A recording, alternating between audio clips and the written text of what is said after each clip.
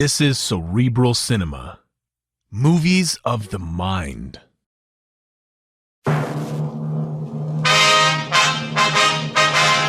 Sound off for Chesterfield. Chesterfield is best for you. First cigarette with premium quality in both regular and king size. Chesterfield brings you Dragnet.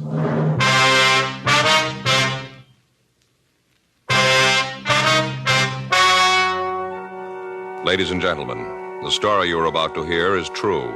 The names have been changed to protect the innocent.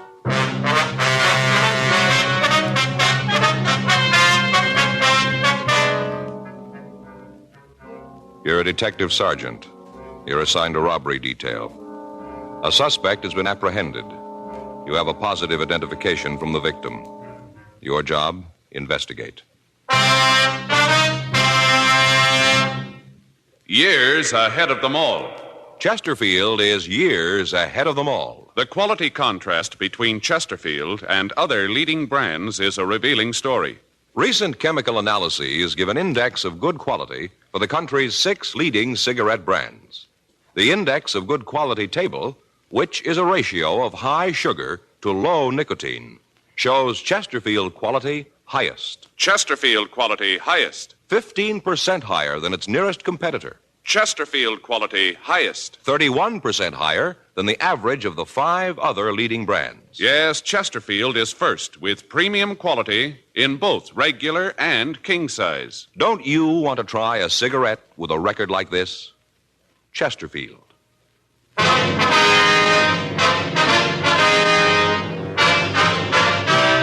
Dragnet, the documented drama of an actual crime.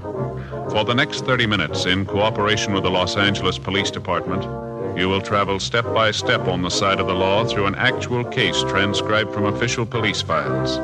From beginning to end, from crime to punishment, Dragnet is the story of your police force in action.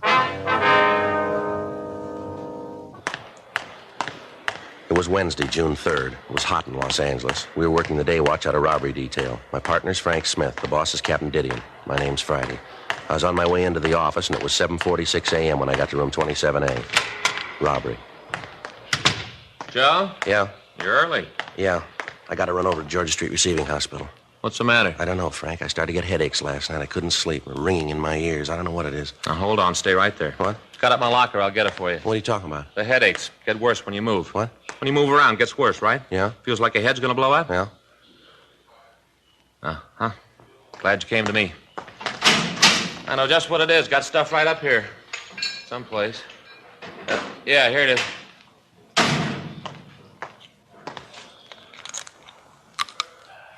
There you are, Joe. Take 2. Fix you right up. What is it? Salt. Salt? Salt. That's your trouble. You don't get enough salt. Same thing happened to me last summer. Ever since then, I always keep a bottle of salt tablets right in my locker. Always ready. Take 2. Fix you right up. Well, I don't know. You got a penny? What for, a cup? Now, wait a minute, Joe. You're not going to drink that water anymore. No? Just a minute.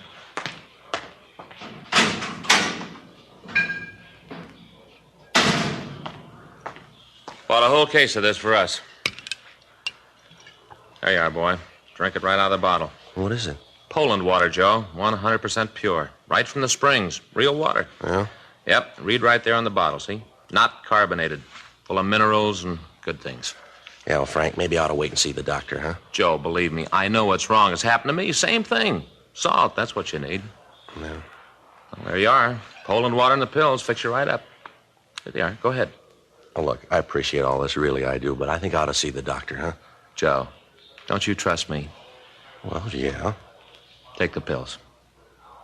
Salt. Salt, take them. All right. There now, that wasn't bad, was it? If the headaches don't go away, we can drop by Georgia Street and see the doc. Oh, you want to give me the bottle? I'll put the cap back on. Keep it fresh for all us. right. Anything in the box? Yeah, in the arrest report, we're supposed to check the guy out. Anything on it? Held up a grocery store at the corner of 7th and Francis a week ago yesterday. When'd they pick him up? Last night. Victim saw him on the street and called a radio car, took him into custody, and then booked him. Well, let's go talk to him. I'll see what he's got to say. After we get through, we can drop by the hospital if he's still got the headaches. This shouldn't take too long. Well? Sure, guy's already confessed. We ran the name of the suspect, Thomas Stanford, through R&I, but we found no previous criminal record for anyone of his description. 8:10 a.m. We drove over to the main jail. We went up to the second floor and signed in. Stanford was brought from his cell, and Frank and I took him to one of the interview rooms. We gave him a cigarette, and he started to talk. He was quiet and cooperative. Yeah, I did the robbery a week ago yesterday. I'd like to check some things out here on the arrest report. Sure, I want to get this over with. I did it like I told you, nothing special, just held up the store. Mm-hmm. Your full name is Thomas Arthur Stanford, is that right? Yeah, Thomas Arthur. My friends call me Tom. Your home address is 1824 and a quarter South Mariposa Avenue. Yeah, I live with my father, 1824 and a quarter South Mariposa Avenue, LA 7. What's your father's name? Arthur, same as my middle name. I was named after him. You employed? Not regular. What do you mean? Well, I don't have a regular job like in a factory or a store. I'm a gardener. I work for different people. You give us a list of the people you work for? Well, sure, if you gotta have them. It's just routine. Oh, yeah, I'll give them to you. You want to tell us how you committed the robbery? Yeah, I'll tell you. Isn't much to tell, though. It's pretty simple. I went in and held the place up, took the money. That's about all there is to it. Were you armed when you went into that grocery store? Yeah, I had a gun. What kind of a gun? .32 automatic, had 8 bullets in it. Where's the gun now? Threw it away. Where? In one of the ponds up in Ferndale. You mean up in Griffith Park? Yeah, just a little up the canyon there. You want to show us where it is? Sure. All right. If you start right at the beginning, tell us all about the robbery, what you did. Well, why do you have to know all that? I told you I did it. There's nothing more you have to know. We got to have it for the record. It's just routine, like I told you. You guys do a lot of things that's routine, don't you? Yeah, we do, quite a bit. Was there anybody in the store when you went in? Just the woman that owned the place. I guess she owned it. The way she carried on, you'd have thought it was her own money I was taking. Well, I took out the gun and I told her it was a stick-up. I said for her not to cause any trouble. What'd she say to that? Well, that's when she got hacked at me, started to yell. What'd you do? Well, I guess she figured I meant what I said when I told her to shut up. Anyway, she quieted down, then I told her to get into the back room. They got this little room where they keep the empty Coke and the beer bottles. I told her to get in there. Did she? Yeah, she went into the room, and I locked the door from the outside. And I went to the cash register and punched the no-sale button and took the money.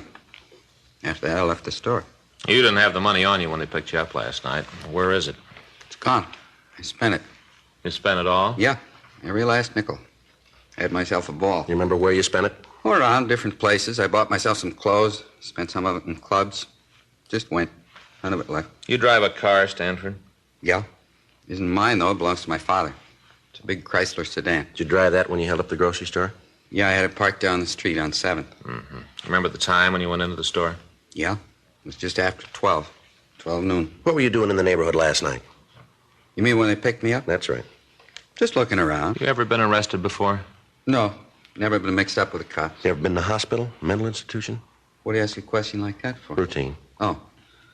Well, when I was a kid, I had my tonsils out. I was in a hospital then. A couple of days. I don't remember it too well. It was a long time ago. Mm-hmm.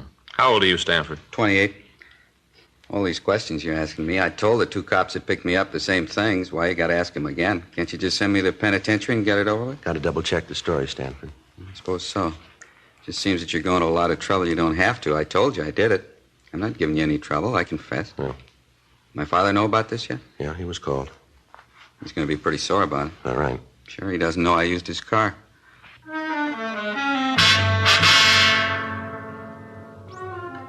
"9:15 a.m. We checked the suspect out of the main jail and took him over to the store that had been robbed. While Frank waited in the car, I went in and talked to the victim, a Mrs. Alice Kenwood. I told her that we'd bring the suspect into the store and ask him several questions about the robbery. During that time, I told her that we wanted her to observe the suspect so that she could give us a positive identification. I told her that it would be better if she didn't talk to him and that if she had any questions, she could ask them through us. She agreed and said that she would do anything she could to help us in the investigation. I went out to the car, and Frank and I brought the suspect into the store. Come on back here, Stanford. What are you bringing me here for? What are you trying to prove? I'd like to have you explain a few things for us. Well, I told you all I could. I told you I committed the robbery. Isn't that enough? Just a couple of things we'd like to have you clear up for us. Well, what things? I told you how I did it. Well, she'll tell you. That's the woman I held up. She'll tell you it was me. She should know. She's the one who turned me in. How about it, Miss Kenwood? He's the one, all right. I'd know him any place. There, isn't that enough? What more do you want? I'd like to have you show us just how you came into the store, what you did while you were in here. You mean the whole thing? Yeah, from the time he came in through the door. All right. Take these handcuffs off, and I'll show you. You can show us with them on. It's got to be that way. It's going to make it tougher. Go ahead. Yeah. Well, I came in the door. I came in, and she was standing behind that counter. You mean Miss Kenwood? Yeah, her. She was standing behind the counter. I walked over to her. I showed her the gun. Told her it was a stick-up. Told her I wanted the money. That's right. He pointed the gun at me. I thought he was going to shoot. All right, go ahead, Stanford. Well, she started to yell, told me to get out of the store. Certainly I yelled at him. You think I want anybody coming in here and waving a gun around? Oh, if my husband was here, he'd show you good. See what I mean? I never saw a woman that could yell so much. Go ahead, Stanford. What'd you do then? Well, I told her if she didn't keep quiet, I'd have to shoot her, and then I told her to get in the room Now, and back. just hold on a minute. He's not only a thief, but he's a liar, too. Ma'am? That's not what he did at all. What do you mean, Mrs. Kenwood? He didn't tell me to get into the back room. There ain't any back room. How about that, Stanford? You're going to listen to her? I'm the one that robbed the place. She didn't. I guess I know what I did. All right, let's take a look back here. Come on. What's behind this curtain here, Miss Kenwood? Just a little space where I keep my empty bottles. Goes right out onto the alley. Yeah, see, that's where I put her. That's where I told her to stay. Mm-hmm. And you said you locked the door. There's no door there. I got confused. It doesn't make any difference. I told her to get back there and stay there until I was out of the store. That's a lie. You did no such thing. You told me to get down on the floor and cover my face. Then you went over to the cash register and you took the money. I didn't move. Didn't want to give you any trouble the way you were waving that gun around. It's a wonder you didn't try to kill me. The way you're yakking it up, I should have done it. All right, that's enough. Frank? Yeah. You want to take Stanford out to the car? I'll be right with you. Yeah, okay. Come on, Stanford, let's go. I don't know what you got to go through all this for. I told you I did it. I never saw anything like it before. You can't even confess around here. Nobody believes you. Miss Kenwood? Yes, officer. Are you sure that's the man that held you up here? I said it before. I'm positive. There isn't any doubt in my mind. Now, you heard what he said, how he said he robbed you. Is that the way it happened? Well, everything was the same except where he said that he put me in back there. That wasn't true. He made me lie down on the floor right there. Told me to stay still for 5 minutes, not to move. Said that if I caused any trouble, he'd come back and shoot me. Mm-hmm. I think he's crazy. Anybody who'd wave a gun around like that, it's terrible. I wish my husband was here. He'd show that snip. He's in the Army, you know, my husband. Yes, ma'am. Awful thing, him overseas getting shot at and young punks like that roaming around the streets with guns, threatening people. It's a terrible thing. Now, this is pretty important, ma'am. I want to ask you once more. You're sure that's the man who held you up? How many times do I have to say it? I told you that it is. He admits it himself. What more do you need? Well, I don't know, ma'am. There's just something here that isn't right about the whole thing. Doesn't make any difference. He's the man. There's no mistake about that. Oh, you just let me know when you want me in court. I'll be there. I want to see him get what's coming to him, every bit of it. Yes, ma'am. So do we, if he's the right man.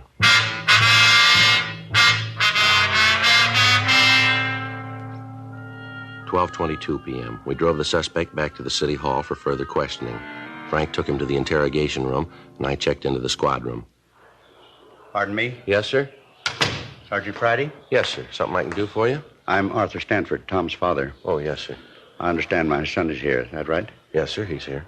Wonder if I could see him, talk to him. Yes, sir. I think that can be arranged. Has he told you why he did it? Has he? Well, he's given us some reasons, sir. None of them are very good. I can't understand it. Just isn't any reason for him to do a thing like this. No reason at all that I can see. Mm-hmm. I don't know what to do, Mr. Friday.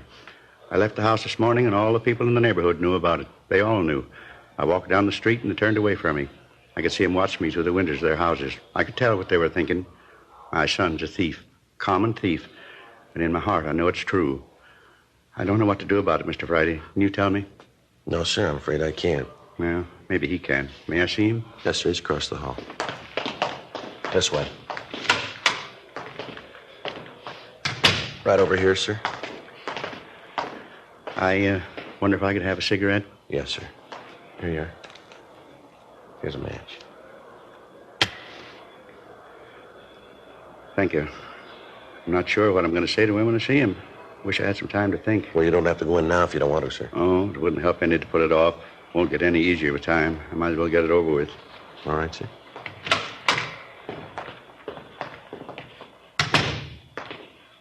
Hi, Pop. Why'd you do it, son? Well, I did it because I wanted to. I wanted the money. I don't know any other reason you robbed somebody. I wanted the money, so I did it. You could have come to me. I'd have tried to get the money for you. You know I'd have tried. Where'd you get it? Where'd you get that kind of money? All your life you've been grubbing for pennies. I don't want small money. I want to be rich. I will be, too. All right, take it easy, Stanford. It's all right, Mr. Friday. I understand. All my life you've been saying you understand. I'm getting sick of it. As long as I can remember, you've been telling me to get out and do something on my own. Well, I finally did it. Now you aren't happy with it. You expect me to throw my head up in the air because you're a thief? Oh, knock it off. I'm tired of you giving me lectures all the time. Yakety yak. Never stop. That's enough of that, don't you think, Stanford? Well, you keep out of this, cop. This is a family matter. It doesn't concern you. This is between my father and me. Well, tell me why. That's all I want. Why? Tell me so I can face the neighbors, so I can tell them you had a reason. Tell them your son's a bum. Well, they know that already, but that's not a reason to steal. It's good enough for me. They're not going to listen to you anyway. They already made up their minds about me. They did that a long time ago. Come on, Stanford. Let's go back to jail. Sure. Anything else here to do? He never understood. He never did. Let's go.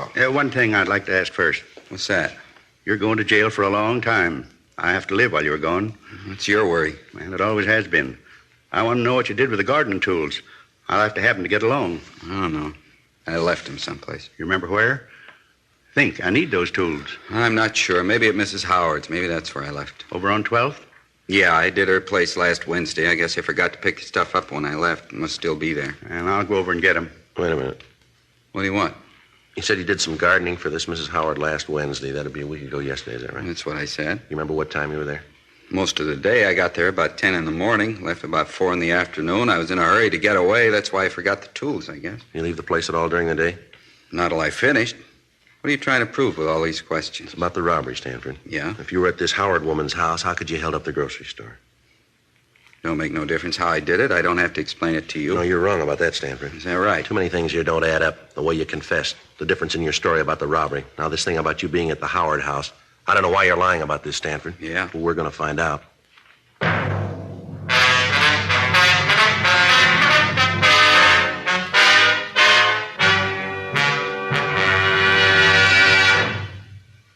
You are listening to Dragnet, the authentic story of your police force in action. Chesterfield is best for you.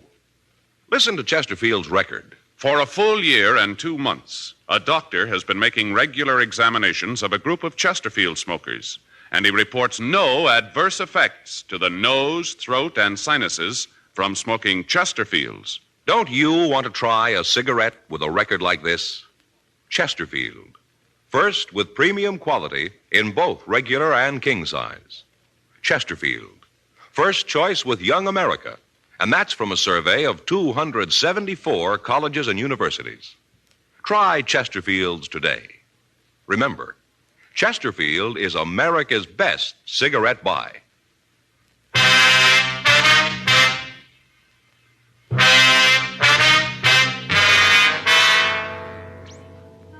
We continued to talk to the suspect, Thomas Stanford, for another hour. He refused to say anything about the conflicting aspects of his story.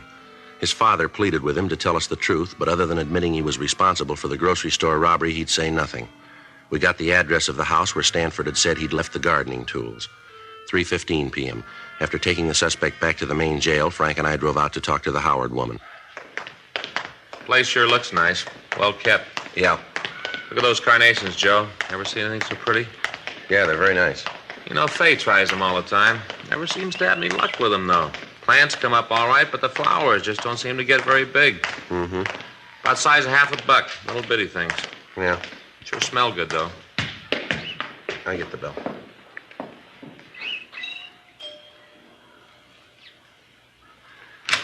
Yes? Miss Howard? That's right. Is there something you want? Police officers, ma'am. We'd like to talk to you. Policeman? What do you want to see me for? Well, it's about a man who did some work for you, Thomas Stanford. Oh, yes, come in, won't you? Thank you very much.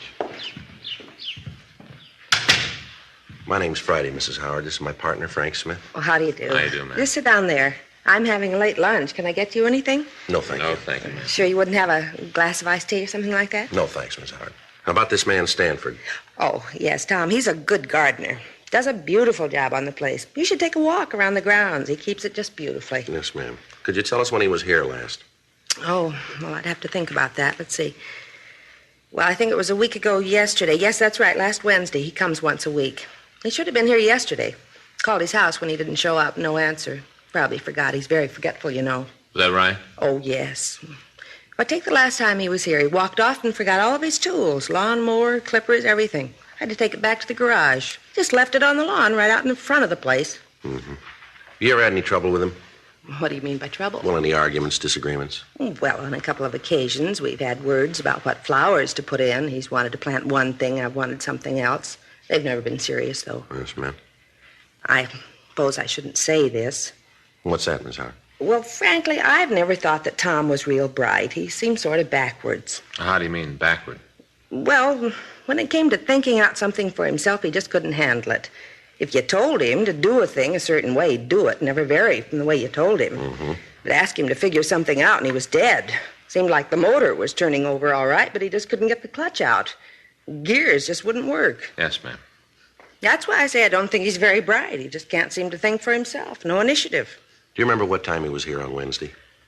Well, now, let's see. He got here about 10 in the morning. It was right after that radio show about the Friends. I'd just finished listening to that when he got here. That goes off the air at 10. Have you ever heard it? No, ma'am. Oh, you should listen sometime. These people tell why they need a friend to help them out of trouble. Well, I listen to it every morning. It makes me feel pretty lucky, those poor people. I sure appreciate what I've got when I hear what they have to say. Uh-huh.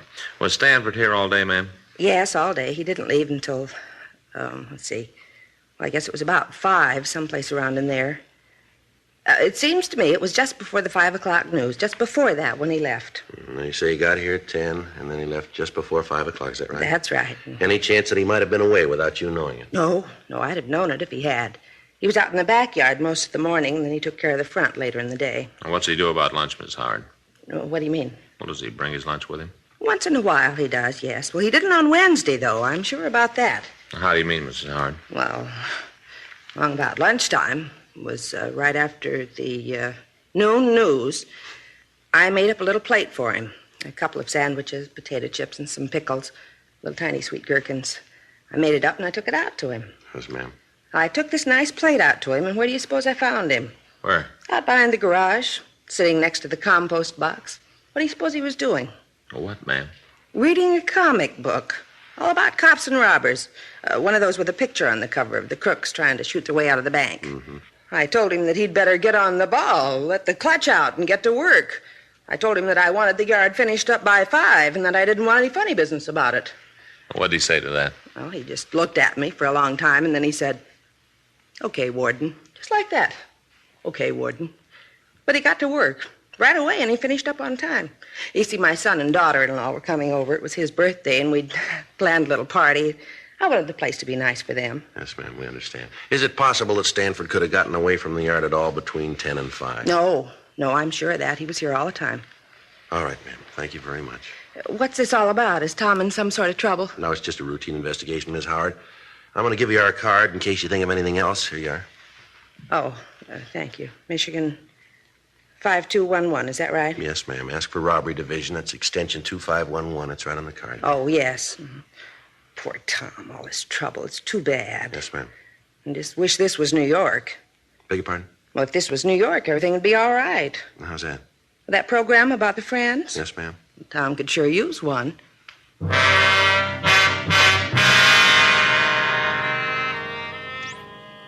We left Mrs. Howard's home and talked to some of the people in the neighborhood. They told us that the Howards were respected people in the community, and some of them verified the fact that Stanford had worked for almost 2 years. The man who lived directly across the street from the Howard house said that he'd talked with Stanford on the afternoon of the robbery. He said that he'd asked the suspect about the seeds that he used to raise the carnations that were planted along the front of the house. He went on to say that he'd been working in the front yard of his own house all afternoon and that he'd seen the suspect throughout that time. We drove back to the grocery store and talked with the victim, Mrs. Kenwood. Under questioning, she admitted that she could have made a mistake about the identification, but she said that if she was wrong, the thief could act as a double for Tom Stanford. 10:30 p.m., we drove back to the main jail and picked up the suspect. We took him back to the city hall and talked to him in the interrogation room. He was sullen and refused to answer our questions. Stanford? Yeah? I'd like to have you tell us the truth this time. I told you it isn't my fault. If you don't believe me, it isn't my fault. Now, look, Stanford, we talked with this Mrs. Howard. She told us that you were working for her all day a week ago Wednesday. So what's that prove? Well, you admit it's true then, huh? Sure, it's true. I was working for Then her. how could you have gotten to the grocery store and held it up? Stanford? I did it. I haven't got anything more to say. I did the robbery. Smith, you get tonight's papers? Yeah, I picked them up earlier. Anything in them about me? I didn't see anything. There must have been something. Some story about me with my name? Well, if there was, I didn't see it. Well, maybe it didn't look good. Maybe. There's got to be something, a picture or something. No. Well, let me look. Where'd you leave the papers, Frank? Squad room. Would you get them and let me look? Sure.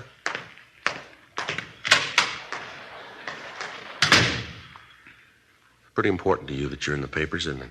I just want to see him, that's all. Well, he'll bring them back. You must have made a mistake. There's something about me. There's got to be. It isn't every day there's a robbery like this. The papers would write it up big, wouldn't they? I don't know. Well, sure they would. There was a story when the place was robbed, told all about how it was done. It was just a little story, but now they've got me. It seems you should have a picture. Here it is. Let me see. Nothing on the first page. Robbery happened a week ago. It's old news. Yeah, but you just caught me last night.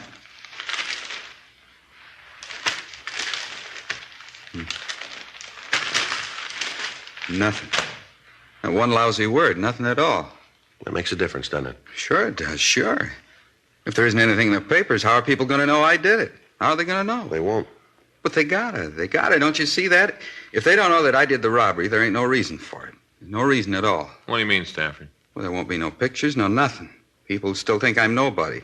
No one's going to know that I did do something. No one will know. Well, the way it looks to us, you didn't do it. But there should be a story about it, about how I confessed. Maybe not a picture, but at least a story, something. You didn't do it, did you? Stanford? Come on. You didn't hold up that store, did you? No. No, I didn't. I thought I could get away with it. I thought that if I confessed, you'd put me in jail and people would look at me different. And they wouldn't laugh at me anymore because I'd done something. Mm-hmm. Poor dumb Tom. That's what they say, poor dumb Tom. Just once I wanted to show him that I could do something. You ready to go? Back to the jail? That's right. You think we could stop on the way over? I'd like to pick up something. Yeah, what's that? Other papers. Might be something in them.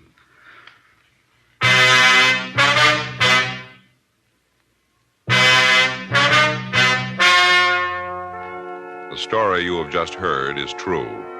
The names were changed to protect the innocent. On June 4th, a meeting was held in the district attorney's office, city and county of Los Angeles, state of California. In a moment, the results of that meeting. Now, here is our star, Jack Webb. Thank you, George Fenneman. I'd like to talk to you people who don't smoke Chesterfields. I'm convinced that if you try just one carton, you'll find they're best for you. They're milder, they have a wonderful taste, and most important, they have premium quality in both sizes, regular or king size. So pick up that carton, will you? Chesterfields. Try them.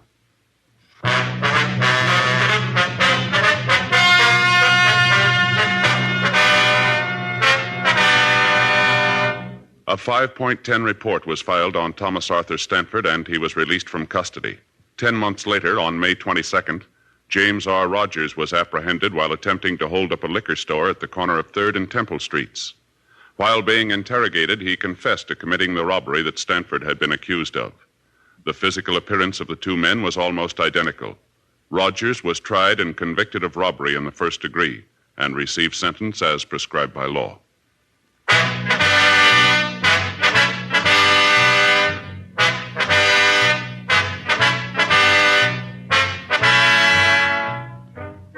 You have just heard Dragnet, a series of authentic cases from official files. Technical advice comes from the Office of Chief of Police W.H. Parker, Los Angeles Police Department. Technical advisors, Captain Jack Donahoe, Sergeant Marty Wynn, Sergeant Vance Brasher. Heard tonight were Ben Alexander, Virginia Gregg, Vic Perrin. Script by John Robinson. Music by Walter Schumann. Hal Gibney speaking. For a million laughs, tune in Chesterfield's Martin and Lewis show Tuesday on this same NBC station. And sound off for Chesterfields. Either regular or king size, you'll find premium quality Chesterfields much milder. Chesterfield is best for you.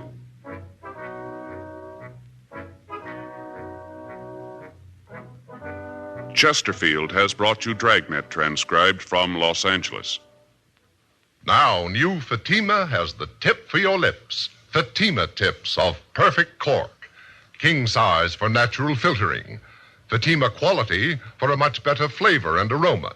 So remember, new Fatima has the tip for your lips. Fatima. See how smooth they are.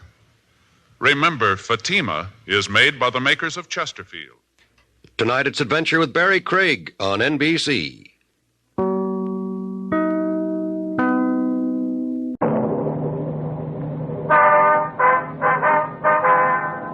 sound off for Chesterfield. Chesterfield, first with premium quality and best for you. Chesterfield brings you Dragnet.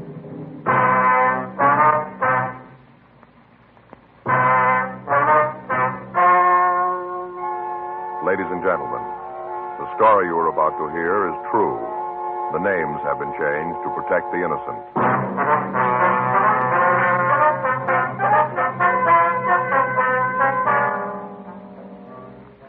You're a detective sergeant. You're assigned to auto theft detail. You get a call from a truck rental service. One of their trucks has disappeared. There's no sign of the man who rented it. Your job, find him.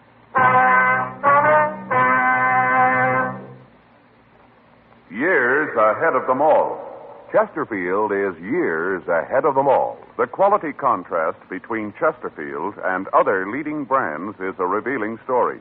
Recent chemical analyses give an index of good quality for the country's 6 leading cigarette brands. The index of good quality table, which is a ratio of high sugar to low nicotine, shows Chesterfield quality highest. Chesterfield quality highest. 15% higher than its nearest competitor.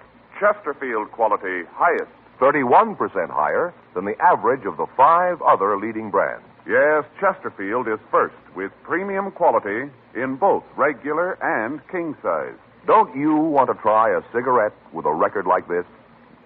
Chesterfield.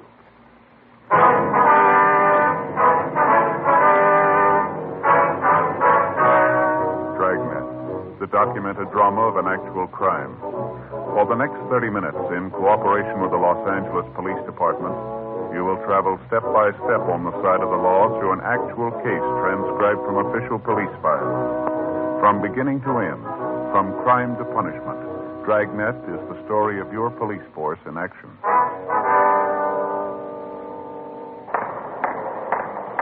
It was Monday, April 20th. It was warm in Los Angeles. We were working the day watch out of auto theft detail. My partner's Frank Smith. The boss is Captain Nelson. My name's Friday. I was on my way into the office, and it was 8:02 a.m. when I got to room 40. Auto theft. Hi, Frank. Hi. Where'd you get sunburned? Went fishing yesterday. Yeah? Where'd you go? Down Newport. How'd you do? Didn't. What do you mean? I didn't. Yesterday's the first day off we've been able to collect for a month. Yeah, I know. Last Thursday, I checked with a skipper. Said it looked like I'd be able to make it sure this weekend. Mm-hmm. So I called the place. I made reservations. All set. Gonna go fishing. Yeah. Saturday night, I got all my tackle out and took my reel apart, cleaned it, all ready. They packed a lunch. Real good. Mm-hmm. I'm all set.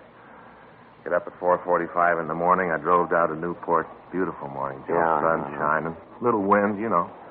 Really looking forward to it. Gonna be a real day off, you know. Mm-hmm. Get down there, get on the boat. Not many people, maybe 15 or 20. Yeah, not many for a Sunday, was it? No, that's why I think I got it made. I got a place right at the back of the boat, and we shoved off. I went down to get some breakfast. You know, load up and really pull those fish in. Yeah. I got through eating, went up on deck. Where do you suppose we were? Well, I wouldn't know. Don't take a guess. Frank, I wouldn't have the least idea. All right, where were you? Right back at the dock. What? Yeah, right back at the dock. They'd gone out to the ocean, and the water was so rough they turned around and came right back. And all the while, I'm down below having breakfast. I didn't even see the ocean. Oh, well, that's too bad, isn't it? Yeah. Picked up my tackle, went over and fished on the pier. Sat there all day. Ate my lunch and fished all day. Well, how'd you do there? Pretty good, huh? All day just getting a blister on my lip from the sun. I just sat there. Yeah, well, did you catch anything? How'd you do? Skunked. What? Skunked, nothing. You mean you didn't catch anything at all? Oh, a couple of perch. Uh-huh. Skunked. Yeah, well, too bad. Did you check the book? My day off. I'm skunked. I get it. Auto theft Friday. Yeah. Mm-hmm. Well, when did it go out? Yeah, just a minute. All right, what's that address again? Uh-huh. Yeah. Okay. Yeah, we'll be right there. You bet. Right. I'll get your hat. Yeah? Truck rental company out on Pico. Guy came in Saturday and rented a 2-ton from him. Yeah. Said he'd be back in a couple hours. Uh-huh. I haven't seen him since.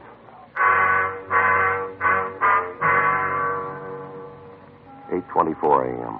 We drove out to the address of the Coventry U-Drive truck service. The lot was on the corner of Pico Boulevard and Cambridge Street. Along the front of the place were several panel and pickup trucks, and in the back of the yard was one large stake truck. The office was in a small wooden building at the rear of the lot. We went in and talked to the manager, Mr. Stephen Cole. Tried to check him this morning when the truck wasn't back. Once the landlady said she saw him come home with the truck set. She hasn't seen him since. What's the man's name, Cole? The name he used when he rented the truck was George Summers. Did he have any identification? Yeah, he had a driver's license. I got the numbers here on the slip.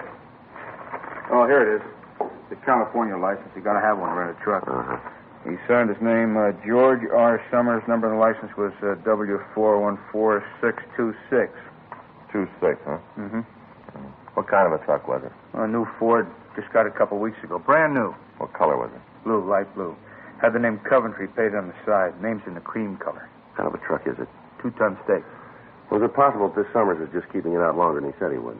Possible, but isn't likely. Said when he came in, he wanted to haul a load of furniture. Said he just needed a couple of hours. That was Saturday morning. We haven't heard a word from him since. I got Red out looking for it now. Who's Red? Works for me. Oh, I see. When a truck is late getting back, we usually call first, then send one of our men out to check on it. Red drove over to see the Summers. He left about an hour ago. I haven't heard from him yet. Oh, I see. Do you get a deposit on the truck? Yeah, we do. Some of the places don't, but we get one. $20. Does Summers pay cash? No, he gave me a check. Haven't had a chance to deposit it yet. I'll call the bank later. Can you give us a description of the man? Well, not very good. I was out in the yard when he came in. I didn't handle the deal myself. I got a look at him, but not good. Would you know him again if you saw him? Oh, it'd be hard to say. I couldn't be sure. The girl would, though. She wrote out the papers. I wonder if we could talk to her. Yeah, she'll be in at 9. You can talk to her then. You got his address there? I'll see if I can check the name. Yeah. Here it is. 2462 New Jersey Street. Okay. Can you give us some kind of a description on him? Well, I told you I didn't get a good look at him. He's a small fella, blonde, maybe 25 or 26 around in there. That's about the best I can do. Excuse me a minute. Yeah. Coventry U-Drive. Yeah, how big? Oh, sure, we got one, yeah. Wait a minute, I'll check. Just a minute. Run you $2.10 the first hour, $1.25 an hour after that. Mm-hmm. No, there's gas in it when you get it, that's right. Oh, you pay for the gas. Well, there's a $20 deposit. That's right. Well, you get it back. California driver's license. Right. Cole. C-O-L-E. Okay, bye. All right, if I use the phone there? Oh, sure, help yourself. Thanks.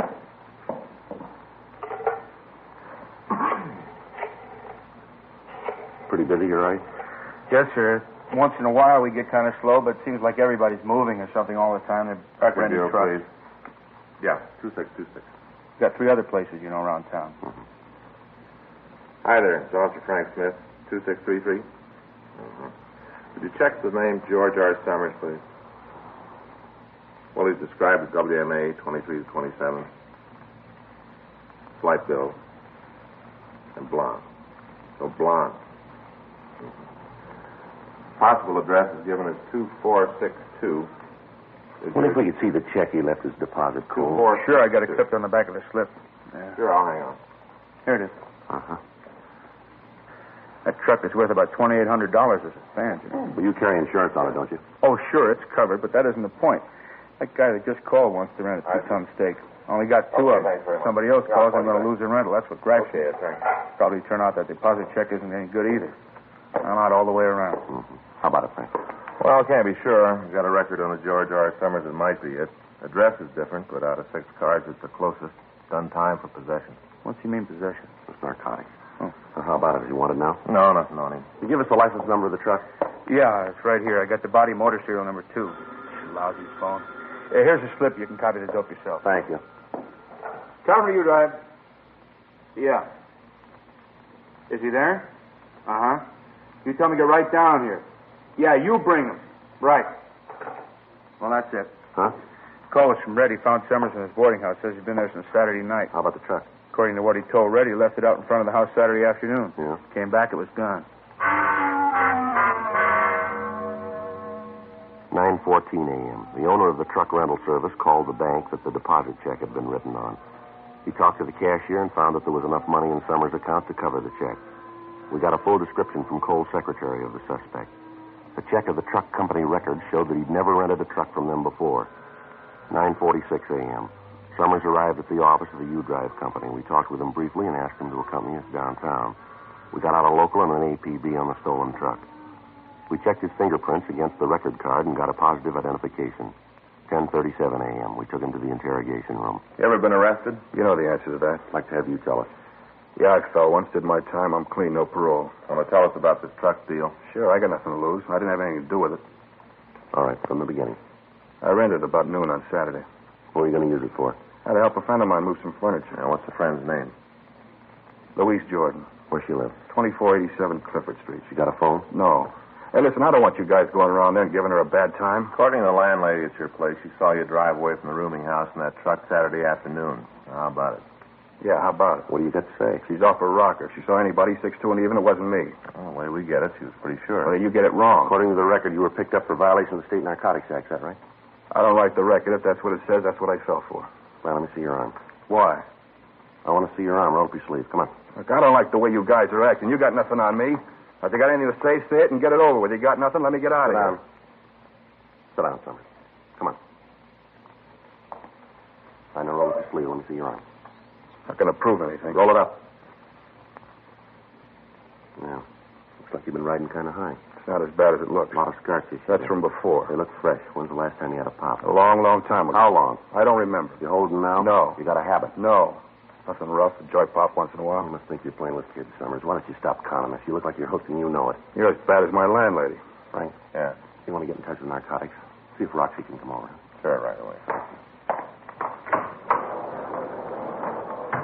What's the deal on calling him over? Why don't you have him look at your arm, see what he thinks? He'll tell you it's like I said. Well, there's one sure way to find out. What's that? Drop you in a cell and wait. If you haven't got a habit, you won't mind. We're going to hold you anyway. For what? Story about the truck's got too many holes in it. Well, what do you mean? It's true the way I told you. That's the way it happened. You don't believe anything, do you? Yeah, the truth when we hear it. I'm giving you that. You aren't buying it. Maybe it's the way you're trying to sell it. You want to tell us what really happened to that truck? I told you. I parked it out in front of my house. When I came back, it was gone. Isn't anything more. Well, if you were home, how come your landlady says she didn't see you from Saturday afternoon on? I came in the back way. For once, the old bat was looking the other way. You mean you stayed in your room all that time? Yeah, that's what I said. What do you do for a living? You mean, do I work? That's right. No. You don't work, huh? No, I had a job, but I lost When? it. Friday. What'd you do? I was a pro diver. Where'd you wash dishes? Place down on 6th. Why'd you get fired? Boss and I had a beef. What about? He got hacked because I came in late. Roxy's on his way over, Joe. It's Roxy? That, Roxy Lucarelli? Yeah, do you know him? Yeah, I ran into him before. Nice guy, treated me right. He's the one that nailed you? He's one of them. I know these joy pops you've had. Where do you get this stuff? Around. Where around? Here and there. Why don't you come off it, Summers? You might think you're playing it cozy, but you're laying a big bomb here. The story you're trying to peddle us is phony all the way through. We know it, and so do you. Now, why don't you level on it? Make it a lot easier. I'd like to, Cop. Really, I would. There's just one big problem. Yeah. You're off base. You know it. You haven't got anything on me. I rented a truck. It was stolen. I'm the one that reported it. I didn't try to get away. I'm telling you all I know. You're leaning all over me because I fell once. You guys just can't stand to see anyone carry a lunch bucket for long. You got to try to make up for something, even if you have to build it yourself. But you made a big mistake this time, Cop. You haven't got anything on me that you can stick. All I got to do now is keep my mouth shut and you're up an alley. And that's what I'm going to do. You're not going to get another word out of me. All right, now tell us again about the truck. Come on. What time did you find out it was gone? You can tell us that. Did you leave the keys in the truck when you parked it? All right, mister, you're playing it smart. Let's see how long you can make it last. We'll see how it is after you've been sitting in the cell for a few hours. We'll try it again then, huh? I'm going to take my time. You do that. We got a lot of it. Sergeant Roxy Lucarelli came over from the narcotics division to talk to the suspect. Summers would say nothing. The marks on Summers' arm were fresh, and indications were that he was a narcotics user. Summers was booked at the main jail on suspicion of violation of the State Narcotic Act, a felony. Frank and I, along with Sergeant Lucarelli, went over to the suspect's rooming house. A thorough search of the place netted us nothing. We talked with the landlady, and she gave us the same story she'd given the owner of the U-Drive truck service. She said that it was possible for Summers to come in through the back of the house and get to his room without being noticed. But she told us that there'd been several phone calls for him on Sunday, and that when she'd knocked on his door, there'd been no answers. 5:30 p.m. We checked back into the office and found that there'd been no replies to the broadcast we'd gotten out on the truck. We ran Louise Jordan, Summers' girlfriend, through R&I, but we found no record on anyone answering her description. We drove out and talked to her, and she verified the suspect's story about moving the furniture. A meeting with the district attorney's office decided that there was not enough evidence to bring Summers to court on the narcotics charge and not enough to issue an indictment for the theft of the truck. He was released from custody. In the next 3 weeks, we got reports of 4 more trucks being stolen. The M.O. was the same as with the Coventry U Drive theft. In each instance, the persons involved were checked out, but the leads we came up with led us nowhere. Additional M.O. bulletins were gotten out warning all operators of U-Drive agencies to be on the lookout for a thief or thieves unknown. Another 2 weeks passed. The thefts continued, but the thieves had switched their method of operation. They were now stealing privately owned automobiles from parking lots and in front of homes. Thursday, June 4th, Frank and I checked into the office. I got it. Hold up that, Friday. Yeah, please, put it through. It's Al Gaten from San Diego. Yeah? Yeah, hi, Al. Uh-huh. When? Yeah. Will anybody near it? How about papers? Yeah, no, we'll be right down. Yeah, okay. What? Uh-huh. You've been keeping up. Right. Well, maybe it is. No, we'll leave here right away. We'll see you in about, let's see, it's 10:20 now. About 3 hours? About how long it'll take us for. Yeah, bye. Bye, Al. Well, he says that truck from Coventry U Drive has been found. Where? Just outside Rosarito Beach in Mexico. Yeah. Found new registration papers and something else under the seat. Huh? 12 bundles of heroin.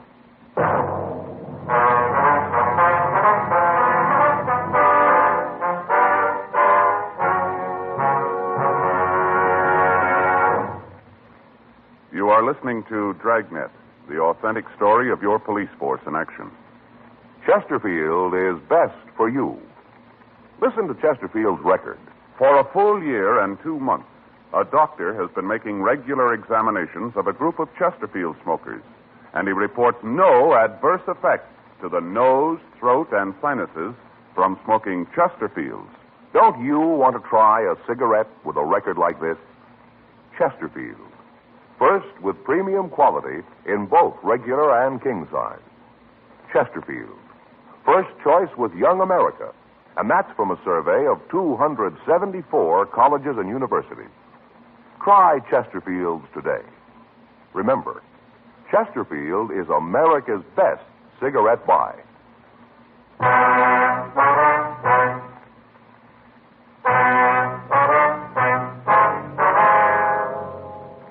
10:25 a.m. We talked with Captain Nelson about the latest developments in the case, and he instructed us to leave for San Diego. When we arrived at San Diego, we checked with their auto theft detail and with Sergeant Al Gaten. He went with us to the border. We talked with the authorities at the border, but they could give us little information. They said that they'd received the bulletins we'd sent out, but that they hadn't seen the stolen vehicle. We checked with the authorities at Tijuana, and with them, we drove to the location where the truck had been found. A thorough search of the area was started, but we turned up nothing. None of the people in the immediate vicinity could tell us anything about the truck. From the registration slip, we got the name of the owner. The license plates were issued by the state of California, but a check showed that they'd been taken from a wrecked car. The narcotics found in the cab of the truck were turned over to the Mexican police. The next morning, Frank and I left for Los Angeles. While we'd been gone, officers Bill Donovan and Jack Pilkington, along with Sergeant Al Mansell, had been following up the leads in the Los Angeles area. They hadn't come up with anything new. The car thefts continued. State police units along the road to the Mexican border were alerted, but the cars continued to disappear. 2 weeks went by. Tuesday, June 23rd, Frank and I came back from a meeting with members of the National Auto Theft Bureau. Want to check the book? Yeah, I'll get it. Well, these thefts are sure dropping our recovery record, aren't they? Yeah. Talked to Skipper this morning. The insurance companies are raising the roof. Well, it figures it's costing them a lot. There's a message here from Judge Shelton. Wants us to call him. Sheriff's Department? Yeah. Marked important. And you want to get it? Yeah, I'll get it.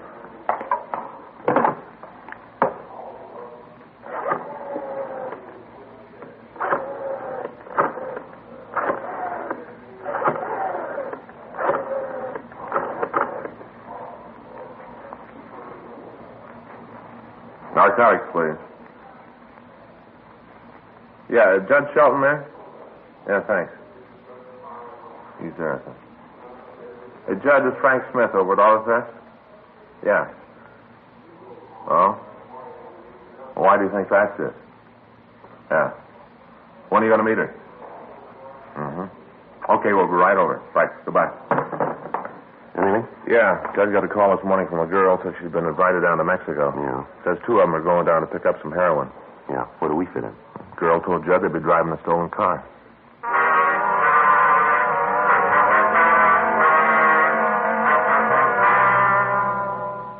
We went over to the Hall of Justice and talked with Sergeant Judge Shelton. He told us about the call he'd received. He said that he was supposed to meet the girl at 3:30 that afternoon, and he wanted to know if we wanted to accompany him. We told him we did, and at 3:15 p.m., the 3 of us walked into a bar on West 7th. We waited for the girl to arrive. 3:46. Here she comes. The blonde? Yeah. Hi, Jed. Sir, I'd like you to meet a couple of friends of mine. Perry Collins, Frank Smith, Joe Friday. How do you do, How Barry? do you? Sit down, Barry. Thanks. Can I get you anything? Sandwich, cup of coffee? No. I could use an old-fashioned, though. Tell him to give you a big piece of orange. Okay, I'll get it. Excuse me. Sure.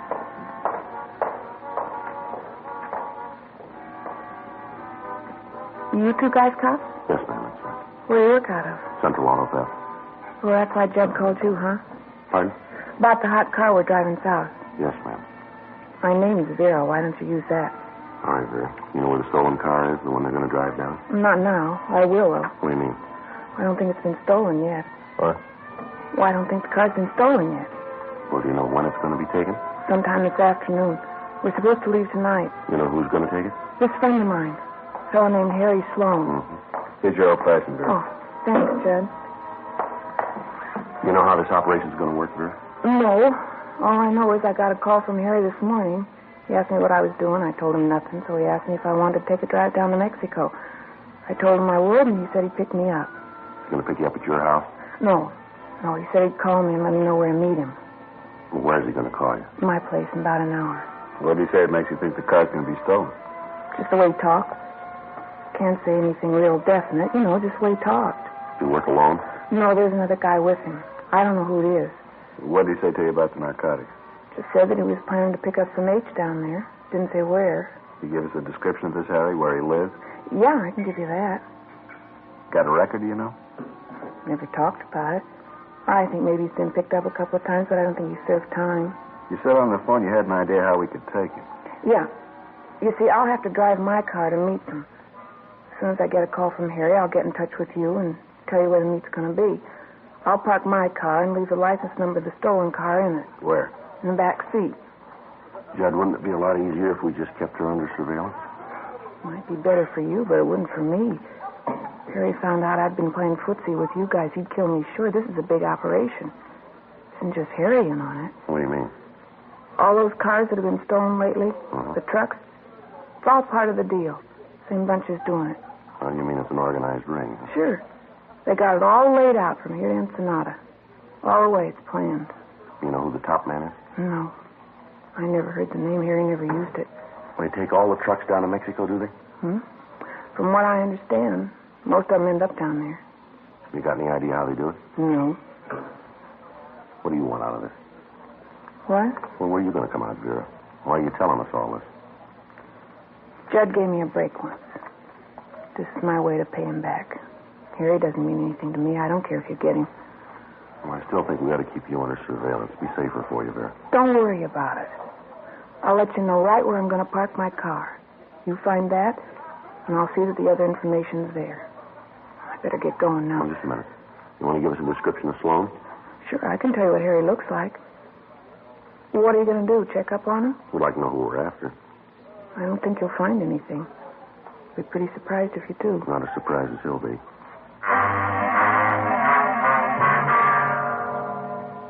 We got the description of Harry Sloan and called the office to check the name. There was no record of anyone answering his description. Vera Collins was unable to tell us anything about the second man in the operation. She went back to her home and waited for the phone call from Sloan. We returned to the office and waited for her to contact us with the information about the stolen car. At 5:15 p.m., we got a call from her saying that her car would be parked somewhere within a 16-block area. From Washington Boulevard to the north, Adams Boulevard to the south, from Crenshaw Boulevard to the west, and Arlington Avenue to the east. Frank, Judge Shelton, and I drove out to the area and began to cruise the vicinity. We spent the next hour looking for the car. When we were sure that it was not in the designated area, we began to expand our search. At 6:37 p.m., we found the car parked on a small side street near St. Charles Place, 12 blocks outside the designated area. We searched the car and found a slip of paper in the back seat. It said, Chevrolet sedan, blue color, 1C 33272. We'll try to stall Harry on way to Tijuana. It was signed Vera. We got out a local and an APB with special attention to the Border Patrol on the car, asking that if it was found abandoned, to place a stakeout on it and to notify us immediately. It was 7:02 p.m. when we started to drive to the Mexican border. We kept in constant radio contact with Sergeant Al Gayton at the border, and he told us that the suspect's car had not crossed over yet. 10:37 p.m. We drove through National City and took the road to Tijuana. Just south of Chula Vista, we picked up a car that matched the description of the stolen vehicle. How about it, Joe? Yeah, it matches. Frank, can you get a little closer? Yeah, I think so. Different license plate, Judge. Probably switched to cold plates. That's why they haven't been spotted before. You see him yet? Yeah, it's the columns blowing all right. Want to take him now? Yeah. I'll get the siren.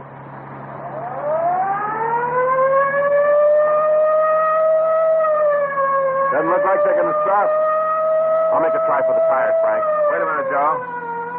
Yeah, road's clear ahead. All right.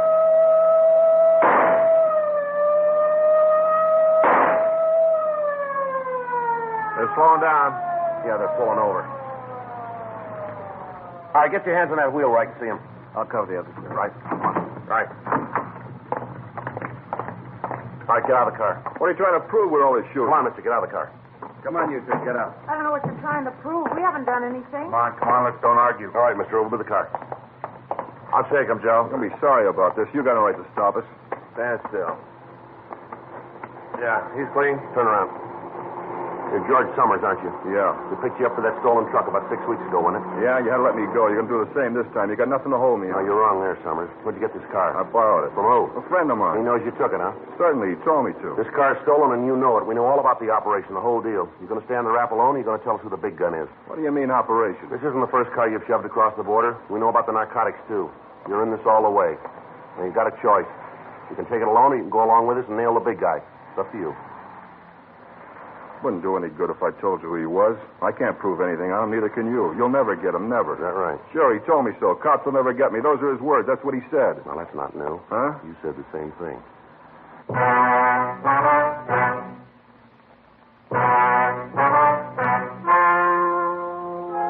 The story you've just heard is true. The names have been changed to protect the innocent.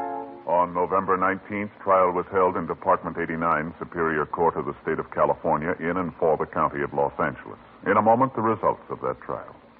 And now, here is our star, Jack Webb. Thank you, George Fenneman.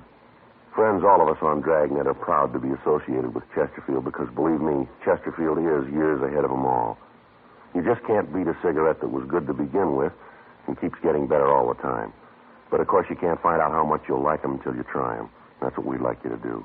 Try a couple of packs of milder Chesterfield, regular or king size. I know you'll agree that Chesterfield is best for you.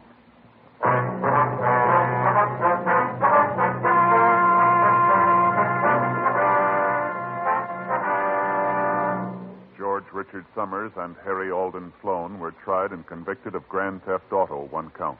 They received sentence as prescribed by law. Grand theft auto is punishable by imprisonment in the state penitentiary for not less than 1, nor more than 10 years. Next week, The Big Gun, Part 2.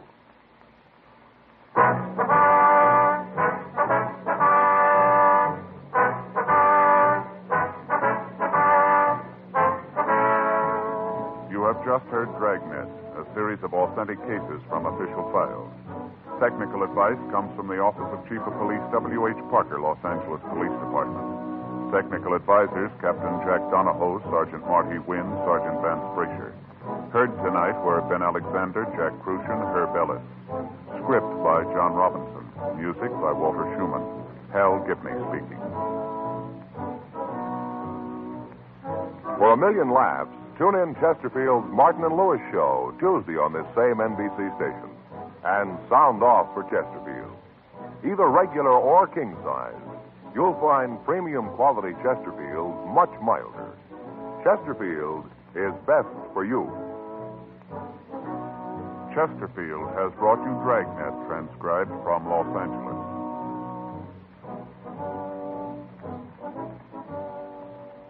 Now, new Fatima has the tip for your lips. Fatima tips of perfect cork. King size for natural filtering. Fatima quality for a much better flavor and aroma. So remember, new Fatima has the tip for your lips. Fatima. See how smooth they are. Remember, Fatima is made by the makers of Chesterfield, Liggett and Myers, one of tobacco's most respected names.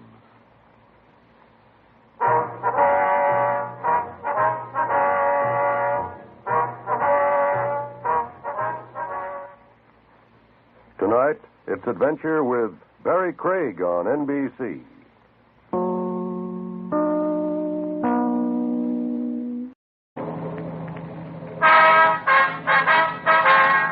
Sound off for Chesterfield. Chesterfield, first with premium quality and best for you. Chesterfield brings you Dragnet.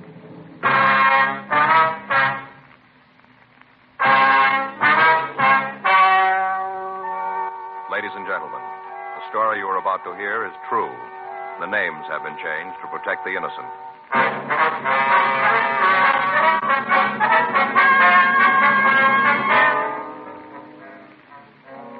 You're a detective sergeant. You're assigned to auto theft detail. You arrested one member of an organized ring of thieves. You're after the head man of the gang. Your job, get him. Here is Chesterfield's record with smokers, and important to you. No adverse effects to the nose, throat, and sinuses from smoking Chesterfield. That's the report of a doctor who has been examining a group of Chesterfield smokers for a full year and 2 months. Don't you want to try a cigarette with a record like this? Chesterfield. First with premium quality. Chesterfield. First choice of young America. And that's from a survey made in 274 colleges and universities. Try Chesterfields today. Chesterfield. Regular or king size. They're much milder and best for you.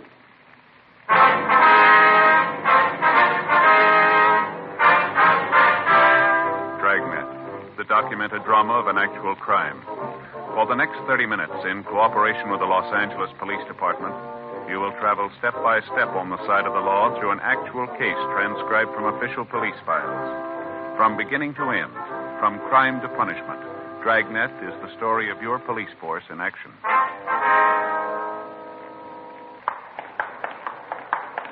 It was Wednesday, June 24th. It was warm in Los Angeles. We were working the day watch out of auto theft detail. My partner's Frank Smith. The boss is Thad Brown, chief of detectives. My name's Friday. We were at the main jail, and it was 8:14 a.m. when we got to the second floor, the interview room. Sit down, Sloan. Yeah. Right there. You guys start pretty early in the morning, don't you? Yeah, once in a while. You got a cigarette? Yeah, there you are. Thanks. I never feel like I'm alive until I've had a cigarette in the morning. How about a match? Here.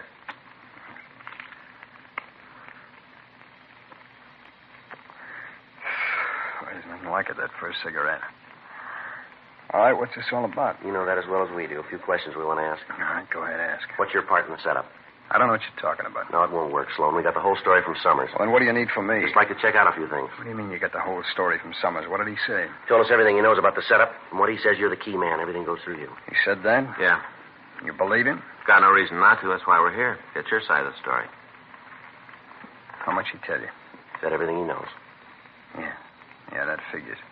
You get a guy with a yen like that, and as soon as the roof starts to drop, they spill their insides out. That's the trouble with doing business with hypes. You always run into it. Yeah, well, let's hear your side, huh?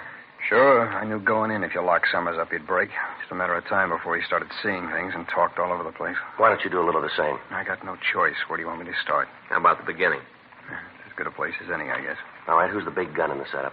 Now, you're not going to believe Well, this. why don't you try us? I don't know who he is. I haven't got the slightest idea, and that's the truth. You're asking us to buy the fact you work for a guy you don't know. I don't care if you buy it or not. That's the way it is. I don't know who the big man is. How'd he get your orders? He calls me. Where? My place. When? When I got something for him. How does he know? We got a set time each day. He calls in. He tells me what he wants done. I tell him what's going on. What happens if you want to talk to him when it's not the time? Nothing. I got to wait.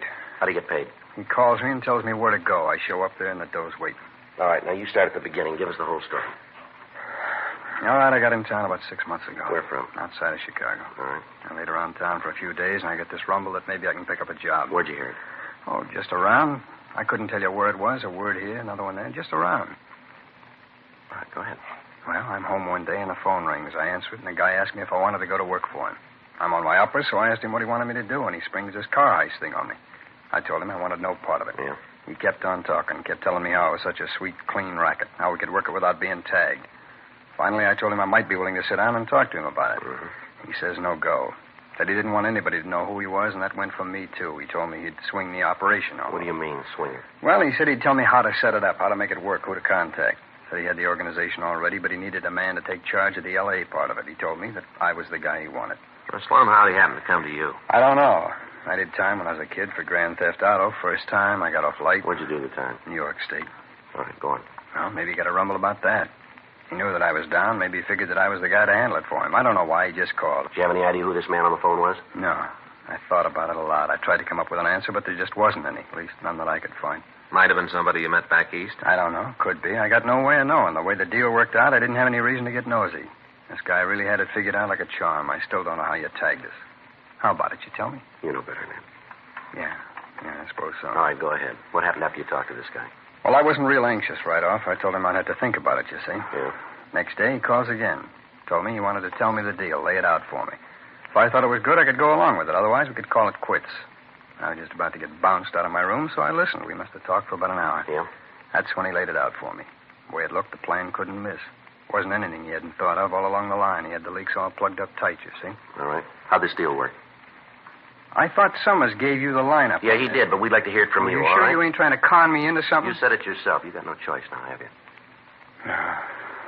Well, the way it'd work was smooth, real smooth. The boss, that's what I called him. He'd call me, tell me what kind of car he wanted. I'd get in touch with one of the boys and pass the order on, you see. Yeah. Hype would steal the car, call me. Who? Some hype would steal the car and call me right away, tell me where he had the car. Then the boss would call, and I'd tell him. He'd drive by, look at the car. If he okayed it, he'd call me, and I'd tell the fellow that stole it to get it rolling. They drive it to Mexico, huh? Yeah. First off, I'd meet him and give him enough money to get back here, though. And after that, they'd switch the plates in the car and then shove off. Where'd you get the plates? Oh, the boss would get them someplace. Then they'd be delivered to me. Always cold plates. I think he probably got them off of used car lots. I don't know, but that's the way it looked like to me. You see? Yeah. What happened then? Well, the guy'd drive the car straight through. He'd deliver the car to a contact down in Tijuana. What about the payoff from Mexico? How'd they work that? Well, that went through me, too. I'd get a call from the boss. He'd tell me where the meat was. I'd show up and pick up a paper bag with the narcotics. That the way the stolen cars were paid for? Narcotics? Yeah. Heroin was the best, so by the time we cut it down, it went a long way. What'd you do with the stuff? Well, some of it I'd use for paying off the hype that lifted the car, and the rest went on to the boss. How'd you get it to him? He'd call me, tell me where to leave it. Maybe an alley downtown, a telephone pole on Central. Once in a fountain right in front of City Hall. Every time it was a different place. Yeah. Is it possible any of the others might know who he is? I talked to him. None of them know. I don't think they're holding out. Yeah. This boss, he ever say anything that could let you know where he was calling from? No. How about his voice? You get anything from that? What do you mean? You have an accent, something like that? No, nothing. He talked just like you and me. There's one thing, though. What's that? He's been around. He knows the tricks. He knows about me, everything I've ever done. The way he talks, you know he knows all the rackets. Mm-hmm. He ever sent you anything through the mail?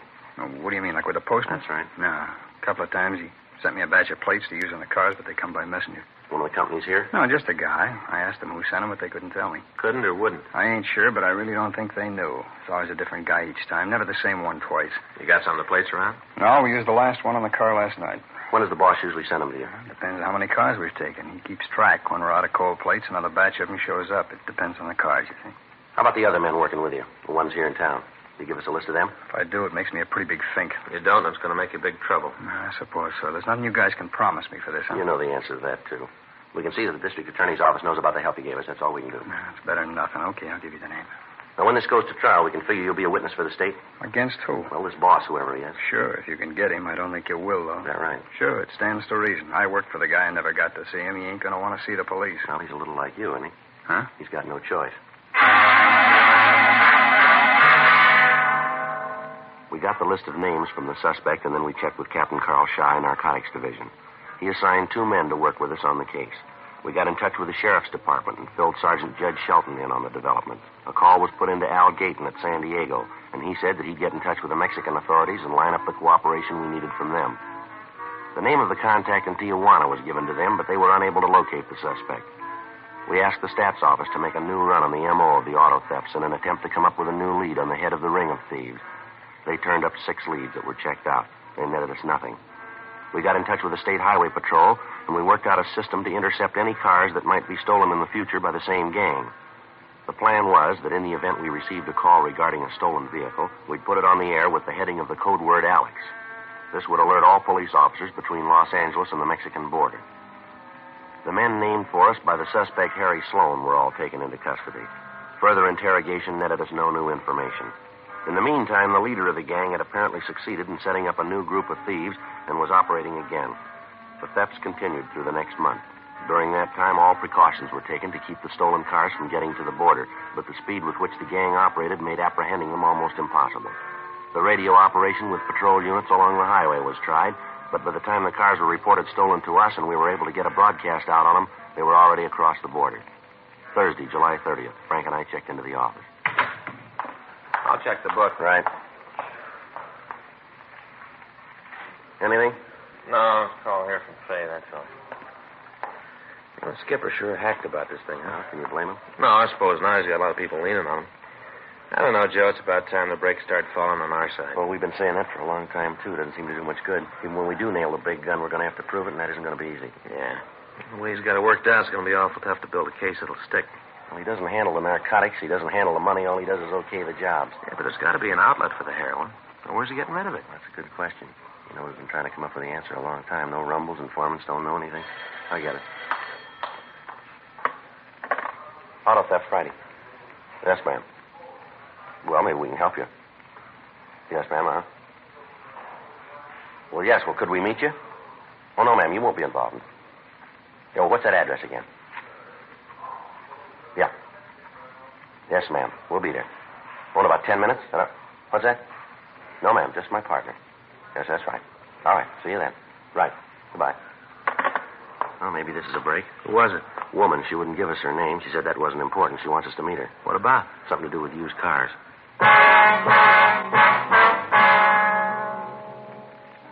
10:10 a.m. Frank and I left the office and drove to Hollywood to meet the woman who'd called in. She said that she wanted to meet us in one of the coffee shops along Vine Street. We drove out the new freeway to Hollywood Boulevard and then down to Vine Street. We parked the car and walked up to the coffee shop. The girl on the phone had refused to give us her name, so Frank and I had no way of knowing who she might be. She told me to take a booth at the back of the restaurant and that she'd find us. Frank and I sat down and ordered a cup of coffee, and we waited. There was no sign of the caller. 11 a.m. She still hadn't shown up. We were about ready to leave when a tall woman, well-dressed, in her middle 30s, came in. She stopped at the door, looked around the place, and then she headed for our booth. Joe. Yeah, it might be. No, she's heading for the next booth. Are you from the police?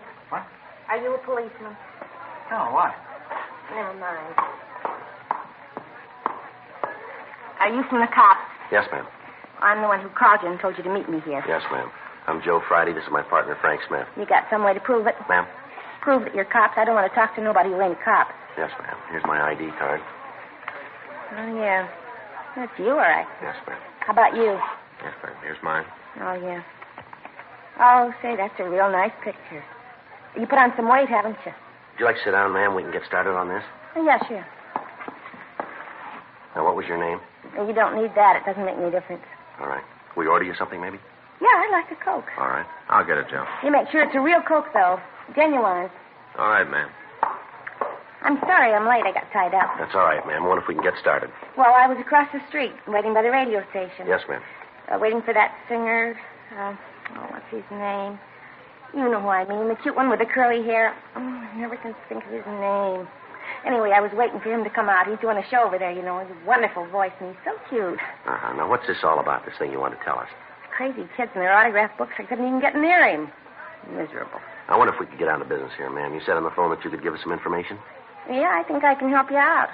It seems to me that you might want to talk to this man. What's his name? Well, maybe I ought to tell you about him first, and then if you want to know his name, I can tell you that. All right, ma'am. Go ahead.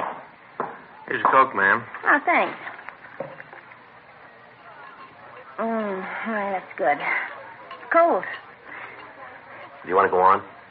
On? Yes, ma'am. About the man? Oh, yeah. Well, there's this fella, and he's got an office in the building where I work. Where would that be?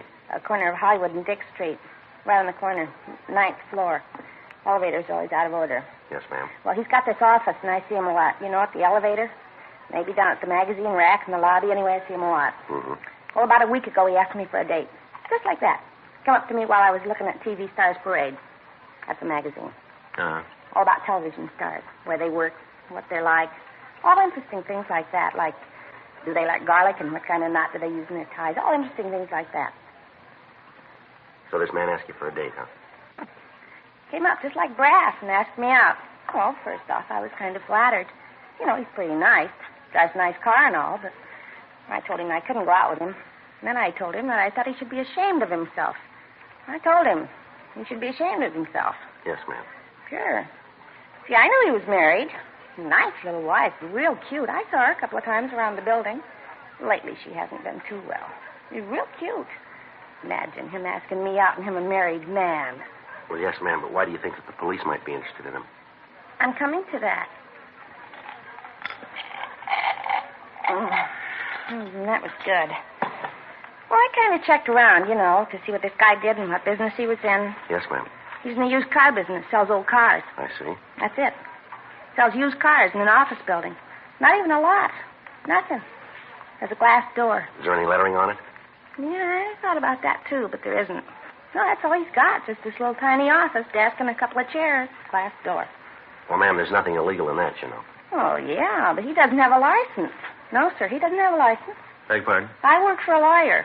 Alphabetical filing, G to O. I asked my boss if you didn't have to have some kind of license to sell cars, and my boss says you do. This man doesn't have one. He goes out and buys these old cars and then fixes them up and sells them, and he doesn't have a license. Well, not only that, the men he sells the cars to. Oh.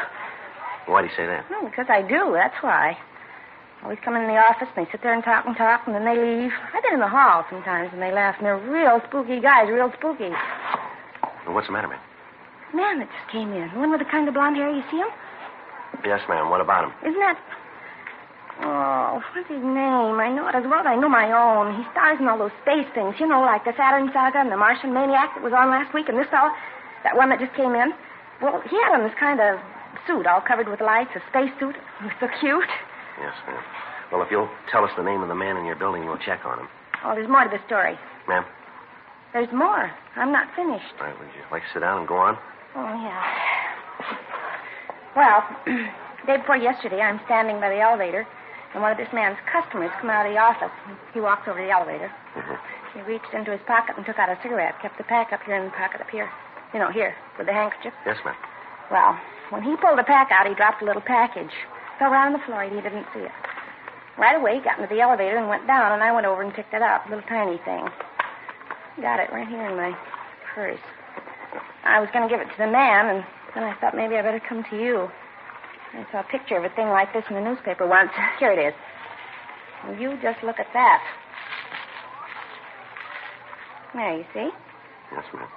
What is it, Joe? Harold.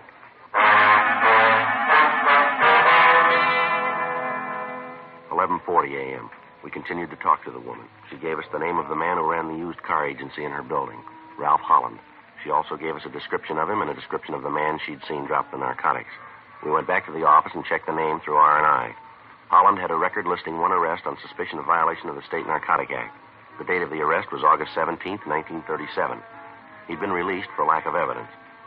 We checked the name in the phone book and came up with a business and a residence address. He lived with his wife in a large tract out in the San Fernando Valley. 1:15 p.m. Frank and I drove out to talk with Holland's neighbors. They told us that the family was known and respected throughout the area. None of them could recount any actions that might cause suspicion. They told us the Hollands had lived in the house for the past 5 years, but that Mrs. Holland had said that the family was planning to move into town. From the neighbors, we found out that Mrs. Holland was a semi-invalid and rarely left the house. We called the office and arranged for a stakeout on the house, and then we drove back into Hollywood to talk with Holland's business associate. From them, we got the same story. Ralph Holland was a respected member of the community and was a member of several civic clubs.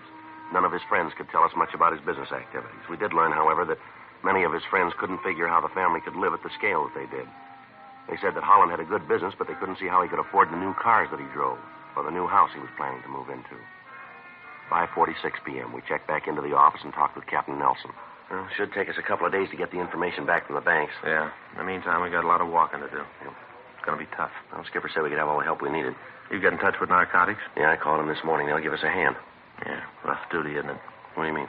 Well, we figured the guy's guilty. Looks good for it. Now the big job. Yeah? Got to prove it.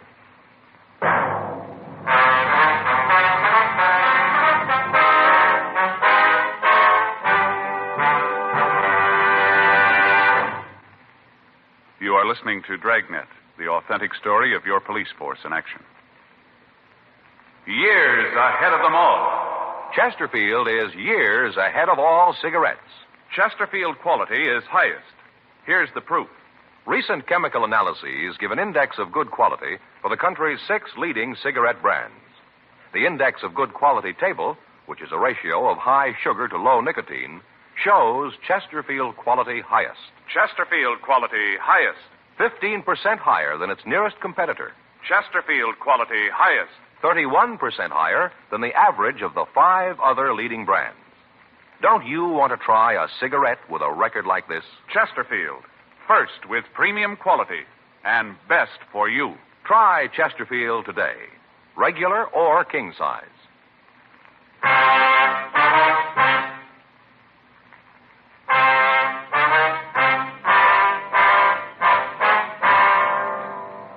Friday, July 31st, the legwork started.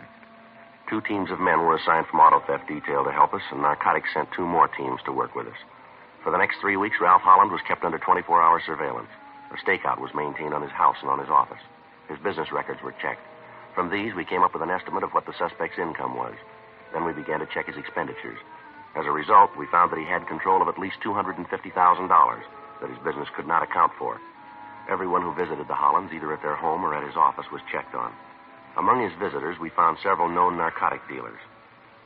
The auto thefts continued, but by now the code system had begun to work. From July 31st to August 25th, 16 cars were stolen that we attributed to Holland's operation. All of them were recovered between Los Angeles and the Mexican border. All of the drivers of the cars were taken into custody, but none of them could give us any information to aid us in obtaining a conviction. During that time, Holland didn't make any attempt to handle any narcotics. A dictograph had been placed in his office, and all of his conversations were monitored, but nothing incriminating was said.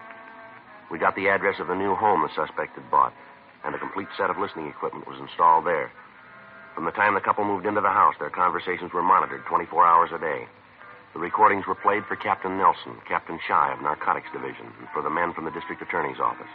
They agreed that there wasn't enough evidence to issue an indictment. Friday, August 28th, Frank and I checked into the listening post. Well, you might as well sit down, Frank. We got a long night. Gonna be better with a speaker. What? Fellas downtown putting a speaker, see? Earphones get too heavy. Oh, yeah. I was talking to Guy Anderson. He was out here. Said by the time you sit with those things on your head for a couple of hours, feels like somebody shot your ears full of Novocaine. Yeah. Speaker's better. Yeah, I imagine so. Easier, too. Well, better turned on, huh? Yeah. Holland come home yet? Just walked in before we got here. Here they come. Yeah. How about a drink? I'll have one with you. Oh, I'll fix it. Sounds like they're in the living room, huh? Yeah. Want to take a trip with me? Where to? Oh, I thought maybe we'd drive down south. You're not figuring on going to Mexico. Oh, I got it, honey. And anybody else to send. Things been rough lately. Been picking the boys up as fast as I can find them. Why didn't you call it quits? You've made enough. Just about to do that, honey. That's the last trip. I'm glad of that. Honey, I don't like it. Maybe I'm just getting jittery, but I swear there have been men watching the house. Here. Take your drink. Oh, you're just getting jumpy, honey. There isn't anybody watching and anybody who knows about us. Well, I'm glad you think that. I'm not too sure anymore.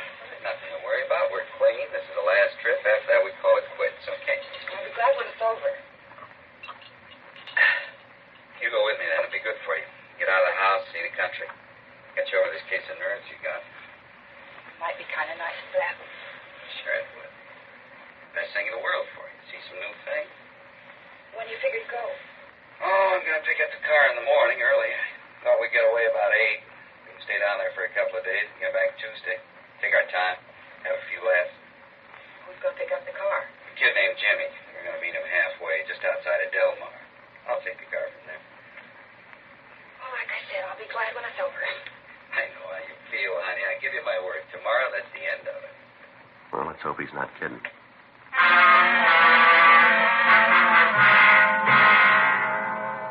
The following morning at 6:30 a.m., Frank and I, along with the men from Narcotics Division, were parked down the street from the Holland home.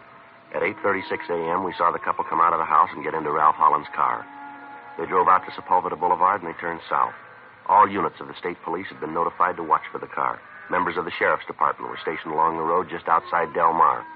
If we could take Holland into custody while he was in the possession of a stolen car and confront him with the stories of the two suspects we picked up earlier, George Summers and Harry Sloan, we felt that there was a good chance that he might confess.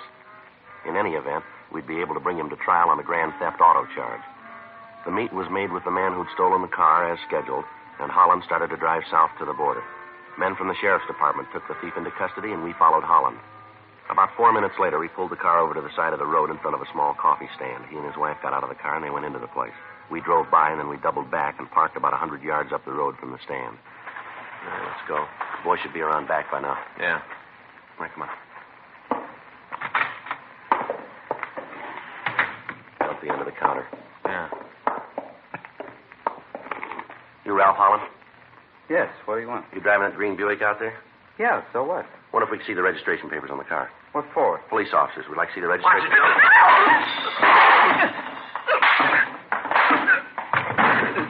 are you doing to him? You got no right to hit him like that. We weren't doing anything. You got no right. Come on, Holland. On your feet. You guys play a little rough, don't you? We didn't call it. You did. All right, hands are back of you. Stand still. How about it? He's clean. You guys sure got a lot of nerve to come in here and beat him up like this. Who tipped you? Who finked out? Well, don't worry about it. Somebody had to, but there wasn't anybody that knew. Nobody at all. How'd you find out? All right, come on. It's perfect.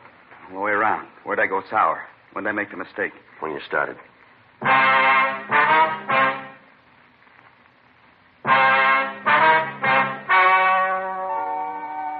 story you have just heard is true. The names were changed to protect the innocent. On January 14th, trial was held in Department 89, Superior Court of the State of California, in and for the County of Los Angeles.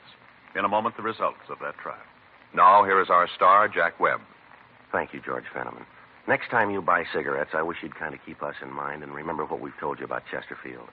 First, with premium quality, highest quality, in both regular and king size. You smoke a couple of packs and you'll see what I mean. Chesterfields are milder with a wonderful taste. And you want to remember this. Chesterfield is America's best cigarette buy. See for yourself, won't you?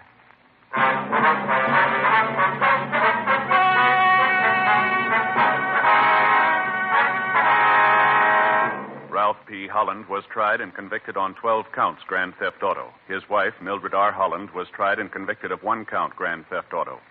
7 other members of the gang were apprehended and brought to trial on the same charges. They all received sentences as prescribed by law. Grand theft auto is punishable by imprisonment in the state penitentiary for a period of not less than 1 nor more than 10 years. 4 suspects were apprehended and tried on charges of violation of the State Narcotic Act of felony. They were convicted and received terms as prescribed by law. Violation of the State Narcotic Act of felony is punishable by imprisonment in the state penitentiary for a period of not less than 1 nor more than 6 years.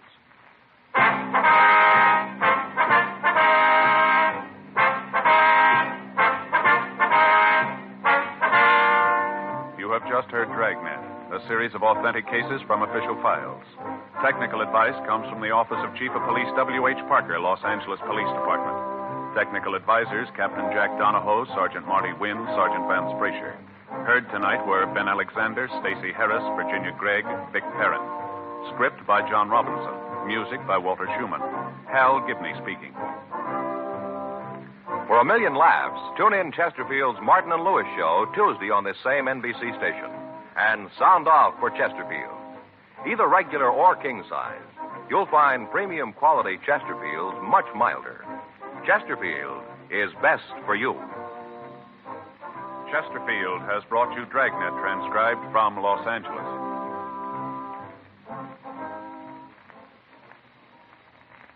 Now, new Fatima has the tip for your lips. Fatima tips of perfect cork. King size for natural filtering. Fatima quality for a much better flavor and aroma. So remember, new Fatima has the tip for your lips. Fatima. See how smooth they are. Remember, Fatima is made by the makers of Chesterfield, Liggett and Myers, one of tobacco's most respected names.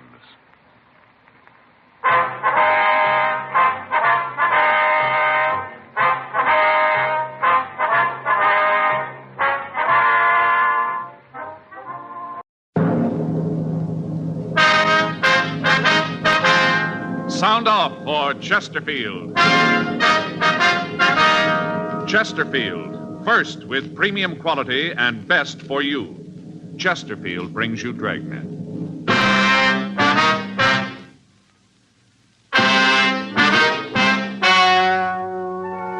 Ladies and gentlemen, the story you are about to hear is true. The names have been changed to protect the innocent.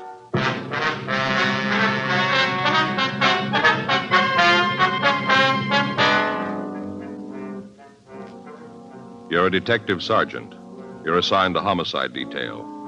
A man has been shot and critically wounded. There's no trace of the suspect. Your job, find him. Here is Chesterfield's record with smokers, and important to you. No adverse effects to the nose, throat, and sinuses from smoking Chesterfield. That's the report of a doctor who has been examining a group of Chesterfield smokers for a full year and 2 months as a part of a program supervised by a responsible independent research laboratory. Don't you want to try a cigarette with a record like this? Chesterfield, first with premium quality. Chesterfield, first choice of young America. And that's from a survey made in 274 colleges and universities. Try Chesterfields today. Chesterfield, regular or king size. They're much milder and best for you.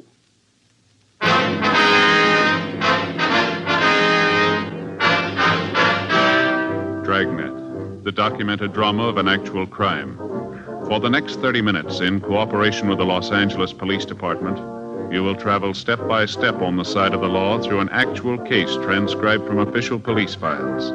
From beginning to end, from crime to punishment, Dragnet is the story of your police force in action. It was Sunday, April 26th. It was raining in Los Angeles. We were working the night watch out of homicide detail. My partner's Frank Smith. The boss is Captain Lorman. My name's Friday. I was on my way back to the office, and it was 11:44 p.m. when I got to room 42. Homicide. Hi, Frank. Hi. Anybody call? Yeah, Lopey called. Wants to know if he left his overshoes. No, I didn't see him. It's quit raining anyway. What are you doing there? Just a minute, Joe. What's the scale for? The needle's bent a little. And what are you doing? Here, weighing my stuff. Your what? Weighing my stuff. Oh, yeah. I guess everybody ought to know what his stuff weighs, huh? Yeah. Let's see. Get my gun. Better take the bullets out first. What are you doing that for? Weigh them separate, Joe. Keep track. Yeah, that's right. Now, the bullets. Uh-huh. Handcuffs. Frank, did anybody ever ask you about all this? And my bullet clip. Look, I'm a member of the club here, too. What's this all about? Pencils. 4? Yeah, press kind of hard. Yeah. Other stuff, my wallet. Change. Keys. Boy, no wonder my feet kill me. What? 6 pounds, 2.5 ounces. That's what I carry, Joe. Working night's got a flashlight, too. That's good for another pound. You figure that's what makes your feet hurt, huh? Sure. Yeah. 6 pounds, 2 ounces. How much do you weigh, Frank? Any calls? Come on, how much? Joe, I get that all day from Fay. Never thought I'd get it from you. Yeah, it's a hot shot. I'll get it.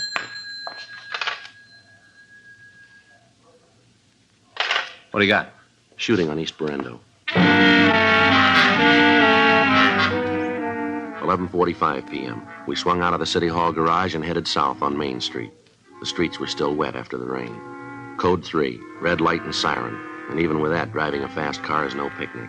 You can be wrong at every corner. Big buildings to block off the sound of your siren.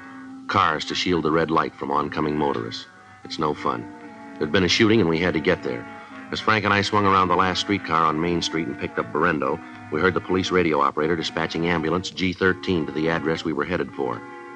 We didn't know what direction the ambulance would come from, so for the next few blocks we drove with added caution, knowing that our siren would keep us from hearing theirs. 5 blocks ahead through the mist, we could see the red lights of a police car parked at the curb. A radio car in the area had gotten the call and answered it immediately. It was 11:52 p.m. when we pulled up in front of 1981 East Berendo. The large house was dark. 2 neighborhood women stood in the driveway and directed us to the back of the house where we found the officers from Unit 1A6. We checked with them and got the information that they'd come up with. They suggested that they canvass the immediate area for any information on the assailant. Frank and I went in through the back door of the house. The victim lay on the floor. He was unconscious and bleeding profusely. His head was held in the lap of another man. Are you the doctor? No, sir, we're police officers. The ambulance is on the way here. If I could just stop the bleeding. It's his chest. Do you know who did this? No. Has he been conscious at all since you've been here? Just for a second. Did he say anything? Well, I heard the shot and came right over. He was laying here on the floor, right here. Poor guy. Yes, sir. Did he say anything? Help me. That's all they said. Help me. I didn't know what to do. I got this towel from the sink and tried to stop the bleeding. This and my handkerchief, that's all I had. Can't do much, but I had to try. I had to keep pressing. That's all I could think of. Keep pressing, try to stop it. Yes, sir. Do you feel all right, sir? Oh, yes, I'm all right. Got to help him. Here, let me get in there and take care of that. All right, come on, sir. Get under. Okay, you got it, Joe. All right. Now, come on, sir. Get up. That's all right. You'll handle this. The excitement. I can't seem to get my breath. Something we can get for you? No, I'll be all right. I think I'll get a drink of water. I'd rather you wouldn't touch that glass, sir. Huh? Oh, yeah, fingerprints. Well, I can wait. Oh, say, I did touch that towel. Hope it didn't hurt anything. Didn't mean to. No, sir, I don't think so. What's your name? Paul West. I live right next door, right across the driveway, gray house. Uh-huh. Wonder if you could tell us what happened. Sure, I want to help all I can. I live right next door, and I was the first one here. Anything I can do, I want to help. Yes, sir. I've known Charlie for, I guess it's maybe 40 years. Long time. Charlie, that's the man's name here? Yes, Charles Stahl. How you doing, Frank? That's pretty bad. I don't know. Would you tell us what happened here? Well, it was right after Charlie left my place. That's when I heard the noise. What noise, West? I was out on my porch putting out the cans, getting the boxer ready when I heard the noise. First off, I thought Charlie was doing the same thing, getting the cans ready. Well, what kind of a noise? Like he dropped the box. I know now that wasn't it. Joe? Just a minute, West. Yeah. I think he's coming around. Is he coming too? Is he going to say anything? Who shot him? All right, just a minute. What's his name again? Stahl. Mr. Stahl. Mr. Stahl. Maybe he'll talk to me. He knows me. We're friends. Let me talk to him. Wait right there, will you, West? I just wanted to help. All right, stay right there. Mr. Stahl, we want to help you. Can you tell us who shot you? Hey, what's he saying? Is he giving you the name? Hold it, West. Just a minute. How about it, Frank? He's dead. Did he say anything? Yeah, not much help. No? Asked me not to shoot him again. It was a couple of minutes before midnight when Charles Stahl died in Frank's arms. According to the next-door neighbor, Paul West, the victim was 55 years old. He was not married, and he lived in the big house on Berendo by himself. The ambulance crew returned to Georgia Street Receiving Hospital after making out a DOA report, and the coroner's office was asked to pick up the body. 12 minutes later, coroner's deputies Maxwell and Martinez arrived. Before the murdered man's body was removed, the crew from the crime lab photographed the scene, and Frank and I signed the property receipt for the money and the personal effects found on the body. We asked the crime lab to check a .32 caliber Smith & Wesson revolver found on the floor under the kitchen stove. There was one empty cartridge in the cylinder. We put in a call to gun records, but we found nothing on the gun. A call to R&I on the victim of the shooting turned up nothing. Latent fingerprints found nothing on the murder weapon. The crime lab crew found no footprints in the ground near the house, but they did find several marks of tire tracks and one good impression left in the moist dirt in the alley behind the house. A plaster cast was made of the imprint, and it was returned to the office to be booked as evidence. We checked with the officers in Unit 1A6, but they said that in canvassing the neighborhood, they'd been unable to come up with any new leads. 12:21 a.m. We checked back into the house, and we talked to the neighbor, Paul West. Now, what kind of a job did Stahl have? Owned a print shop, Stahl Press, over on the east side. Was he in business by himself? What do you mean? Well, did he have any partners? No, Charlie owned it right out. Had the pink slip, you might say. Mm-hmm. Can you give us the address? Sure. Biggest print shop on the east side. Printed just about everything. Posters, display cards, things like that. He gave me some cards last Christmas. Here, take a look. That's my name, embossed. Yes, sir. Did it himself. Mm-hmm. That's very nice, sir. Can I have that back, please? Oh, sure. Here you are. Embossed. Anybody in the shop with him? Any employees? Well, there's the Becker kids, Pete and Alvin. They work in the shop, do they? Yeah, I've been with him. I guess it's been about 5 years. How's he get along with them, would you know? Fine. I never heard about any trouble. I've been kind of friends with the family. Charlie was pretty fond of them. Did he have any personal enemies, maybe because of the business? No, not that I know of. Uh-huh. How long did you say you've known Stahl? Been about 40 years. We grew up together. I see. His father and mine built these houses at the same time. Charlie and I went to school together. Belonged to the same clubs. We were soldiers together. Served in the 146th Field Artillery in the war. Was that the last war, sir? Oh, no, the big one. First World War. Oh, I see. Came back and we lived right here, side by side, all this time. We've been friends, Charlie and me. Good friends. You got to catch the person that did this. You got to get him. You said earlier that Stahl had been over to your house tonight. Yes, that's right. Did he have any special reason for the visit? Well, he didn't need a reason. Charlie was always welcome. Always. Well, yes, sir, we understand. Of course, tonight's Sunday. We had a game. Sir? Bridge. Always play bridge on Sunday night. Never miss. Well, what time did he get to your house? Same time as always, right after supper. What time's that, sir? Right after 7:30. We were just finishing supper when he came in. Charlie sat down, had dessert and coffee with us. Rice pudding with raisins. Charlie had 2 dishes. Then we started to play bridge. Oh, I see. Now, who else was there? You mean the game? Yeah. Oh, just Rose and Paula. Rose is my wife and Paula's my daughter. Anything unusual happened tonight? Just once. Yeah, what was that? Well, a bit of grand slam in spades and made it. Even with Rose. 7 spades. Well, that's not exactly what we mean, West. Pretty unusual. Yes, sir, but did anything happen with Stahl? Sure. He almost hit the ceiling when we made it. Got pretty mad, did he? Sure. Since we've been playing, most he ever did was make a little slam. Mm-hmm. He went right home after that. I guess that's when he went out to empty the cans. Anyway, that's when I heard the noise. That was the shot, sir? It must have been. I didn't know it at the time, but I guess that's what it was. What'd you do after you heard the shot? Well, now, at the time, I didn't know what it was. I thought maybe Charlie had fallen and hurt himself. I looked over at his place, but there wasn't any lights on. I went out the curb with a box of cans. Came back. I didn't see Charlie, so I walked over. I see. I called to him, asked if he was all right. Didn't get no answer, so I came in. Found him right on the floor, where he was when you came in. You're the one who put in the call, is that right? Yeah, I called the operator and told her to get an ambulance right over that Charlie had been shot. Told her to send a policeman. Now, what time was it when Stahl left your house? Oh, it must have been about 11:15 or so. Earlier than usual. We always play almost to midnight. I guess Charlie got miffed about the grand slam I made, and then Paula kidded him about the woman. What woman is that? Oh, it wasn't anything. I went out and looked. Nobody there. Sir? A couple of times Charlie thought he heard a woman coughing outside the window by his house. I went over to the window, looked out there, but there wasn't anybody there. Well, did you hear this coughing? No, not really. After Charlie started talking about it, I thought I did, but when I went out to look, there wasn't anybody there. His imagination, that's all. He was mad because of the slam. Well, did you hear anything at all when you were out and back? Huh? Well, when you went into Stahl's house, did you hear anybody around? A car, maybe? Something like that? No, not a soul. Wes, could somebody have gone out the front of the house when you came in the back? Wouldn't seem it could be. I'd have heard him if they did. Well, then you'd say that whoever shot Stahl wasn't in the house when you went in, is that it? Pretty sure about that. Of course, they might have left before I went in. Sir? Well, I'd already took a box of cans out in front after I heard the noise. If there's anybody in the house, they could have gotten out then. But you didn't see anybody, did you? No, nobody at all. Do you know if Stahl has any relatives in Los Angeles? No. He hasn't, huh? Hasn't got any place, none at all. Always kind of worried him. Why is that? Well, he used to say he didn't have any folks to leave his things to. The house, print shop. Mm-hmm. He made a will, though. All legal with a seal and all. Official. He used to talk to me about it. I see. You know who the beneficiary was, will you? Not now. What? Well, I knew who it was, but he said he was going to change it. Said he was going to put a new name on. Well, did he say whose? Nope. Just said I'd be surprised. We looked through the victim's desk for the will. In one of the bottom drawers, we found a locked tin box. In a box of paper clips, we found a key that fit. In the top liner of the box, there was a Purple Heart ribbon and an American Victory Medal from the First World War. In the bottom of the box, there were several government bonds and the will. In it, he left the house and the rest of his possessions to a Mrs. Margaret Becker. The print shop and the business he left to Mrs. Becker's sons, Peter and Alvin. The will was dated 3 years previously. On a separate piece of paper, we found an address for a Mrs. Margaret Becker, the Lone Star Motel on Sepulveda Boulevard. 12:40 a.m., we affixed the public administrator's seal, which the coroner's deputy had left with us, to the door of the victim's house. We talked with the wife and daughter of the neighbor, Paul West. They confirmed the story he'd given us. On the way to talk to the Becker woman, we stopped and called the office. They checked the name through R&I, but they came up with no identification. We called Sergeant J. Allen at the crime lab, and he told us that the tire marks found in the rear of the victim's house were made by 3 B.F. Goodrich tires and 1 truck tire. He said that the cast they'd made was of the truck tire, as it was the only one they could lift, and that it was made by the left front wheel. There was a car parked in front of the manager's cottage. The registration listed Margaret Becker as the owner. Legal the same. We checked it.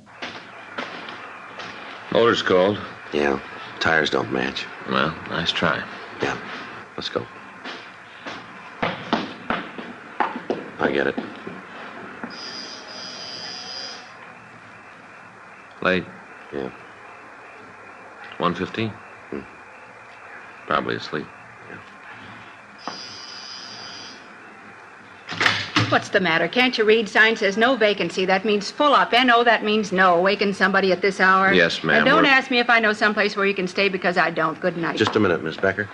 How do you know my name? Police officers. Well, what do you want around here? I run a clean place. No trouble. License all paid up. Nothing wrong. We'd like to talk to you. What about? You know a man named Charles Stahl? What are you asking that for? We'd like to know. And I want to know why you're asking.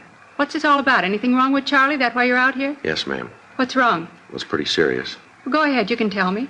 Well, he's dead, Miss Becker. Come in. Thank you. What's the matter, Margaret? Who are these fellas? Who are you? What are you doing here? They're policemen.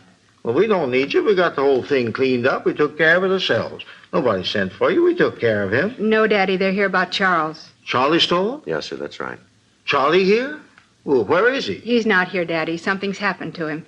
What? He's dead. Dead? Charlie? Yes. Well, how did it happen? An accident? No, sir. Oh, poor Charlie Stahl. He's a nice boy. Too bad. I thought you was here about the fellow number 8, the loud one. What's that, sir? Man from Texas came in tonight pretty drunk. We had to take him in. Daddy put him to bed. He was pretty drunk. Heavy, too. That's what he thought you were out here for. Couldn't even get out of his car. Margaret had to park it for him. Loud, real drunk. Wore his pants inside his boots. What was it you wanted to see me about? There's a few questions we'd like to ask you. About Charles? Yes, ma'am. When was the last time you saw him?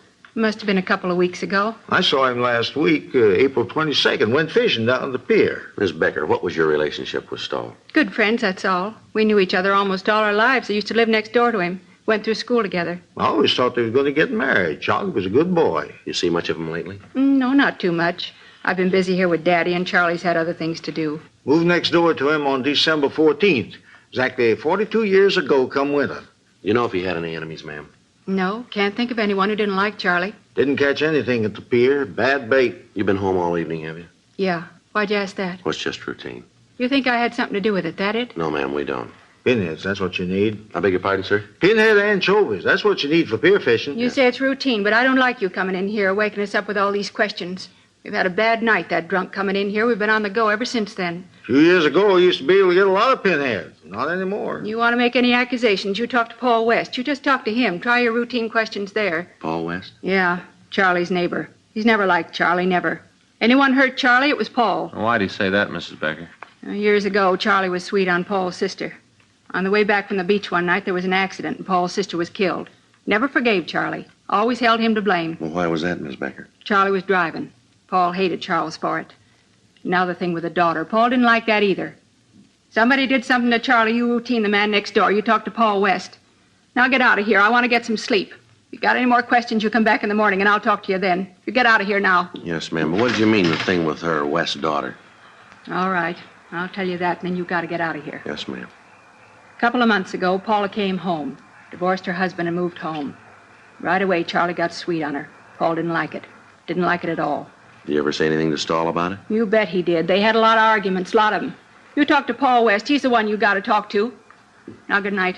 We'll be back in the morning, ma'am. I'll be here. Don't worry. I'll talk to you then. I'm going fishing tomorrow. They're getting pinheads now. There's a new one, huh? West's daughter. Yeah. Better check it out. Hold it a minute. Huh? Let's take a look back at the carport here. There it is, a Texas license plate. Yeah. I'll check the motor. How about it? Radiator's warm. How about the wheels? 3 Goodrich tires and a truck tire.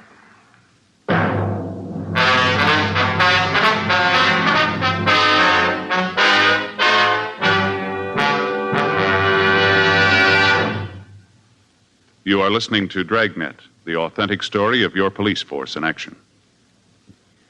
Years ahead of them all. Chesterfield is years ahead of all cigarettes. Chesterfield quality is highest. Here's the proof. Recent chemical analyses give an index of good quality for the country's 6 leading cigarette brands.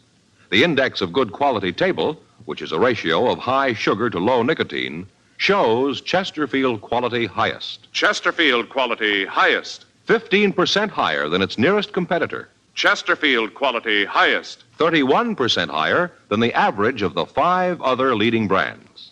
Don't you want to try a cigarette with a record like this? Chesterfield, first with premium quality and best for you. Try Chesterfield today, regular or king size. The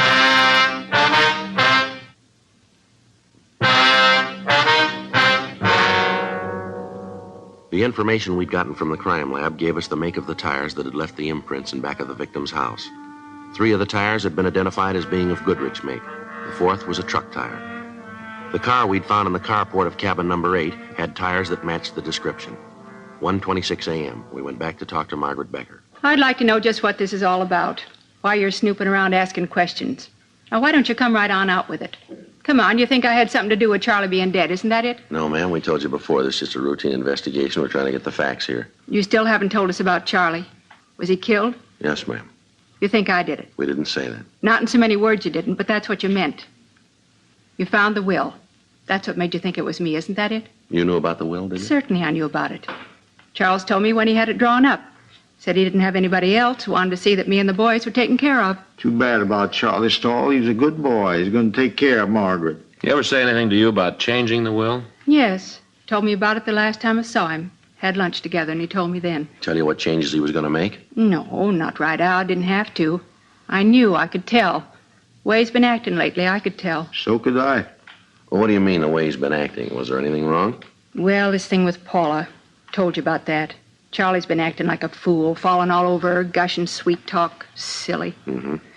Well, she had him in a trance. Her just 25 and him 55.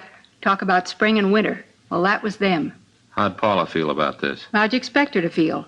She thought that Charlie'd leave her the money, house, everything. She went right along with it, real brazen. Sir? Yeah? You said earlier that you thought your daughter and Mr. Stahl might get married. Is that right? You better did. They always been in love. Daddy, that's not true. Well, it is, too. I'm your father now. You show a little respect. After that no-good Becker walked out on Maggie, she and Charlie started to see each other again. Went real nice. Then Paula come into town, and Charlie Stahl took up with her. Mm-hmm. Charlie Stahl made out his will so that everything went to Margaret and the kids. Then he decided he'd change it. You knew about the will, too, huh? Sure, I was a friend of Charlie's. We used to go fishing all the time, talk about things. I told him that he was wrong to even think of changing his will. I told him that it was wrong. What time did you say that car from Texas got in, ma'am? I told you, about 10:15. Well, ma'am, is it possible that somebody could have taken the car out without you knowing about it? Hey, wait a minute, Margaret. That ain't right. What? It wasn't that late. It was only about 8 when he come in. I remember because I was in bed at 8:30. I put him to bed and then come back and went to bed myself. I wanted to get some sleep, kind of going fishing in the morning. You pretty sure about the time, are you? Well, you bet. I remember because I got in bed and turned on the radio, listened to that radio program about the detective. Fell asleep before the end, never did find out who stole the jewels and did the murder. What was your daughter doing when you came back? Just sitting there. She went out to put the car away, and I went to bed. Mm-hmm. How long was she outside? I don't know, a few minutes, I guess. Can you tell us a little closer than that? Not very well. I told you I went to sleep. I didn't hear her come in. Miss Becker, I wonder if you'd get dressed, please. We'd like to talk to you downtown. What for? Well, we have a report from our crime lab. They found some tire tracks in back of Stahl's house tonight. They were fresh tracks. They'd been made since it stopped raining. Those tracks matched the car you got parked back there. And you think I drove the car over to Charlie's? Well, we'd like to talk about it. Why? Why'd I do a thing like that? Why'd I want to kill Charlie? Maybe because he was going to cut you out of his will. Looks like a pretty good motive. Oh, you two are out of your minds. All right, ma'am. We'll lay it out for you. You better do that. Making accusations you can't back up. The way the evidence looks, we got a pretty good case here. The way it looks, you took the car and you drove it over to Stahl's. He was next door playing cards, so you waited in the kitchen for him to come back. A couple of times you coughed while you were waiting. He heard you. He came over to the window to see who it was. Because it was dark, he couldn't see you. I haven't heard a story like that since I stopped reading fairy He tales. came home and you killed him. Then you heard Mr. West next door. He came over to see what it was. You went out the back way to the car that you'd parked in the alley, and you drove it back here. That's the way it looks to you, is it? Yes, ma'am, that's the way it looks. You figure she killed Charlie Stahl? Yes, sir. You're going to arrest Margaret? We want to talk to her about it. Oh, going to take her down to jail, huh? Yes, sir. Mm-hmm. Well, I'll go and put my clothes on. No, that isn't necessary for you to go with her, sir. Well, she's not going. What? I killed Charlie Stahl. Daddy. You killed him? Yep. Got tired of how he was treating Margaret. I got good and tired. Him talking about how he was going to change the will. I couldn't let him do that. I just killed him and drove the car over and did it. What time was all this? Huh? What time did you go over to Stahl's? Right after the fellow from Texas. I guess it was about 9. What time did you kill him? Oh, it must have been 10:30 or so. I had to wait for him to get through playing cards. I had to wait for him to come home. Why are you doing this, Daddy? Why am I doing it? I said somebody's got to take care of the kids. Somebody's got to take care of you. I'm an old man. I ain't much use to anybody. All right, come on, Miss Becker. You want to get dressed now? She ain't the one. I did it. I killed Charlie Stahl. I already confessed. Why don't you believe me? Why don't you arrest me now? I did it. No, I'm afraid not. You got the times a little mixed up. Stahl wasn't killed at 10:30. No, he's just trying to help me, but he doesn't have to. Him and me were both here all night. Neither one of us left. I was in bed and asleep at midnight. Why do you say that? What? Why do you think Stahl was killed around midnight? I didn't say that. You said that you were home and in bed by midnight, didn't you? Just a figure of speech. I think I've talked enough to you. I don't have to say anything more. I'm going to see a lawyer about it. You got no right. I'm the one that did it. I'm the one. Why'd you kill him, Mrs. Becker? You want to tell us? Get old, nobody believes you. How about it, Miss Becker? I'll get dressed. You did kill him then, huh? Yes, I did it. Wasn't because of the money, though. You got to believe that. Wasn't because of the money. Ma'am? I loved him. Deep in my heart, I loved him. Always did. Even when we were kids. I thought he was going to marry me. Then he met Paula. You shouldn't have done it, Margaret. I loved him and he didn't want me. He wanted Paula. Do you know what that's like? What's that? Love somebody and them not want you? Begins to eat at you. Pretty soon you can't stand it anymore.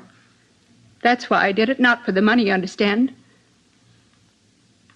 I just wanted him. Yeah. Just him. That's all I wanted. Not his money. You believe that? I never wanted his money. I just wanted him. You believe that? Well, it really doesn't make any difference, does it? How do you mean? You didn't get either one.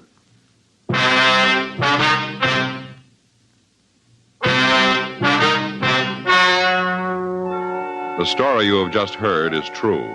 The names were changed to protect the innocent. On August 6th, trial was held in Department 89, Superior Court of the State of California, in and for the County of Los Angeles. In a moment, the results of that trial. Now, here is our star, Jack Webb. Thank you, George Fenneman. Friends, all of us on Dragnet are proud to be associated with Chesterfield because, believe me, Chesterfield is years ahead of all cigarettes. You just can't beat a cigarette that was good to begin with and keeps getting better all the time. But, of course, you can't find out how much you'll like them till you try them. So that's what we'd like you to do. Get a carton of Chesterfields, regular or king size. That's all it takes. I know you'll agree that Chesterfield is best for you.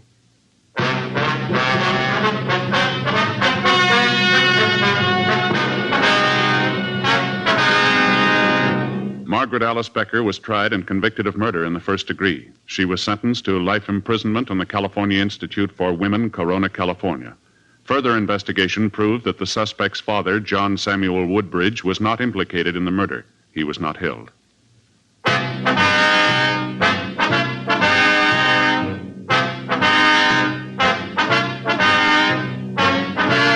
Just heard Dragnet, a series of authentic cases from official files. Technical advice comes from the Office of Chief of Police W.H. Parker, Los Angeles Police Department. Technical advisors, Captain Jack Donahoe, Sergeant Marty Wynn, Sergeant Vance Brasher. Heard tonight were Ben Alexander, Vic Rodman, Helen Klebe, Ralph Moody. Script by John Robinson. Music by Walter Schumann. Hal Gibney speaking. For a million laughs, tune in Chesterfield's Martin and Lewis Show, Tuesday on this same NBC station. And sound off for Chesterfield's. Either regular or king size, you'll find premium quality Chesterfield's much milder. Chesterfield is best for you.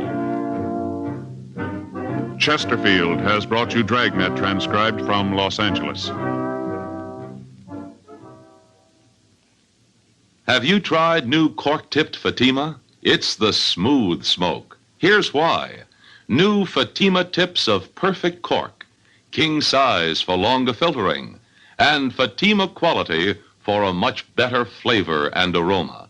Remember, Fatima has the tip for your lips. Try new Fatima. See how smooth it is. Fatima is made by the makers of Chesterfield, Liggett & Myers, one of tobacco's most respected names.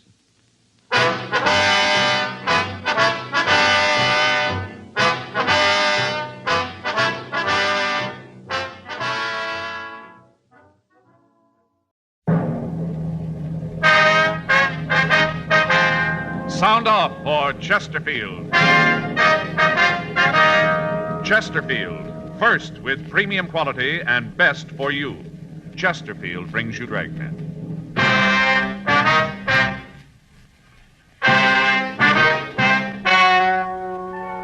Ladies and gentlemen, the story you are about to hear is true. The names have been changed to protect the innocent.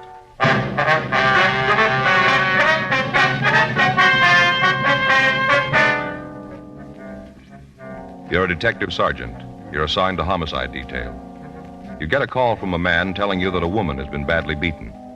Before you can get the name of the victim or any other information, the caller hangs up. Your job? Investigate. Here is Chesterfield's record with smokers, and important to you. No adverse effects to the nose, throat, and sinuses from smoking Chesterfield. That's the report of a doctor who has been examining a group of Chesterfield smokers for a full year and 2 months as a part of a program supervised by a responsible independent research laboratory. Don't you want to try a cigarette with a record like this? Chesterfield. First with premium quality. Chesterfield. First choice of young America. And that's from a survey made in 274 colleges and universities. Try Chesterfields today. Chesterfield, regular or king size. They're much milder and best for you.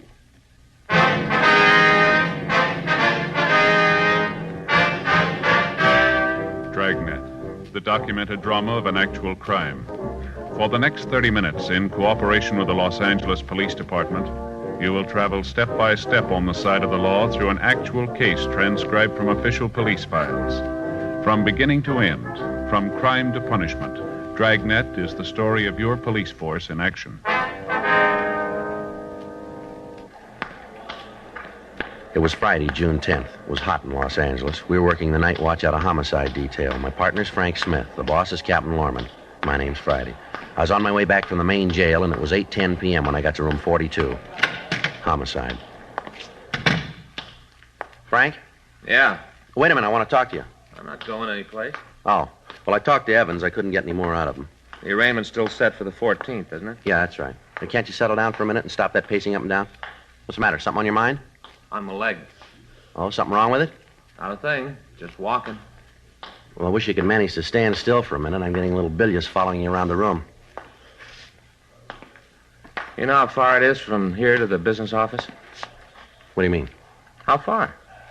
Well, it's just across the hall. Is that what you mean, 25 feet? No, you're wrong. It's 1/210th of a mile. Well, that's good to know.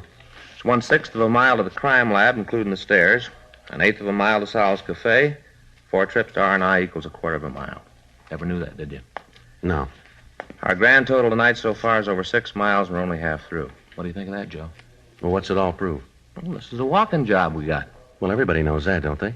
Yeah, but I'm the only one in the department who knows exactly how far we walk. That's fine. Any calls come in while I was out? No. Like to know how I do it? What's that? It's done with a pedometer. Measures miles. Just fastens on your leg, see? At the end of the day, you know exactly how far you walk. Yeah.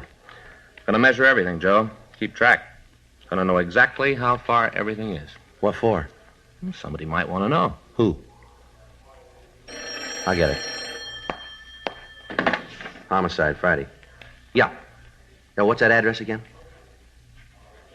Yeah. Right. Now we got one to roll on. What do you got? Ambulance follow-up, Westlake area. Yeah. Woman's been beaten. 8:14 p.m. We left the city hall and drove to the address we'd been given. 8674 Cambria Street was a large private home that had been divided into apartments. The house was quiet and there was no sign of any disturbance. There was a woman sitting in a glider on the front porch. We went up and talked to her. Something I can do for you? Police officers, ma'am. We got a call that there'd been some sort of trouble here. What kind of trouble? A woman had been beaten. Is that right? It must be some kind of joke. Nothing like that here. You sure you got the right address? It's the one we were given, ma'am. You got an apartment 104? Yeah, the last one back on the left. Rockmans live there, Mr. and Mrs. We'd like to see the apartment. Go ahead. If anything happened around here, I'd know about it. I'm the landlady. Anything happened, I'd know about it. Go ahead, you won't find anything. Thank you very much, ma'am. Here it is. I'll get it.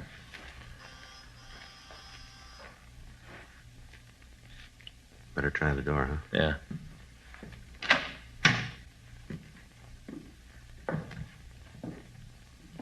Nobody here. Looks like they had a party, huh? I'll check the back.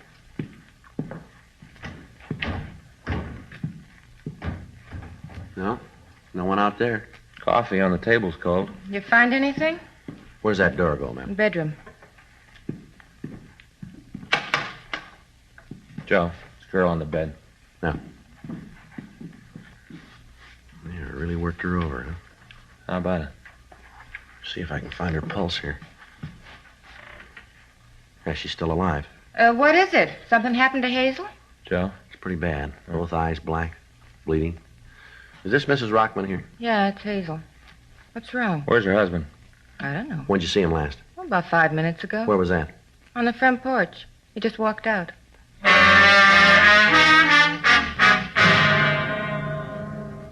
The ambulance crew arrived and immediately removed the victim to Georgia Street Receiving Hospital for emergency treatment.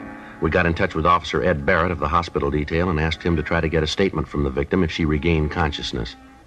We locked the door to the Rockman apartment to preserve any physical evidence we might need, and then we went down and talked to the landlady, Mrs. Ruth Baker. We found her on the front porch. We asked her what she knew about what had happened. I sure wish I could tell you more. How about Hazel? Is she going to be all right? We don't know yet, Miss Baker. She's pretty badly beaten. Mm-hmm. Well, what do you want from me? Some questions we'd like to ask, ma'am. About what? I've told you what I know. Do you know where Mrs. Rockman's husband was going? No, I don't. I don't much care either. Did you see anything at all when he went out? Not a word. Just walked out in a sort of daze, like a trance, sort of. He didn't say anything at all to you? I just got through telling you that he didn't. Yes, ma'am. Mr. and Ms. Rockman fight often, would you know? No, not any more than any married couple. Miss Baker. Yeah? Wonder if you can give us a description of Mr. Rockman? Description? Yes, ma'am. Tell us what he looks like. You figure he did that to Hazel, huh? That's what we want to talk to him about. What kind of description do you want? About how tall is he? About as tall as he is? That'd be 5'10", huh? If that's what you are. How much would you say he weighed? Wouldn't even make a guess. I don't notice things like that. Yes, ma'am, but would you say he was medium build or heavy? I'd say medium. Not too heavy, not too skinny. Medium. What color's his hair? Black. How about his eyes? Brown. Real dark brown. He wear glasses? No. Was he clean shaven? What do you mean? Well, do you have a mustache? No, he had one a while ago. He tried to grow one, but Hazel made him take it off. It never grew real well, little scraggly thing. What was he wearing when you saw him last? Shirt and pants. Could you tell us what color the shirt was? No, and I can't tell you what color the pants were either. It's dark out here. I didn't pay much attention when he left. Just thought he didn't feel well, sick from the party. All right, Miss Baker. May I use your phone? Sure, help yourself. It's in the living room, right inside the door to your left. You can't miss it. All right, ma'am. Thanks. I'll call this in, Joe. Right. Now, Miss Baker, Yeah? does Mr. Rockman drink much? Why do you ask that? Well, I wonder if there might be some bar in the neighborhood that he might have gone to, maybe? No, he doesn't drink much at all. Once in a while, he and Hazel have a glass of wine before dinner. You know, sharpen the appetite. Just a glass of wine before dinner. Mm-hmm. And you haven't any idea where he might have gone? Not the slightest. Does he have any relatives in the city? I can't answer that. You mean you don't know? Must have some people someplace. Most of us do. But I'm not the kind of person who pries into the private lives of my tenants. They pay their rent, no loud parties, and I don't bother them. Now, about this party tonight. Yeah, what about it? Was there any trouble? Not that I knew about. You didn't hear anything? Any loud talking? Any arguments, maybe? Nope, I wasn't at the party. Wasn't invited. Hazel gave it for her Tony friends. Going to play bridge. I wasn't there. Yes, ma'am. Could you tell us who was there? Never been able to get the hang of the game. Don't like cards. Chinese checkers, that's my game. Never could understand bridge, so I wasn't invited. Well, can't you give us a list of the people who were there? I suppose. Why do you need it? We'd like to talk to them. Well, I guess it'd be all right to give them to you. How's Hazel? You heard yet? No, ma'am. Sure a terrible thing. Not that maybe she didn't deserve it, but it's sure terrible. Why do you say that, Miss Baker? What do you mean, why do I say it? I say it because it's true. No other reason to say something. Yes, ma'am, but what do you mean? Just that it was bound to happen. Somebody was bound to haul off and slap her mouth shut one of these days, the way she talked. Ma'am? Accusing. Always accusing. Thought everybody in the world was after her. Always tell me that she knew about me, that I wasn't fooling anybody. The words she'd use. And they're supposed to be so Tony. Well, did she have any enemies around her? Anyone to make her think that, would you know? Well, she didn't have any right-out enemies. There were several people who didn't like her. They thought she was too snooty for them. I called the office, Joe. They're putting out a broadcast. Did you check him? Yeah, nothing on him. Mm-hmm. Hope it's all right, ma'am. I left your number in case they want to reach us. Sure, it's all right. Can you give us the names of the people who were at the party tonight, ma'am? Yeah, there was Lily Davis, the Harrises, and there was some fellow with Lily that I never saw before. You know where we can get in touch with him, do you? Well, the Harrises live up in 203, and Lily has an apartment 105 right across from the Rockmans. She ought to be able to tell you something. Don't know if it's going to be the truth, but she'll think of something to tell you. Yes, ma'am. She a good friend of Mrs. Rockman's, do you know? Oh, you bet. They're thick as thieves. Always having little lunches by themselves, talking secrets, buzzing around. Thieves. Myself, I never took to Lily. I always thought she was kind of wild. Divorcee, you know. All right, Miss Baker, thank you very much. We'll be in 105 if there are any calls. Appreciate it if you'd let us know if Mr. Rockman comes in. Don't mention to him that we're here. Mm-hmm. All right. That was 105, you said? Yeah. Better talk to this Davis woman, huh? Yeah, maybe she can tell us where Rockman is. Yeah. 105, here it is.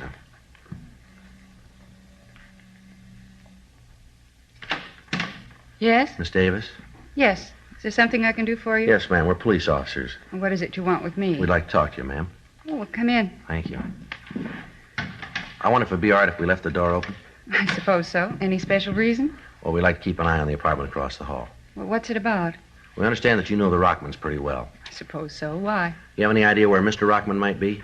No, I don't. Isn't he across the hall? No, ma'am, he isn't. Well, then I don't know where he is. Have you talked to Hazel? No, ma'am. Well, why don't you ask her? She should know. We were wondering if you could help us out. No, last I saw of him was when he left their place. Uh-huh. Say, I wonder if you'd mind if I went ahead with what I was doing. Ma'am? It probably seems silly to you, but it's a hobby of mine. Wire sculpture. Silly, but it gives me a chance to relax. Yes, ma'am. Well, you go right ahead. I don't think I got your names. Well, my name's Friday. This is my partner, Frank Smith. How do you do, Mr. How do you do, Smith, ma'am? Mr. Friday? Well, what's all this about? Herman done something wrong? No, it's just a routine investigation, Miss Davis. Oh, mm-hmm. We understand that you were at their place tonight, a party, huh? Well, yes. Hazel was going to have a couple of tables of bridge. Anything unusual happen while you were there? No, nothing that you'd call really unusual. Who was there, ma'am? Oh, myself, the Harrises, they live upstairs, and Tom Reeves. Another couple were coming over after dinner, but they called and said they couldn't make it. It was just as well. None of us felt much like playing. Why was that?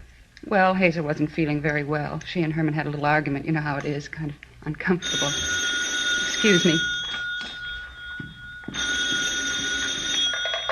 Hello?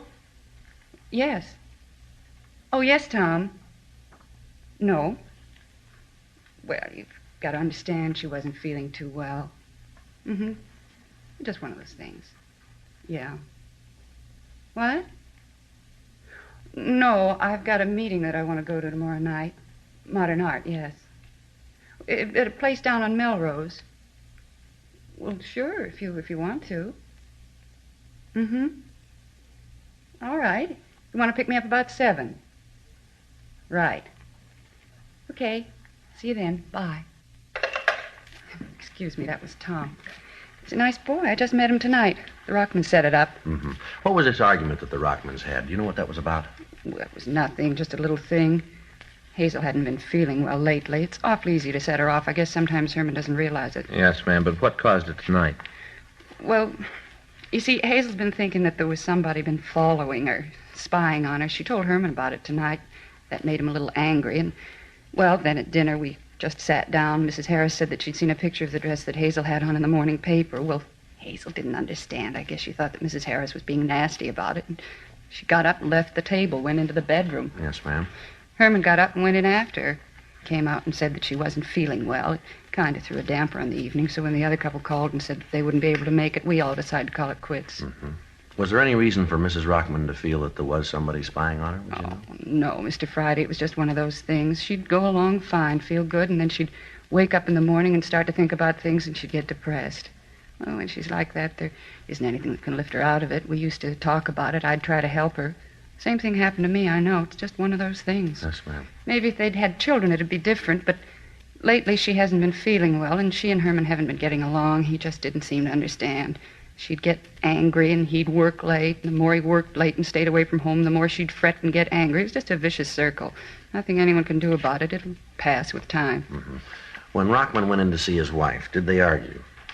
Well, they had a few words, a little loud, nothing serious. Then he came out and said that everything was all right. Ma'am, did Rockman ever get violent toward his wife, do you know? What do you mean, violent? He ever hit her? No, I don't think so. A couple of times when I was over there, he looked like he might be thinking of it, but I never saw it. I think if he ever did hit her, Hazel would have told me. We were very close, as I said. I tried to help her. Mm-hmm. Just a few loud words. That's all I ever knew about. Anyway, after Herman came out of the bedroom, we all decided to leave. This fella, Tom, he wanted to go on, out someplace, but I was a little tired, and I'd just met him tonight, so I begged off and came home. Yes, ma'am. Can't you tell me what this is all about?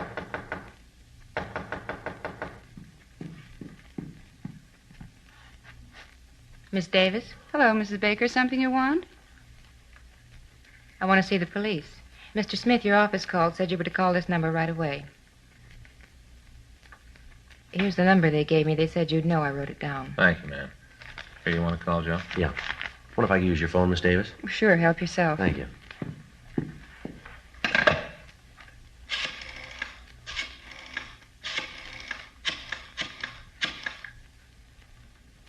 Isn't this the most awful thing you've heard in all your life? What? Well, about Herman, what he did. Terrible. They ought to send him away for a long time, a good long time. Dr. Hall, please. What are you talking about? All the ambulances, the police, never had a thing like this happen before. All the excitement and what Herman did, just terrible. That's all terrible. Miss Baker, would you wait just a minute, please? Well, somebody tell me what this is all Hello, about. Doc Hall. This is Joe Friday. Yeah. Yeah, we're here now. She is. You're sure about that, aren't you? Yeah, well, he's out, right. No, we'll call him right out. Yes, it does. Right. Bye. Georgia Street. Yeah? Ms. Rockman died. It was something else. What? She wasn't beaten. She was shot to death.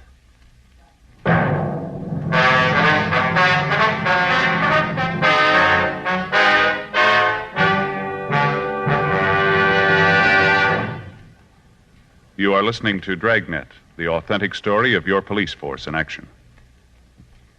Years ahead of them all. Chesterfield is years ahead of all cigarettes. Chesterfield quality is highest. Here's the proof. Recent chemical analyses give an index of good quality for the country's 6 leading cigarette brands. The index of good quality table, which is a ratio of high sugar to low nicotine, shows Chesterfield quality highest. Chesterfield quality highest. 15% higher than its nearest competitor. Chesterfield quality highest. 31% higher than the average of the 5 other leading brands. Don't you want to try a cigarette with a record like this? Chesterfield, first with premium quality and best for you. Try Chesterfield today, regular or king size.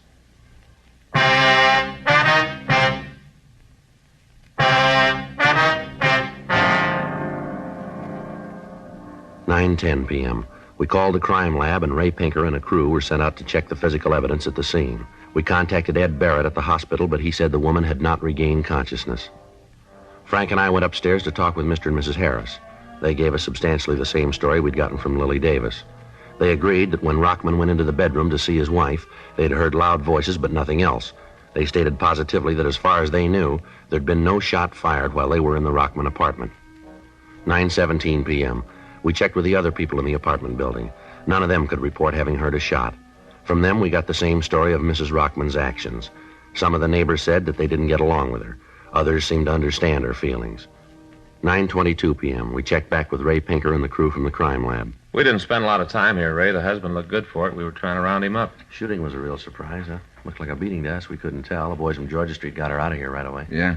Did you come up with anything, Ray? Yeah, a couple things. How you fellas got it figured? Well, talking to the neighbors, looks like the husband does. Talked to him? No, he walked right out after it happened. Got out a broadcast on him. Nothing's turned up yet, though. Mm-hmm. How's it look to you, Ray? Well, I'm not sure I can go along with you guys on the husband. Yeah? I talked with Doc Hall. We aren't going to be able to know for sure till they post the body. Woman was slapped around, we know that. Yeah, we saw her. It looked pretty brutal to us. You mean the black eyes? Yeah. What Doc Hall says, that didn't come from a beating. He says the bullet did it. Was he pretty sure about it? Looks like it. Autopsy will prove it. Where'd you find the gun? Under the bed. Over here, right side. Mm-hmm. Indentation on the floor here. Evidently fell from her hand, bounced back under the bed. Any prints on it? Lifted 3 clean ones. You been able to make them? Lifted some from the dressing table over there. Perfume bottles, mirror. Looks like they might belong to the dead woman. Check them for sure later. And you figure maybe she did it herself then, huh? Well, it's beginning to shape up. Well, how about the shot, Ray? Nobody we've talked to heard it. Here's the explanation for that. This pillow here. See the bullet hole here? Burn? Yeah. Doc Hall says she was shot in the back of the right ear. She must have held the gun in the pillow. That muffled the sound. What noise there was wouldn't be heard very far. Well, how can you be sure it was suicide, Ray? Just an idea now. We roll the dead woman's prints, run a blotter test on her, see if she fired the gun. Check for nitrate, we'll know for sure. Well, how long will that take? I'll be finished in an hour or so. I'll let you know then. From where I sit, though, it looks like she did it herself. Yeah. I still don't understand about the black eyes, though. The way I get it, the bullet entered just behind the right ear. Passed behind the eyes. I've seen it a couple of times before. Yeah, but Doc Hall said that she'd been slapped a couple of times, Ray. Yeah. Said he found a couple of bruises on her cheeks. Not enough to do any damage, though. Sure not enough to kill her. Mr. Friday? Mr. Friday? Yes, ma'am. Can you come right over to my place? Herman's on the phone. What's that? Mr. Rockman, he called to find out how Hazel was. All right.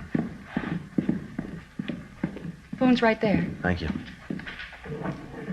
Hello? Hello? Hello? Well, he's not there now. What'd he say? Well, he asked me if I knew how Hazel was. I told him that she was dead, and then I asked him where he was. Did he tell you? No. He just said for me to tell people that he was sorry he did it, for me to tell them that he didn't mean it. Mm-hmm. He said he didn't mean to kill Hazel. Well, the way it looks, he didn't do it.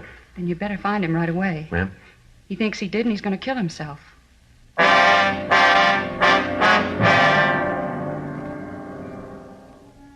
We talked to the landlady, Ruth Baker, but she was unable to tell us where Herman Rockman was employed. Lily Davis told us that he was a car salesman employed at a lot in the south end of town. We asked Miss Davis to stay by our phone in the event that Rockman called back and to let us know immediately if he did. We found an address book in the desk in the living room of the apartment, and we began to call Rockman's friends and relatives. None of them had seen him or could tell us where he worked. 9:45 p.m. It had been 20 minutes since the husband of the dead woman had called and said that he was going to kill himself. At 9:46 p.m., we contacted a brother-in-law of the dead woman, and he told us that as far as he knew, Rockman had been employed by the Bateman Auto Agency in Gardena. We got the number from information, and I put in the call. Hello, is this the Bateman Auto Agency? Well, this is Sergeant Joe Friday, Los Angeles Police Department. Yes, sir. Do you have a Herman Rockman working for you? Yes, sir, that's right. R-O-C-K-M... Uh-huh. I see. When was that? Yeah. You any idea where he's working now? Uh-huh.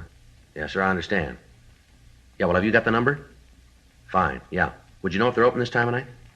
I see. Okay, all right, sure, I'll hold on. How about it? Says Rockman did work for him. He hasn't seen him in a couple of... Yes, sir. Yeah. Uh-huh. That's 03, right? Yes, sir. Thanks very much. Says he's heard Rockman's working for a company out on Washington Boulevard now. Huh. Left him a couple of weeks ago. Hello. Do you have a Herman Rockman working there? Hello. Hello. Somebody answered. As soon as I asked about Rockman, he hung up. Think it was him? There's no way of telling. We better check on it quick. You got the address? Yeah, it ought to take us about 5 minutes to get there. Let's go. We still got a chance.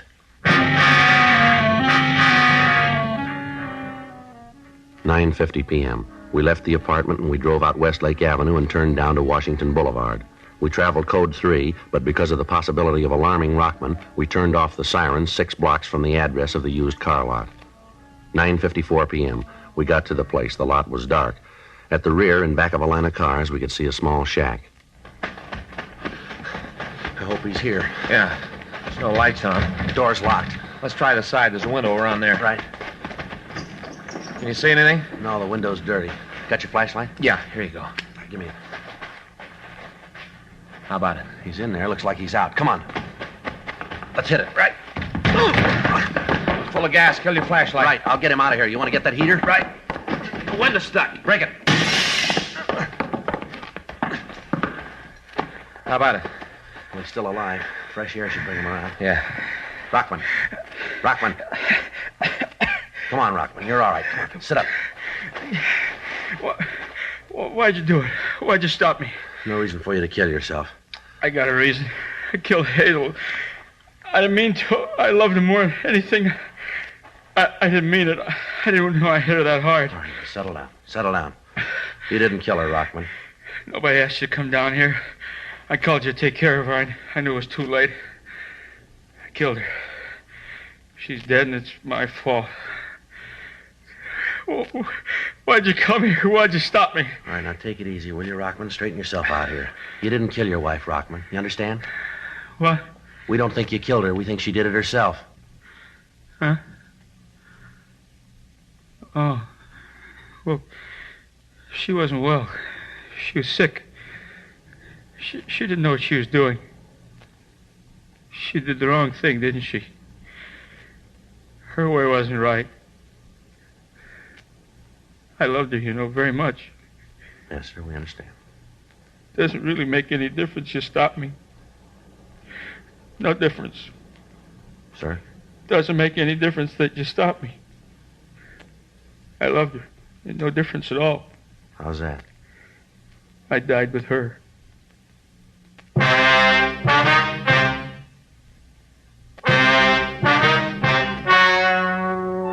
The story you have just heard is true. The names were changed to protect the innocent. On June 15th, an inquest was held in the coroner's office in and for the county of Los Angeles. In a moment, the results of that inquest. Now, here is our star, Jack Webb. Thank you, George Fenneman. Friends, next Sunday, June 21st, is Father's Day. Your neighborhood dealer has the special Chesterfield Father's Day carton on sale right now. So remember the guy who never forgets you. Don't give him just any cigarette. Give him premium quality Chesterfields, regular or king size. They're best for him.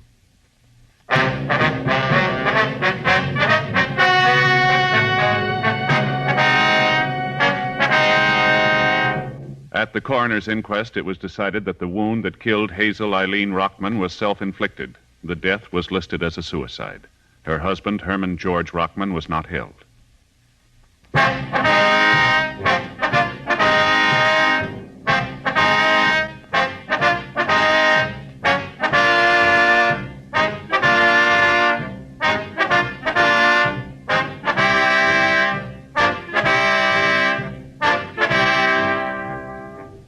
You have just heard Dragnet, a series of authentic cases from official files.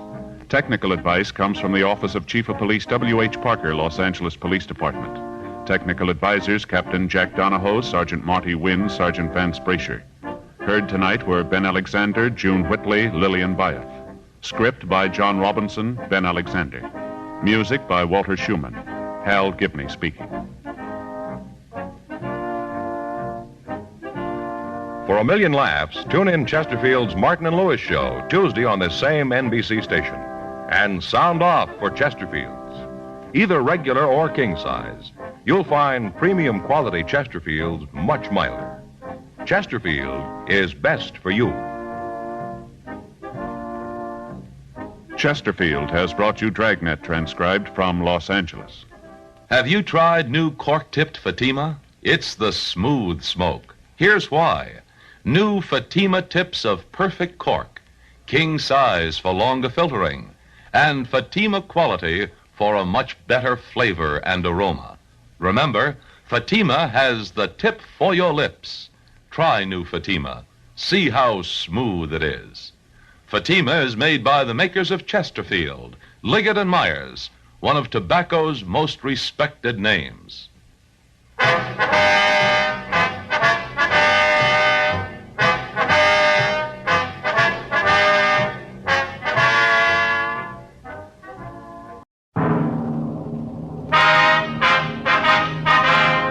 Sound off for Chesterfield. Chesterfield, first with premium quality and best for you. Chesterfield brings you Dragnet.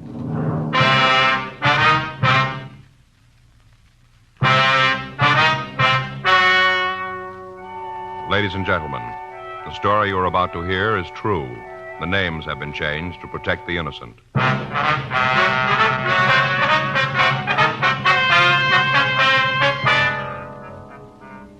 You're a detective sergeant. You're assigned a missing persons detail. You get a call that a man is missing. He failed to return from his work the day before. There are no leads to his whereabouts. Your job, find him.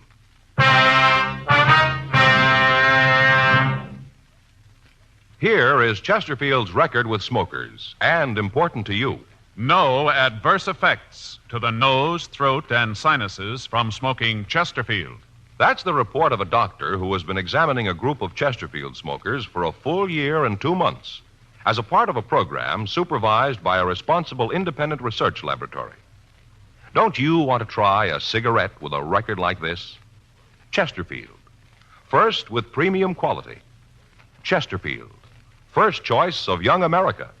And that's from a survey made in 274 colleges and universities. Try Chesterfields today. Chesterfield, regular or king size. They're much milder and best for you.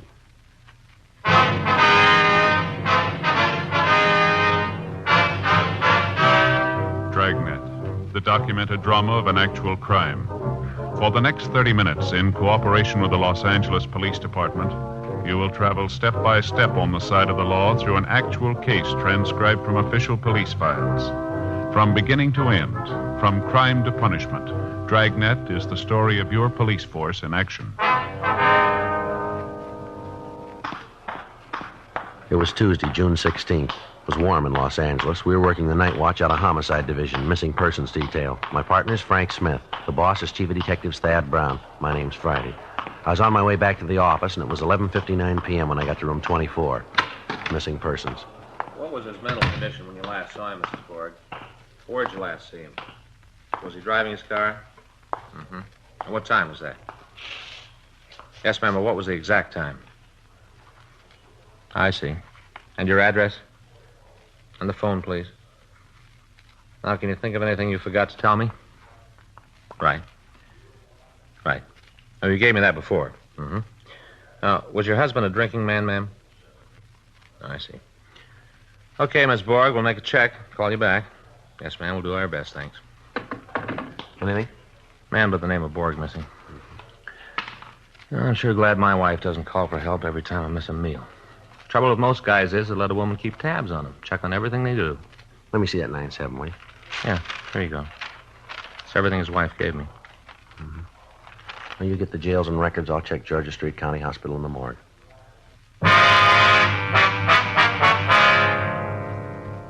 It looked like a routine investigation. Lots of things can keep a man from getting home. A few drinks, sick friend, unexpected business conference, a flat tire on an isolated road, maybe just boredom. But there are other things that can keep a man from getting home.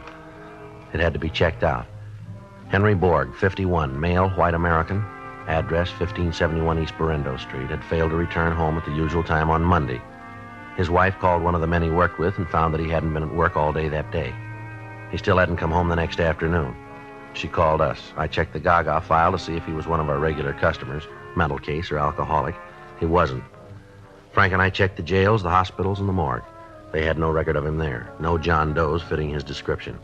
And Borg had no criminal record. We could assume that he was at least alive.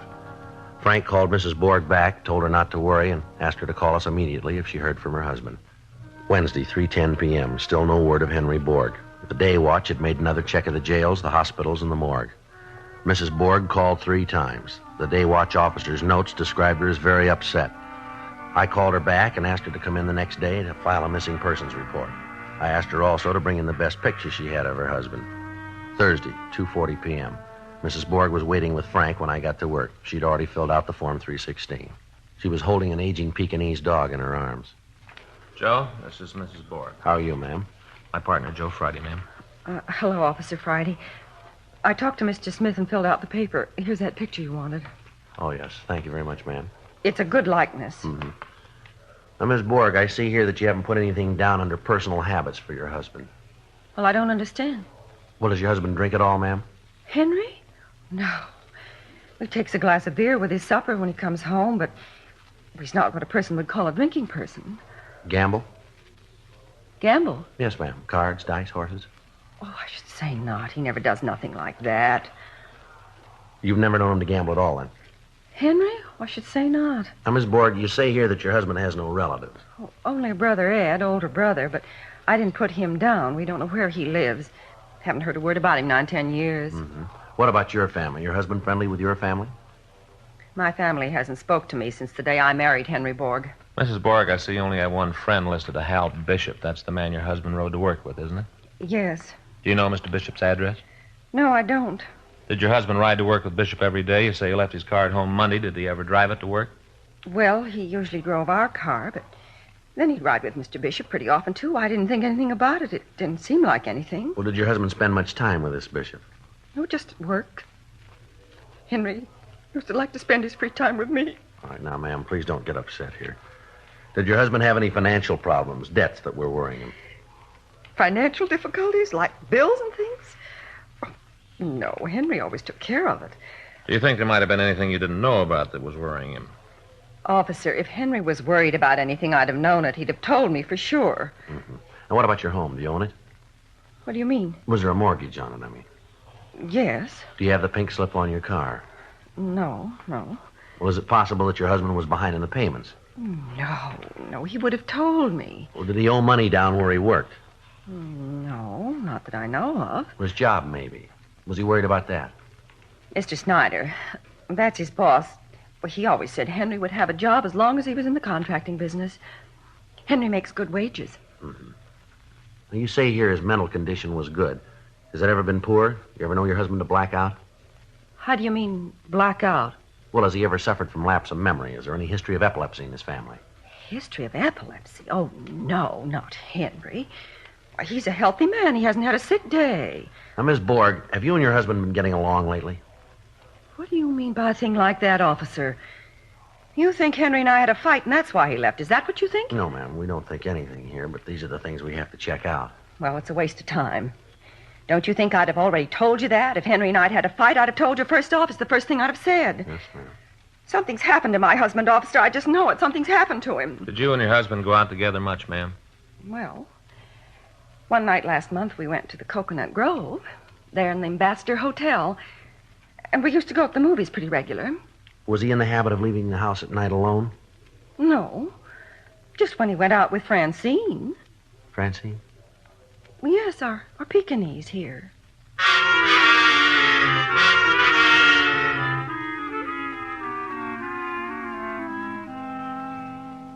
"3:55 p.m., Thursday, June 18th. Began to look as if Henry Borg was in trouble. From what we'd been told, he wasn't a man who had just suddenly decided to leave home. We had to find out if the facts we'd been given were accurate. Thursday, 4:10 p.m. We contacted Borg's friend, Hal Bishop, just as he was leaving the construction job where they both worked. He said he hadn't gone by Borg's house to pick him up Monday because Borg hadn't asked him to. The way they worked it, Borg always told him the day before if he wanted to ride. At first, Bishop said he hadn't noticed anything strange about Borg recently. Then he decided Borg had been a little irritable the last few days. He said it wasn't like him to be irritable, that he'd never known Borg to miss work before, and that he'd never heard of any trouble between Borg and his wife. He said that Borg didn't talk much about his wife. We called on the neighbors of the Borgs. They said nothing to indicate any flaws in Mrs. Borg's story. Henry and Martha Borg were average people in an average neighborhood. He went to work every morning at 7 a.m., came home at 5:15. His neighbors didn't know much about him. He was a quiet man. They lived in the same house for 13 years. Martha Borg was 47, maybe 48. They never had visitors. After 13 years in the same neighborhood, she apparently had no close friends. Two of her neighbors had noticed that in the past year, Martha Borg would leave her house 3 or 4 times a week at 11 a.m. Always at 11 a.m. She invariably got back before her husband did. The neighbors said she usually brought some shopping home with her. They did go out frequently in the evenings. However, there were no reports of family trouble between Martha and Henry Borg. Thursday, 6:20 p.m. We talked to Adolph Wernicke, whose grocery store was on the corner a half a block from the Borg home. They'd been trading with him ever since they moved to the neighborhood. I don't know what to tell you about Mr. Borg, officer. He always seemed like a nice fellow to me. Didn't say much, but nice. Sure is funny, him disappearing like that. You got any idea if he had any trouble with his wife? No, that wife, she's a funny one. Different from Mr. Borg as day and night. Well, how's that, sir? Oh, I don't know. High hat, sort of. She's all right, I guess. Kind of show-off, though. Kind of person who dresses up when she goes shopping around the corner. Likes to buy fancy groceries, stuff I never get calls for. Like those anchovies up there on the shelf. Now, I'll bet you I won't sell 2 cans of them in a year, but Mrs. Borg comes in and she'll buy them. Now, Mr. Borg, he don't like that kind of stuff at all. Told me so himself. Yes, sir, but how'd they get along? Do you ever say anything about his wife? I'll tell you the truth, officer, I don't know. As far as a man and his wife arguing, I don't pry. Hurts business. Come to think of it, he did say one thing. That was a long time ago, about 2 or 3 months ago, maybe more. What was that? What'd he say? Well, he came in here, just about like this time it was. Didn't buy anything, just kind of hung around. Remember, he seemed out of sorts. I asked him if he was feeling all right. Said he was. Just felt like he had to get away from the house. Now, that'll happen to a man. Just feel like you got to get away for a while. You know what I mean, officer. No, sir, I'm not married.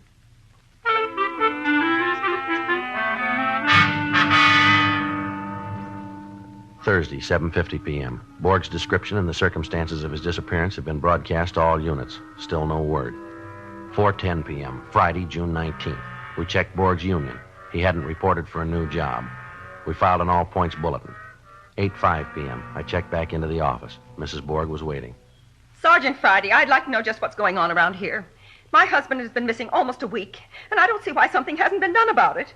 If you can't find my husband, then why don't they put more men on this case? This is a terrible thing. I'm a woman alone, and the police haven't done a single thing. My husband may be dead. He may be dead, and nobody's doing anything about it. In my work, you hear it every day, but you can't get mad. It's against regulations, and you can't blame them either. They're in trouble, so you let them talk. You try to explain. They don't listen, but you try. Well, we're doing all we can, ma'am. They're always talking these days about giving policemen more money. It seems to me there are certain policemen who aren't even earning the money they get right now. Yes, ma'am. What are you doing for my husband? Ms. Borg, here's the file on it. Now, we've made regular checks on the hospitals, the jails, and the morgues. Thursday night, when you came in to file that Form 316, we had a complete description of your husband broadcast to all radio units in the city. It was teletyped to every police division. Today, we sent out an all-points bulletin over the state wire. Every police department, sheriff's office, and highway patrol unit in the state knows that your husband is missing. Here, you can see the bulletin right here, ma'am. Now, in these cases, ma'am, we start with nothing. We don't know where they've gone or why they've gone. Most of them turn up by themselves. Some of them don't. We do everything we can to find the ones that don't. Miss Borg, there are 4,000 police officers in this city looking for your husband.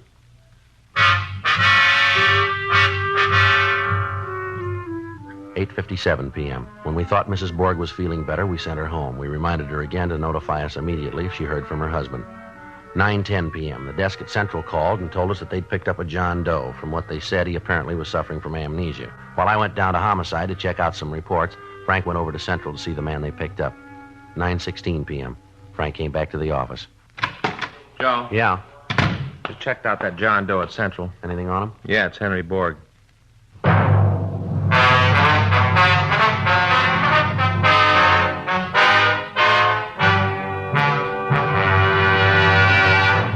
You are listening to Dragnet, the authentic story of your police force in action.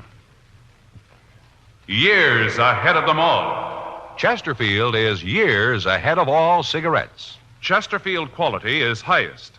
Here's the proof. Recent chemical analyses give an index of good quality for the country's 6 leading cigarette brands.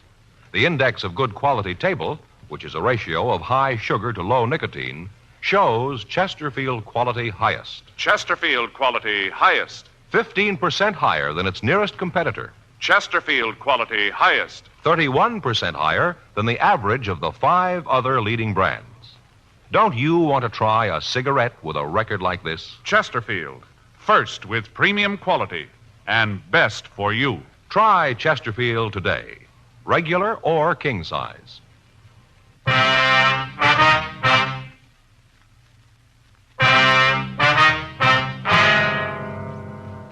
9:18 p.m. Officers Gorman and Mayer brought in Henry Borg, alias John Doe. They found him wandering around in the 900 block down on South Spring Street, the financial district.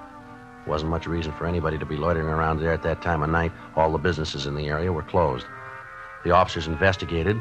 When they questioned the suspect, he would not or could not reply. They took him to Central Division, where the watch commander, Lieutenant Hale, had him shaken down. His wallet was missing. No papers, no identification. In his pockets, the officers found 8 cents, a key ring, and several keys. No cigarettes, no matches. He was dressed in a good quality worsted suit, very rumpled. No tie, no hat. Gorman and Mayer had rolled his prints at the city hall and sent them to latent prints for classification. During this time, no one let him know that we had any idea who he was. The 2 officers that had picked him up stood by. Frank and I walked over to where he was sitting. Do you know who you are? Feel sick? Been drinking, maybe? Would you have a rough night? Look, if you can talk, mister, I think you better make things a lot simpler here. We're trying to help you. How about telling us who you are? Maybe there's something wrong with you, mister, but we don't think so. We want to know who you are. We want you to tell us. If you don't, the only thing we can do is let them book you at city jail as a John Doe. That's the law. Now, look, if you're trying to hide something, if you're wanted, we're going to know it in a few minutes anyhow. If you want to wait, we'll wait it out with you. You want us to think you're an amnesia case, is that it? Well, maybe you got a good reason, but it won't work. I've been in this department a long time. I've seen a lot of phony amnesia cases. I've only seen one real one, and he didn't act like you. You want to know what I think? I think you're pulling a phony. Come on, how about it, mister? I get it. Missing persons, Friday. All right. Yeah. You bet. Thanks very much. Right. Okay. That was Leighton Prince, mister. They got your fingerprints classified. Now, we know you're not wanted for anything. Look, we know you're not a bum. Your clothes are good, and you look like a guy who takes good care of himself. A man like you doesn't walk around without a wallet. What happened to you? You got a problem? Tell us about it. Maybe we can help you. Now, why don't you tell us who you are? You probably got a wife. She must be mighty worried about you right now. All right. Book him. I lost my wallet. How? I don't know how. Where? I don't know where I've been. Now, you listen to me, mister. We want to know who you are. We want to know where you've been, and we want to know right now. I don't know who I am. Let me see your hands. What? Your hands. Come on, hold them up. Let me see them. That's it. Now, I'm going to tell you something about yourself, mister. You work for a living, don't you? Hard work, with your hands. Like a mason, maybe, huh? Yeah, maybe you're a mason or a hod carrier. You could be a painter, some kind of construction work, I'd say. Something like a plasterer, for instance, huh? You couldn't be a plasterer by any chance, could you, mister? I don't know. Okay. You ready to talk to us now, Henry? I wasn't trying to fool you. I was only trying to fool myself. Now, we've been looking for you since Tuesday, Borg. Your wife's pretty worried. I'm not going back. No matter what you do, I'm not going back. We're not going to make you go back. That's up to you, Borg. All they pay us for, mister, is to find you, to make sure you're okay. None of our business if you go back. I'm not going back. All right, now, look, you're pretty upset, Borg. Why don't you tell us about it? It's crazy. It's crazy what I did. It doesn't make any sense. You fellas, you wouldn't be interested. Maybe I'll just go. If it's all right with you, I'll just go. Yeah, it's all right. It's okay if you want to.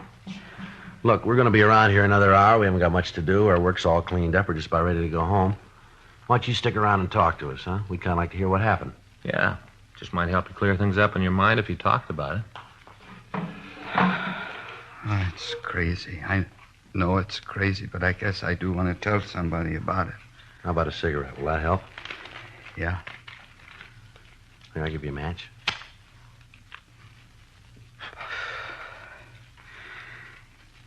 I am a man 50 years old. I work hard. I learned my trade as a boy of 16. I've been at it ever since. My wife and me, we got a new car. We got our own home, almost paid for. A man my age, when he gets home nights, he wants to take it easy. Read the paper, watch the television. Bought a $400 TV, 21-inch screen. Yeah. You want to know what happens when I get home? She wants to go out. It don't make any difference how tired I am. It don't make any difference if I've been working hard all day. She wants to go out. Do you know what that's like? Well, it doesn't sound like the reason a man would leave home, boy. I don't mind it once in a while, if it was just once in a while, but she's after me every minute I'm home. Here for the last few years, it's been every night. I don't know what's come over her. She didn't used to be like that. Martha used to be a sensible woman. Now she acts silly like a young girl. She's different. Goes in for fancy clothes, all kinds of fancy food, even anchovies, and I don't like anchovies. Last month, I swear, she even made me take her down to the Ambassador Hotel. Imagine me at the Ambassador Hotel.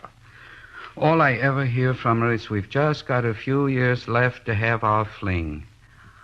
I don't want any fling. I'm a plasterer. That's hard work. I get home, I want to rest.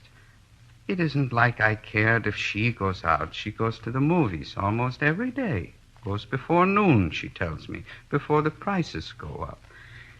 I don't care about the money. I want her to have a good time, the clothes, the things like that. I don't care. I love my wife. I guess you think I'm crazy after what I did, but I love my wife. I see, sir. And that dog, that Francine. What kind of a name is that for a dog? You ought to hear her talk to it like it was a person. How long you had the dog, Borg? I don't know. 2, 3 years. Well, the reason I ask, it seems funny that you just decided to leave home last Monday. Dog's been around 2 or 3 years. The ambassador thing was last month, you said. Well, what did it? It was the lessons. Lessons? The dancing lessons. What? But there's this social club up around Pico and Figueroa. People go there to dance. People our age, she says. Only I can't dance. That's when she gets this idea I gotta take dancing lessons. Did you ever hear of anything like that? A man my age has got to take dancing lessons? That's when you left. That was Sunday afternoon, when she got this idea. She kept picking at me all afternoon. It really got me. I thought about it all night. I couldn't sleep. Monday morning, I just didn't go to work. I got drunk instead. Got sick, too. Just couldn't think of anything else to do. I guess you know the rest. I lost my tie, my wallet, lost my hat, too. And they picked me up. I was just kind of wandering around when they picked me up. Seems like a shame when a man can't even go home. Mm-hmm. You sure you don't want to go home now, Borg? Maybe if you talk things over with your wife. No, it wouldn't do any good. Nothing I could say to her would do any good. I can't go home. Well, it sure has been interesting hearing you talk, Mr. Borg. It's almost like hearing somebody tell about me, remember, Joe? Yeah. You had something like this? Had it. With me, it was canasta, though. I hate cards, a waste of time.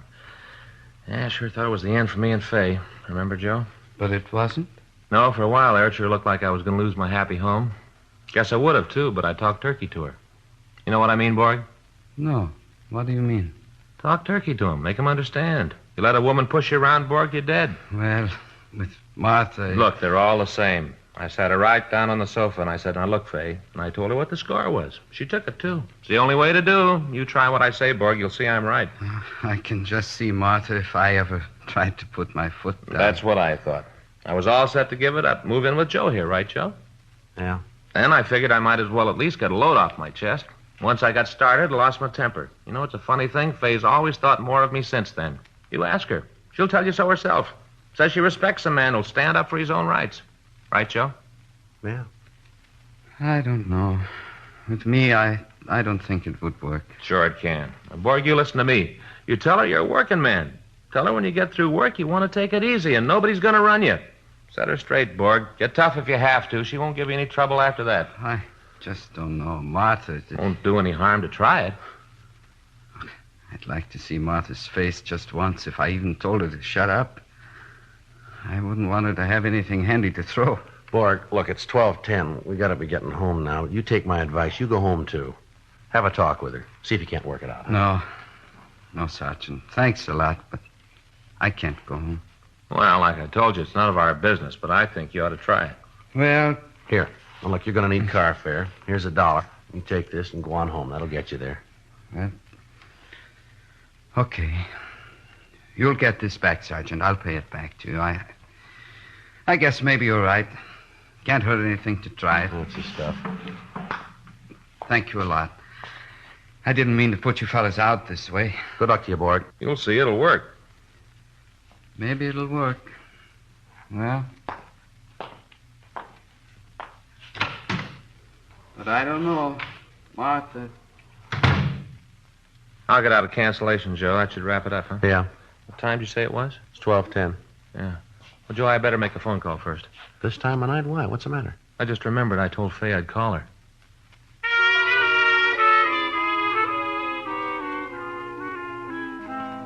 Friday, July 28th. A month had passed since Henry Borg had left our office to go home.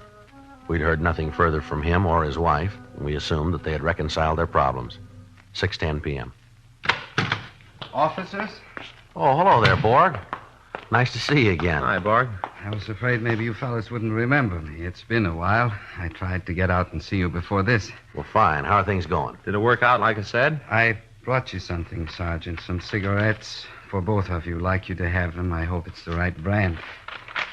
Well, yes, sir. That's the right brand, all right, but you don't owe us anything. I want you to have them. That's all right, sir. You keep them. All right. Well, anyway, here's that $1, the one you loaned me. Okay, Borg, thanks very much. I sure owe you fellas a lot, and I really mean it. My wife and I, we sure appreciate what you fellas did for us.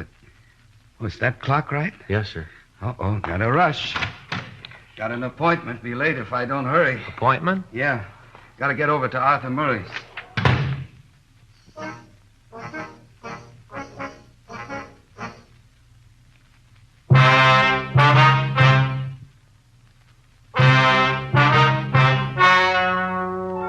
The story you have just heard is true. The names were changed to protect the innocent. On July 31st, a meeting was held in the office of the captain of homicide. In a moment, the results of that meeting. Now, here is our star, Jack Webb. Thank you, George Fenneman. Friends, we hope you've been listening to Dragnet regularly, and we hope you've tried our Chesterfields. If you haven't tried them yet, then tomorrow's your day. Get a carton, regular or king size. It only takes one carton at Chesterfield's to show you why Chesterfield is best for you. Believe me, they're much milder with a wonderful taste. America's best cigarette buy, Chesterfield.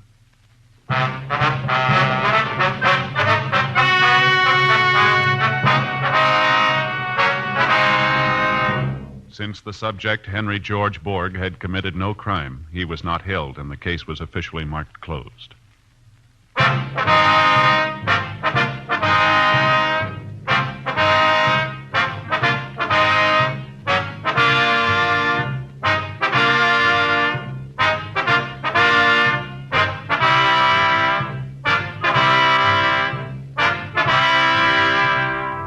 You have just heard Dragnet, a series of authentic cases from official files. Technical advice comes from the Office of Chief of Police W.H. Parker, Los Angeles Police Department. Technical advisors Captain Jack Donahoe, Sergeant Marty Wynn, Sergeant Vance Brasher. Heard tonight were Ben Alexander, Vic Perrin, Irene Tedrow. Script by Paul Coates. Music by Walter Schumann. Hal Gibney speaking. For a million laughs, tune in Chesterfield's Martin and Lewis show Tuesday on this same NBC station. And sound off for Chesterfield's, either regular or king size. You'll find premium quality Chesterfield's much milder. Chesterfield is best for you. By special request, Dragnet is being sent to our servicemen and women all over the world. Chesterfield has brought you Dragnet, transcribed from Los Angeles.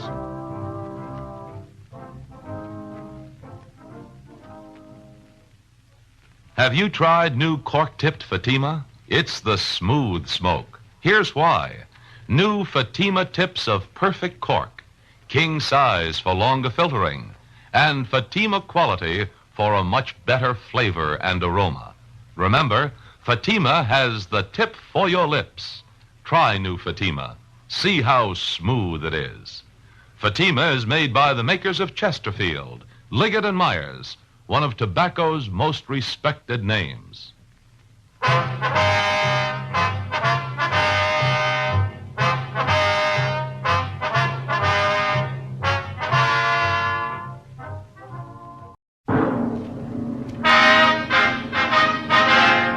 Sound off for Chesterfield.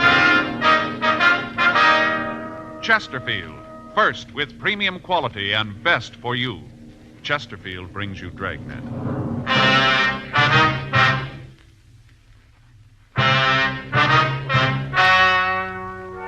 Ladies and gentlemen, the story you are about to hear is true. The names have been changed to protect the innocent.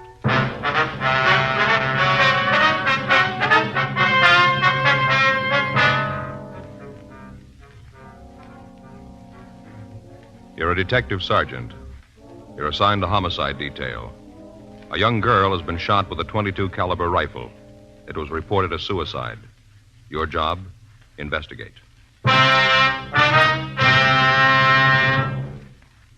Here is Chesterfield's record with smokers, and important to you. No adverse effects to the nose, throat, and sinuses from smoking Chesterfield. That's the report of a doctor who has been examining a group of Chesterfield smokers for a full year and 2 months as a part of a program supervised by a responsible independent research laboratory. Don't you want to try a cigarette with a record like this? Chesterfield. First with premium quality. Chesterfield. first choice of young America. And that's from a survey made in 274 colleges and universities. Try Chesterfields today. Chesterfield, regular or king size. They're much milder and best for you.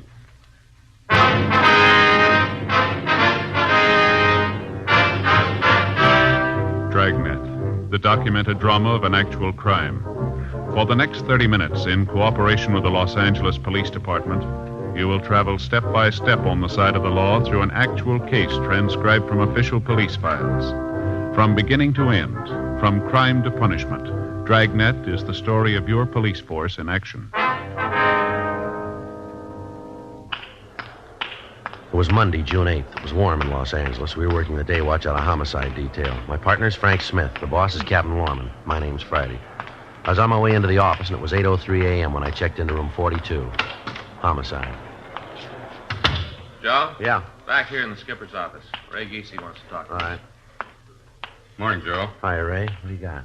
Suicide. Anything on it? Here's the report. Team from the business office went out last night. Get on it right away, will you? Right. Let's go. Huh? Yeah. Want to check this stuff before we get started? Might as well give us an idea what we got to do. What's the report say there you got? Let's see. According to this, business office got a call at 2:30 this morning. Landlady out in the Westlake Park district called in and said that this young girl had committed suicide. They get an ID on her? No, they got her listed as Jane Doe, number 17. There's a description here. Better check it with missing persons, huh? Uh-huh. How'd the landlady happen to find the body? Well, according to the report, she heard the water running in the apartment, finally went up to see what it was. She knocked on the door, nobody answered. She opened it and went in, found the body.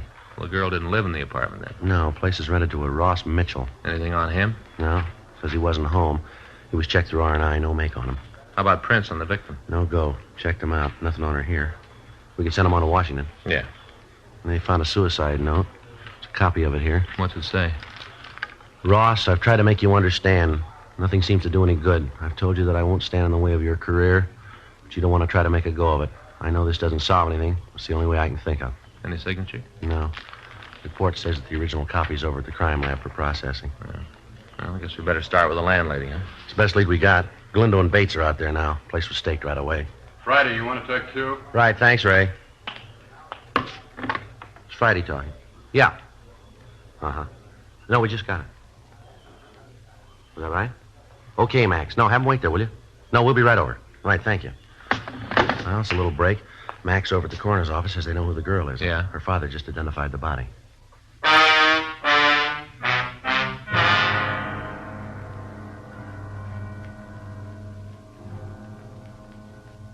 "8:14 a.m. We left the city hall and we went over to the Hall of Justice. We met the victim's father, a Mr. Robert Andrews Paul. He told us that there could be no mistake. The body was that of his daughter, Gloria Z. Paul. The attendant had given him some smelling salts, and after introducing us, he'd left to close off the viewing room.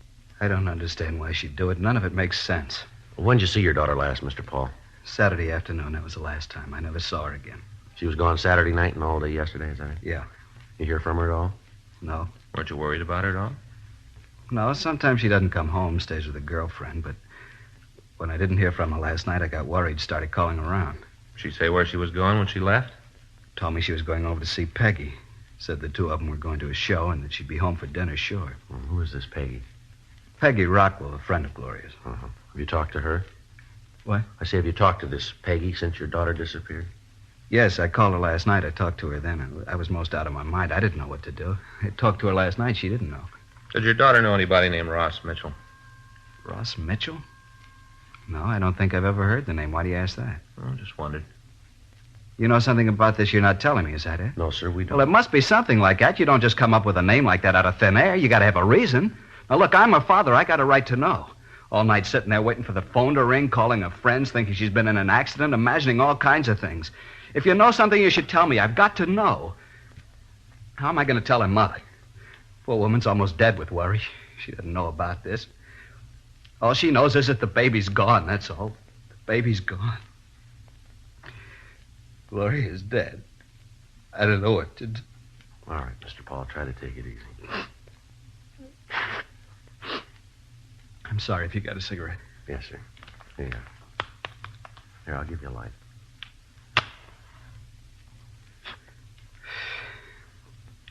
I'm sorry about that. It's all right, sir. We understand. Do you think you can give us an address where we can talk to this Peggy Rockwell? Yeah, she works a restaurant over on 7th. I've got her home address, too, if you want it. Yes, sir.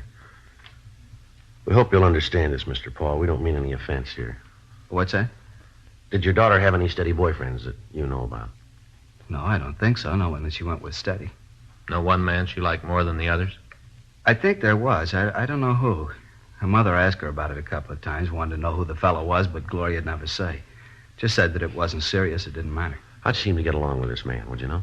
All right, I guess. I told you I never saw him. I didn't know who he was. But whenever Gloria had a date with him, she acted like it was something special. Did your daughter have a job?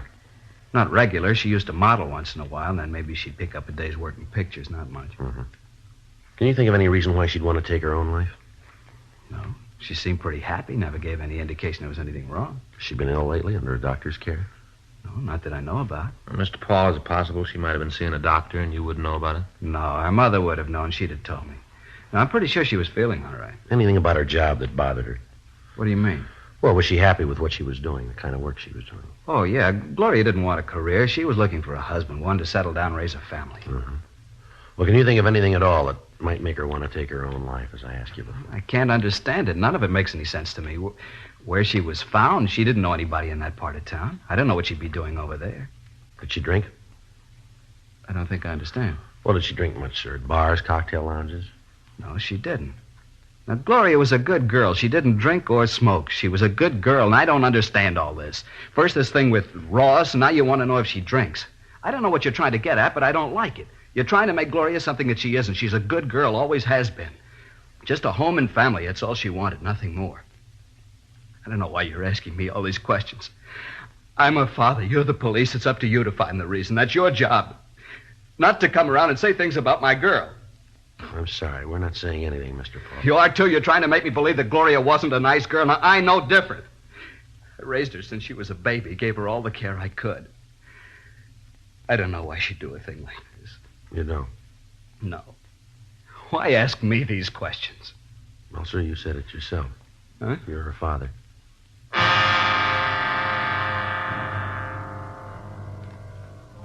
We continued to talk to the father of the victim. From him, we got a list of the girl's friends, the address, and the names of the people that she worked for.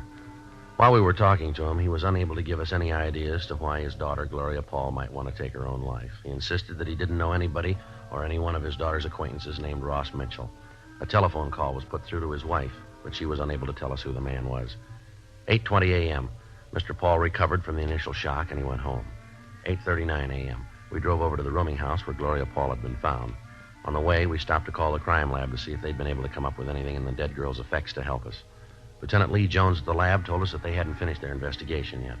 8:50 a.m., we arrived at the house and talked with the landlady, Thelma Keene. It's terrible. Poor little thing.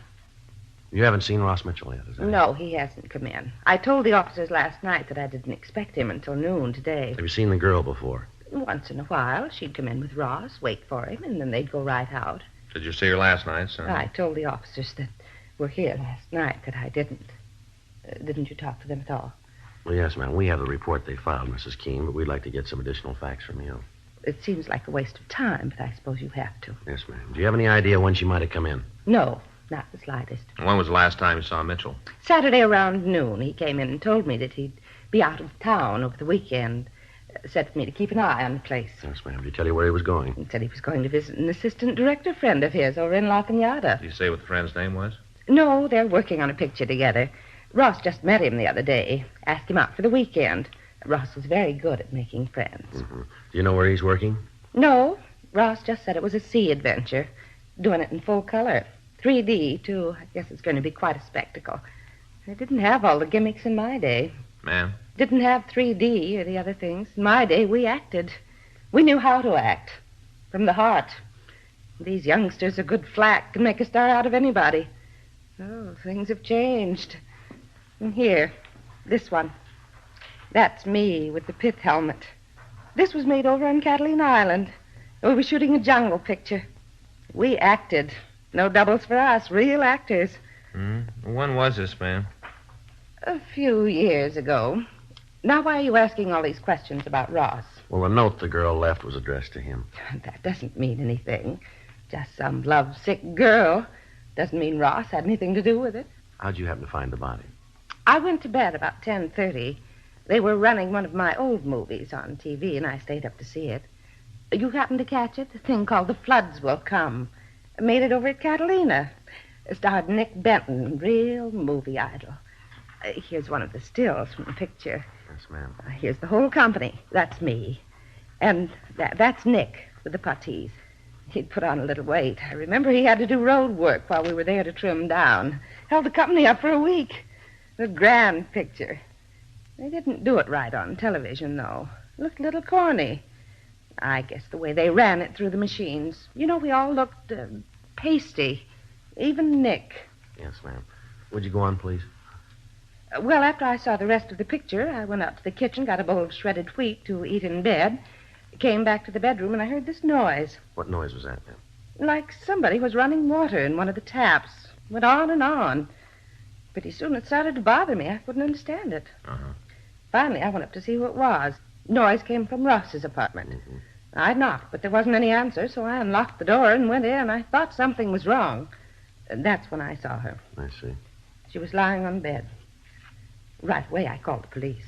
Now, before you went up, did you hear any other noises? Any sound of a struggle, anything like that, maybe? No, just the water running. Well, how about the shot, ma'am? You hear that? No, I didn't. A lot of shooting in the picture I was watching. Did you touch anything in the room? No, I turned the lights, but that's all. The room was dark when I went in. Just turned on the lights, and then I called you. According to our report, there wasn't any purse found with the body. Did you see one when you went in, maybe? I didn't. But if I had, you'd gotten it. What are you trying to say? That I stole her purse? Is that what you're trying No, to say? No, ma'am, that's not what we're trying to say. Better not. I've got a reputation in this town. I know a lot of big people. I'm not going to have you come in here and call me a thief. Well, we didn't mean to offend you, ma'am. Mm-hmm. Who has a key to Mitchell's place besides him, ma'am? No one. He's got the only one. I don't like a lot of keys to the rooms out. I tell all the tenants that. Have you got any idea how the girl might have gotten into the room? No. Do you know who the gun belonged to? Yes, it was Ross's. You pretty sure about that, are you? Yes, I saw it when he moved in. Commented on it then. He said that he'd had it since he was a kid. Kept it out of sentiment. Mm-hmm. What's this all about, anyway? You seem to think that there's something wrong. Is that it? No, ma'am. It's just that in things like this, we have to make a complete investigation. You can understand. Oh, well, I want to do all I can to help you, but I do have an appointment. If there's nothing more you want, I'd like to be going. That's all right, Miss Keene. If we want to talk to you, we'll be able to reach you here? Yes, right here. We'll give you a call to tell you about the inquest. Am I going to have to be there? Yes, ma'am. You and Mitchell. Why him? Well, it was his apartment, ma'am. But he didn't have anything to do with it. Well, maybe so, ma'am, but he'll still have to be there. It's not fair. A thing like this can ruin him. By the time the papers get through with it, he'll be finished. It can ruin his career. He doesn't know anything about it. He won't be able to tell you anything. Well, you're wrong there, ma'am. Huh? He's got a lot to explain.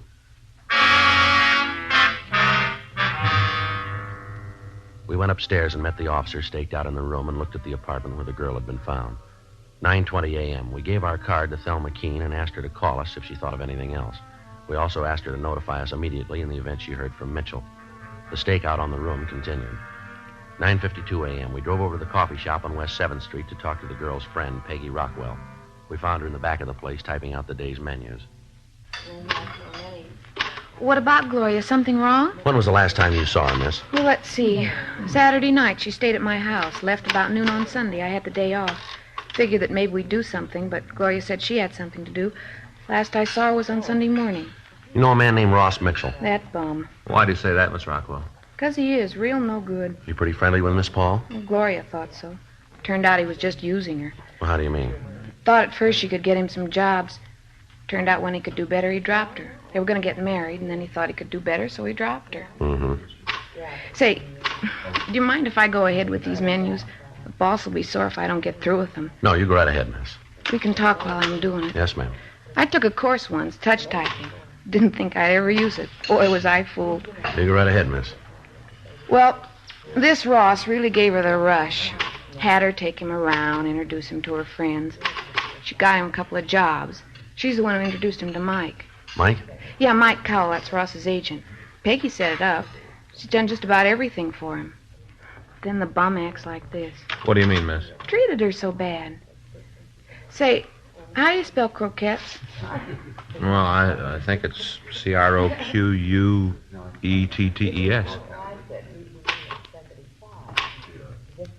O-Q-E-T-T-E-S.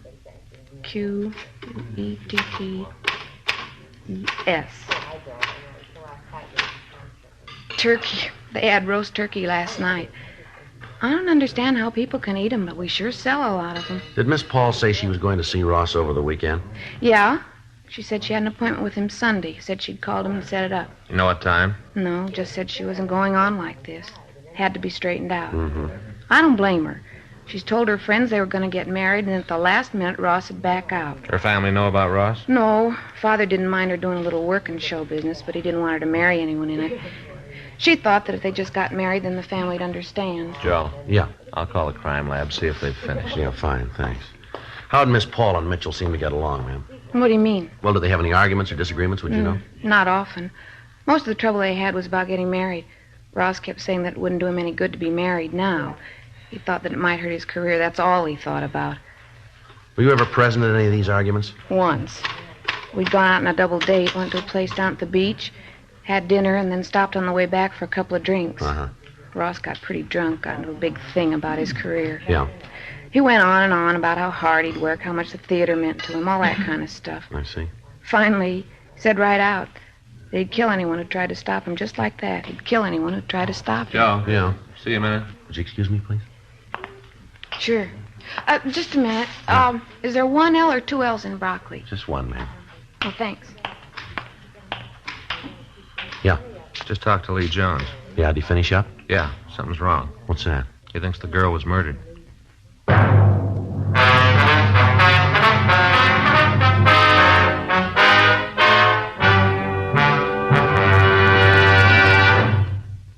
You are listening to Dragnet, the authentic story of your police force in action.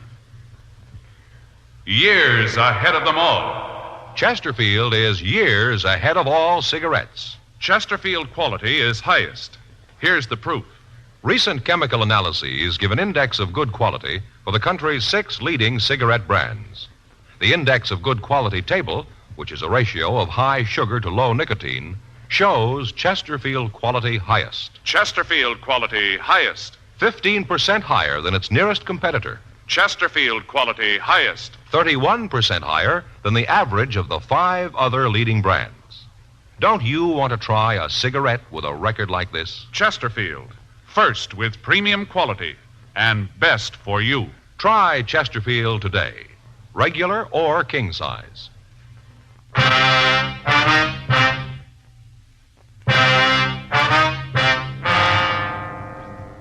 10:37 a.m. We drove to the crime lab and talked with Sergeant J. Allen. He told us that when they checked for powder burns on the body, they hadn't found any.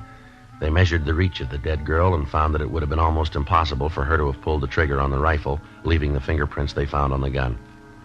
Blotter test failed to show any traces of nitrate powder on her hands.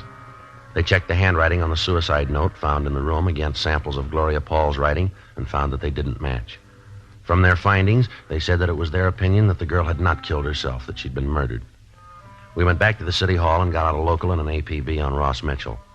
We called the landlady of his rooming house. She hadn't heard from him. 12:30 p.m., we went back to the rooming house and relieved the stakeout. We asked the landlady not to say anything to Mitchell about our being there. 12:45 p.m., still no sign of the suspect. 1 o'clock, 1:30.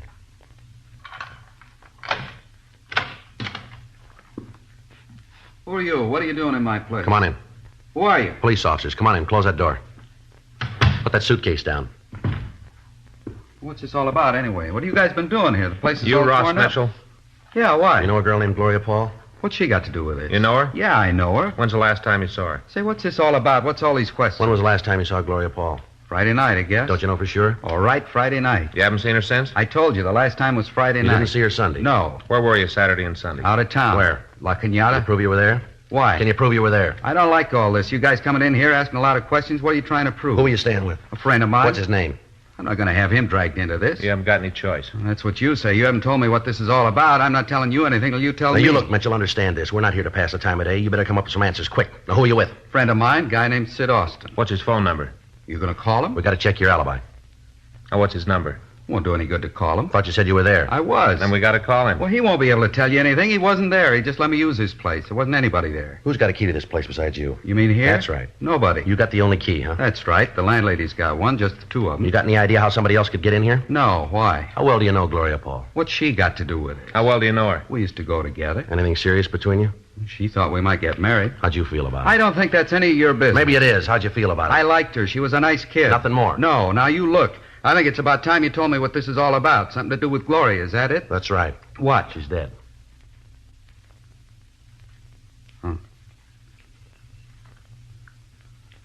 Oh. May I please have a cigarette? Yeah. Here. Here's a match. Thanks. How'd it happen? Thought maybe you could tell us. Why'd you figure that? Where'd you see her last? Up here. This room? Yeah. When was that? I told you, Friday night. You have any trouble with her? No. No argument? I told you no. Well, how'd it happen? Can't you tell me? You own a .22 rifle? Yeah. You got bullets for it? Yeah, why? Where do you keep it? Closet over there. You keep it loaded? No, the bullets are on the shelf in the closet. All right, come on, Ross. We better go downtown. What I for? want to talk to you. What for? You got to tell me before I have to go. You got to tell me what you're holding me for. Suspicion of murder. Now, come on.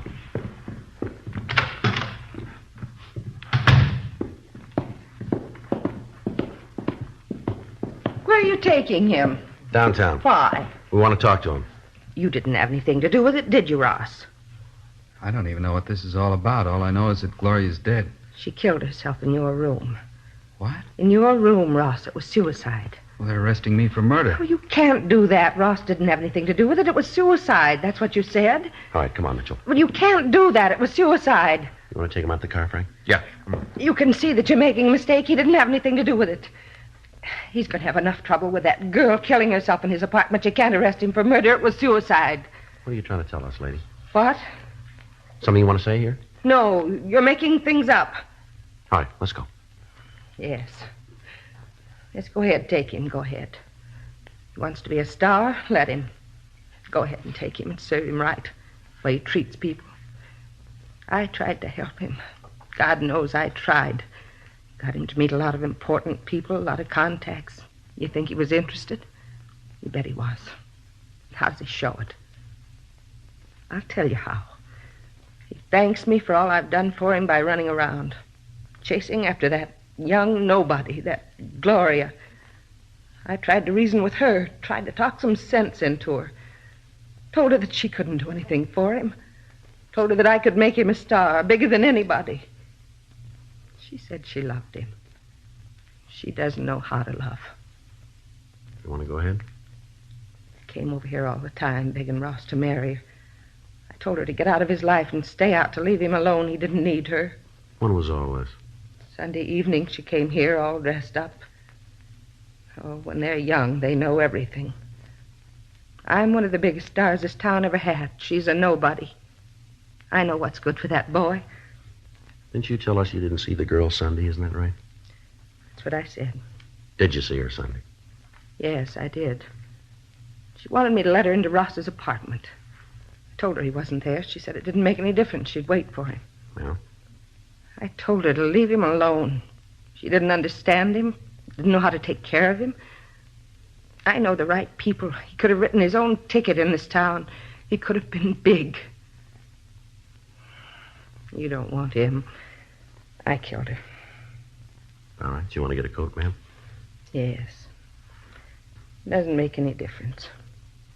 I did it to help him. I thought you'd think it was suicide. I didn't think you'd figure anything else. You wrote the note, did you? I did. That's what you've got to understand. For him, that was all that counted. He'd married her and he'd been through. I had to stop it. I didn't want to kill her. But you can see I couldn't let him marry her. Ross is a fine actor. Real talent. Doesn't come along often. All right, lady. Let's go. He'll understand, won't he? He'll know why I did it. He'll understand. I wouldn't know, ma'am. Huh? We'll let you ask him.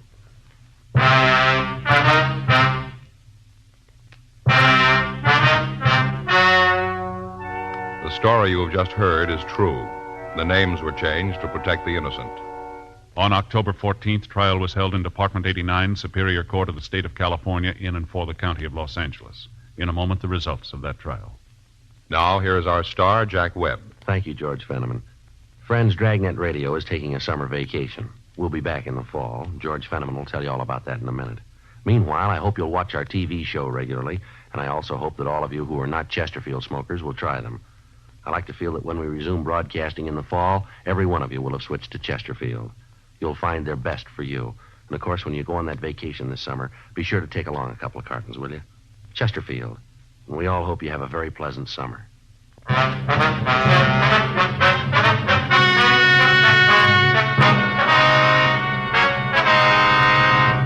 Thelma Alice Keene was tried and convicted of murder in the first degree.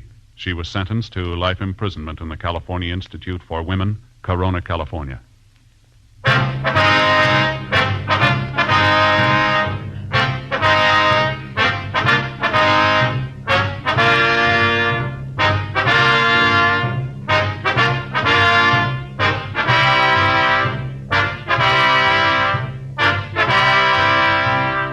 You have just heard Dragnet, a series of authentic cases from official files.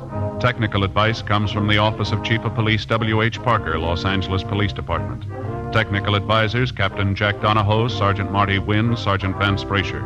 Heard tonight were Ben Alexander, Virginia Gregg, Vic Perrin. Script by John Robinson, Ben Alexander. Music by Walter Schumann. Hal Gibney speaking. For a million laughs, tune in Chesterfield's Martin and Lewis show Tuesday on this same NBC station. And sound off for Chesterfields, either regular or king size. You'll find premium quality Chesterfields much milder. Chesterfield is best for you. By special request, Dragnet is being sent to our servicemen and women all over the world. Chesterfield has brought you Dragnet, transcribed from Los Angeles. Tonight, ladies and gentlemen, Dragnet leaves radio for the rest of the summer. We'll be back early in September. Watch then for our return. Check the radio listings of your newspaper for the day and time. Please note, however, that if Dragnet is seen on television in your community, it will continue throughout the summer. Have you tried new cork-tipped Fatima? It's the smooth smoke. Here's why. New Fatima tips of perfect cork, king size for longer filtering, and Fatima quality for a much better flavor and aroma. Remember, Fatima has the tip for your lips. Try new Fatima. See how smooth it is. Fatima is made by the makers of Chesterfield, Liggett and Myers, one of tobacco's most respected names.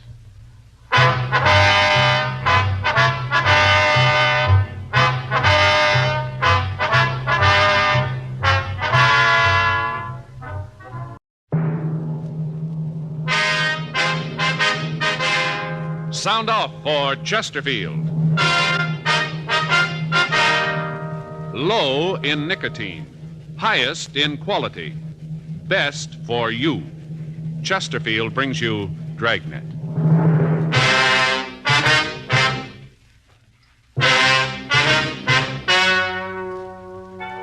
Ladies and gentlemen, the story you are about to hear is true. The names have been changed to protect the innocent.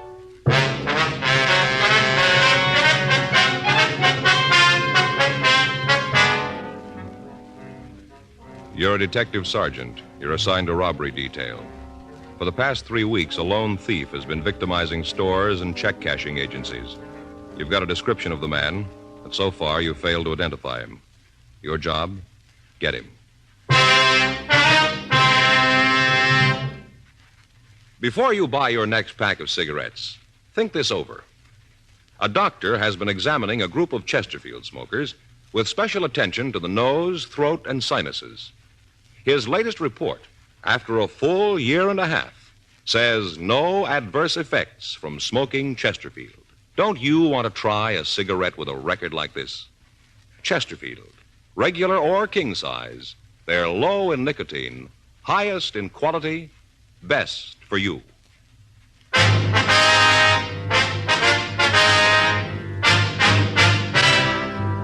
Dragnet, the documented drama of an actual crime. For the next 30 minutes, in cooperation with the Los Angeles Police Department, you will travel step by step on the side of the law through an actual case transcribed from official police files. From beginning to end, from crime to punishment, Dragnet is the story of your police force in action.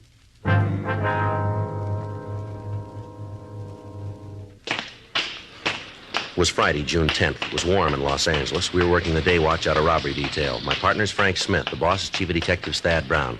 My name's Friday. We'd gotten a call that there'd been a holdup, and it was 10:36 a.m. when we got to the corner of Alvarado and Catalina Streets, the Harrison check cashing agency.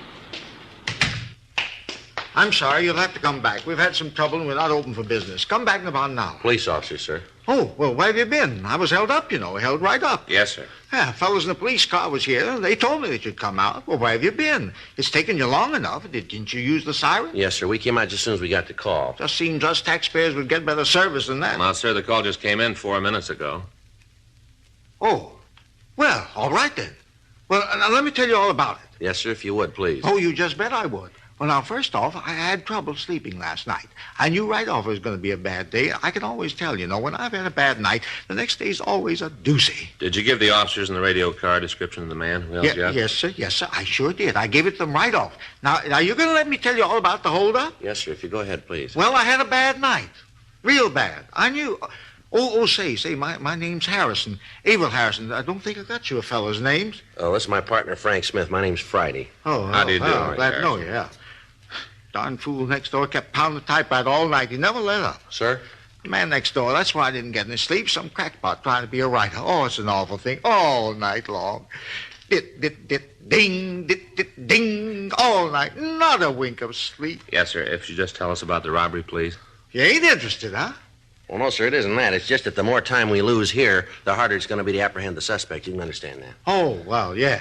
Now, maybe if you just answer some questions for us, it might be easier and possibly a little faster, huh? Okay. Fire away. What time did the man come in? About 10:12. Was he alone? Yep. Did it look like there might have been anybody else with him? Nope. Do you know if he drove an automobile? Couldn't tell. I see. Well, would you tell us exactly what he said and what he did from the time that you first saw him? Came in, 10:12, had a gun, walked over to me, pointed the gun, told me it was a stick-up. That the way you fellows want it? Oh, you just relax, Harrison, will you, and tell the story in your own words. I'm trying to do just that. Yes, sir. Maybe if I went slower, it'll be easier for you boys. All right, sir, you go right ahead. Well, he came in, stood around for a minute, then come over to the counter. I asked him if I could help him. Uh-huh. We cash checks, you know, payroll checks. First off, I thought that's what he wanted, to cash a check. Wasn't, though. I asked him what he wanted, and he pulled out the gun, told me to keep quiet and hand him the money. Pointed the gun right at my heart, right here. My heart. Are you with me so far, boys? Yes, sir, go ahead. So I gave him the money, all there was in the drawer. I see, sir. About how much was taken, Mr. Harrison? About $1,500. He just took the paper money. He didn't want the silver. Had 2 paper bags. Looked like he'd carried his lunch in them. All kind of wrinkles, you know. Yes, sir. Had me put the money in them. Then he told me to lay down on the floor. Lay there and count to 100 by ones. Told me not to move until I'd finished. He said if I did, he'd come back and kill me. The way he told me, you knew he meant it. After that, he left. All right, sir. Wonder if you can give us a description of the man. Sure, but already gave one to the other cops. Ain't that enough? Well, we'd like to have you tell us, if you would, Mr. Harrison. Oh, them other fellows don't work with you, huh? Well, yes, sir, they do, but we'd just like you to describe the man to us. Well, what's the matter? Won't they tell you? Well, yes, Mr. Harrison, they'll tell us, but the questions they ask you are for getting out a broadcast. We have to fill out a report and try to get the man who did this. Oh. Seems like a pretty funny way to operate. Don't tell the other cops what's going on. How tall was the man, Harrison? Well, let's see. I'd say about 5 feet, maybe 8 to 10 inches. Mm-hmm. How much did he weigh, would you know? I'm just guessing, you Nosy. I'm not sure. Yes, sir, we understand. Well, I'd say he weighed maybe, 150, right around in there. How old was he, would you know? Maybe 25, 26. How about his coloring? Was he dark or light complected? No, dark. He had black hair, brown eyes, mean-looking eyes, like steel balls. Kind you pick up with vacuum cleaners. Steel, hard. Yes, sir. How was he dressed? Had a pair of Levi's on. Levi's in a blue shirt. He had a brown leather jacket on, too, one with a fur collar. Was he clean-shaven? Oh, yes. His face looked like he just had a shave. And a talcum powder on it. Do you wear glasses, sir? Yeah. What kind were they? I couldn't tell you, just glasses. Well, did they have metal or plastic frames? Oh, plastic, yes. Mm-hmm. Light, kind of tan plastic. Heavy, the kind that don't have the little curly things around the ears. Just big pieces that went over the top. Mm-hmm. Did the man touch anything with his hands? No, he didn't. The other officers asked me that, too. He didn't touch a thing. Was anybody else present at the time? No one else. I was the only one here. Well, did the man have any marks or scars that you noticed? No, leastways not that I saw. Was there anything unusual about him? Anything that might help us identify him? Well, that mustache should help. Sir? His mustache. I think it's phonier than a $3 bill. Looked like it to me. Well, I thought you said the man was clean shaven. I did. All around the mustache. I didn't think he meant like that. He's probably clean shaven under that, too. Sure looked phony to me. Why do you say that? It was red. He was dark. Had black hair, black eyebrows. Don't seem like he'd come up with a red mustache. Seem like it to you? It's hard to say, sir. Don't seem like it to me, not at all. I'll tell you something else. What's that, sir? I think them glasses was fake, too. Glass in them was funny, you know, like it hadn't been ground, kind of flat. I think they was phony, just like the duster. Duster? Mustache. Red mustache with black hair. Phony. All right, sir. Thank you very much. And we'd like you to come down to the office and look at some other pictures, if you would, see if you can identify the man. Be glad to. I'll not do it today, though. Why's that, sir? Well, I already told you had a picture of him down there. I'd probably miss him. It's been a real bad day for me. Well, tomorrow'll be better, though. Why's that, sir? Gonna get some sleep tonight. That's all? Bribed the landlady. Yeah? She let me in his room. I took it. What's that, sir? Ain't gonna do much typing without his ribbon, is he?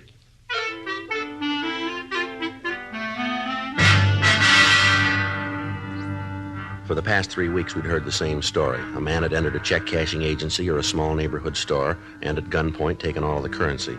Each time, he'd hit just after the owner or the manager had come back from the bank. The descriptions we'd gotten in each theft was the same. Each of the victims looked over the mug books, but they were unable to identify the suspect. The stats office had made an MO run going back 10 years. The leads they turned up were run down, but they led us nowhere. Communications to George Brereton up at CII in Sacramento had turned up no new information. We were right where we were after the first robbery. We had a suspect we couldn't identify, a suspect that we couldn't find. 10:45 a.m., the latest victim closed up his place of business and started to accompany us downtown. As we walked out of the store, a police car pulled up to the curb. In the back seat was a man of about 25 years of age.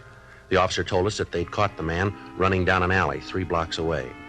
The man who matched the description of the thief identified himself as Rudy Martin. While the radio car officer stood by, we took the suspect over to our car to see Averill Harrison, the victim. Caught him already, huh? Is this the man who held you up, sir? Let me get out and take a good look. All right.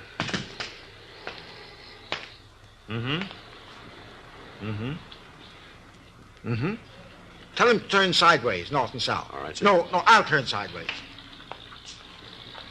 That's him. Are you sure? That's the man, even without his mustache and glasses, I can tell. He's lying. He don't know what he's saying. Don't you talk that way to me, young fella. And where's my money, huh? What'd you do with my money? I haven't got it. I never took any money from you or anybody else. You're crazy. I'll teach you to talk to me like Harrison, that. never mind. Now, if we need anything more, we'll be back to talk to you. You mean you ain't going to take me downtown now that you caught the fella? No, sir, we'll get in touch with you later. You make him tell you where he hid the money. $1,500, all in paper. You make him tell you. All right, sir, we'll do that. Thank you very much. Yeah. Well, I'll be right here. Anything you want me to do, just give a holler. I want to see this fella get what's coming to him. Yes, sir. Here's our card, and you call us if you need to. Yeah, you do that. And make him tell you what he done with the money. Oh, you want to get him back, Martin? I'll check with the radio car, Joe. You want him to follow us to the office? Yeah, tell him we'll take Martin here to the robbery division. We'll check him later. Right. All right, Martin, put your hands up as high as you can. With handcuffs on? With them on. You ain't gonna find anything. All right, get them up. See, I told you. This is a bad thing that man did. I haven't done anything to him. I didn't take his money. Settle back, Martin. Back in the seat. You ever seen that man before? No, I haven't. Is he mad at you for any reason? I told you I never saw him before. Well, he says he knows you. He says you held him up a little while ago. He's crazy. Why'd he say something like that without a reason? I don't know. Your wallet back here? Yeah. All right, slide up a little. Any money in it? No, all I got some change, maybe 40, 50 cents. Just a few cards there and a couple of phone numbers, that's all. There's no money. Mm-hmm. Who's this Johnny Salvatore? He's a friend of mine. Chris Turan? Another friend. They haven't done nothing. They're both nice guys. And look, you got no right to do this. You got no right to arrest me. We just want to talk to you. If you haven't done anything wrong, then you haven't got anything to worry about, have you? That sounds good, but what am I doing sitting here in this car with you? All right, now tell us the real story, huh? I have nothing to tell. I was over by Central Avenue when these two cops came by and picked me up. I wasn't doing anything. Officers say you were running down an alley. They say that you wouldn't stop when they told you to. Now, how about all that? I was scared. You can see how that had happened, can't you? What'd you do with the gun? Wasn't any gun. Victim says it was. I don't know what you're talking about. You registered for the draft, Martin? Yeah. Well, where's your draft card? Isn't it in the wallet? No, it isn't. Guess I must have lost it. You ever been arrested? Did you hear me, Martin? How about it? Yeah, a couple of times. What for? Bag. Where? Here, back east. Where back east? KC. You sure that's all? Yeah. What were you doing in that alley this morning? I was on my way to see a guy. Who? A friend of mine. Okay, Joe. Yeah? I'll call in. We can get started. Right. 1K80 to Control 1. 1K80 to Control 1. Control 1 to 1K80. Go ahead. Prisoner in custody. Show us out to room 27A, City Hall. KMA 367. Roger, 1K80. KMA 367. You all set? Yeah, let's go. Now, who's this friend you're going to see, Martin? You have to know that? We have to know. Chris Tarrant. What are we going to see him about? Job. He said he could line one up for him. Where do you live? Room and house down on Wall. All right, you want to tell us what you did with that money? What money? I don't know how to tell you any better. I didn't have anything to do with that guy. I don't know nothing about any robbery. I was on my way to see a friend about a job. A couple of cops picked me up. That's all there is to it, nothing more. If you think you can make this thing stick, then you go right ahead. I don't think you can. Well, we got a lot of time, Martin. So have I. I got nothing to do. Night's sleep and a couple of meals. That's what I stand to come up with. I got no problems. Go ahead, lock me up. You're going to have to let me go. I don't care what the old guy says. I didn't hold him up. Not him nor anybody else can say I did. The clothes you got on match the ones the hold-up man wore. So what? A lot of people wear these kind of clothes. The victim identified you. The guy made a mistake. I told you that. All right, Martin, you called it. I hope you know what you're talking about. The victim of the robbery identified you, and there's 5 more we think we can tie you into. We make you on the rest of them, you got real trouble here. Now, you'll save us and yourself a lot of time if you'll tell us the truth. You wouldn't know it if you saw it. Well, there's one way to find out, isn't there? Yeah? Try us.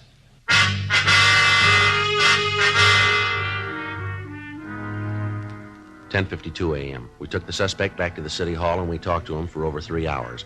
He refused to admit any knowledge of the holdups. We checked him through R&I and we came up with the arrest record that he told us about.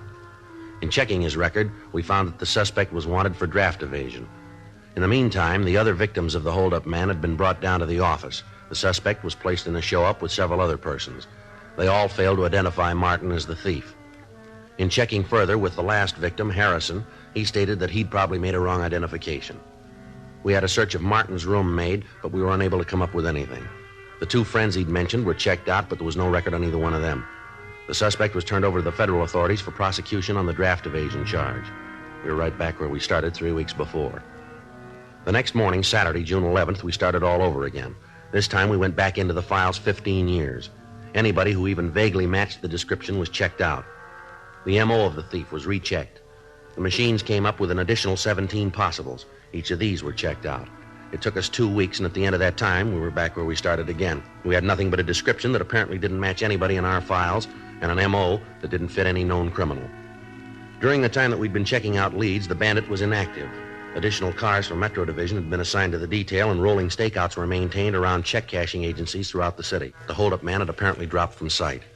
Saturday, June 25th, I checked into the office. Robbery, Smith. Yeah. Oh, yeah, Ben. Huh? Oh, just a minute. Little John. You see him, Joe? No, I don't think he's here. Little John? No, he's not here. No, Ben, he isn't here. All right, wait a minute. I'll check the book. Yeah, here. No, he left about an hour ago. Yeah, I'll be back. Want him to call you? Okay, wait a minute. Here's a pencil. All right. 0281? Right, yeah. Okay, Ben. I got something here. Teletype from San Diego from Hewin and Davis. Yeah? What is it? I'll read it to you.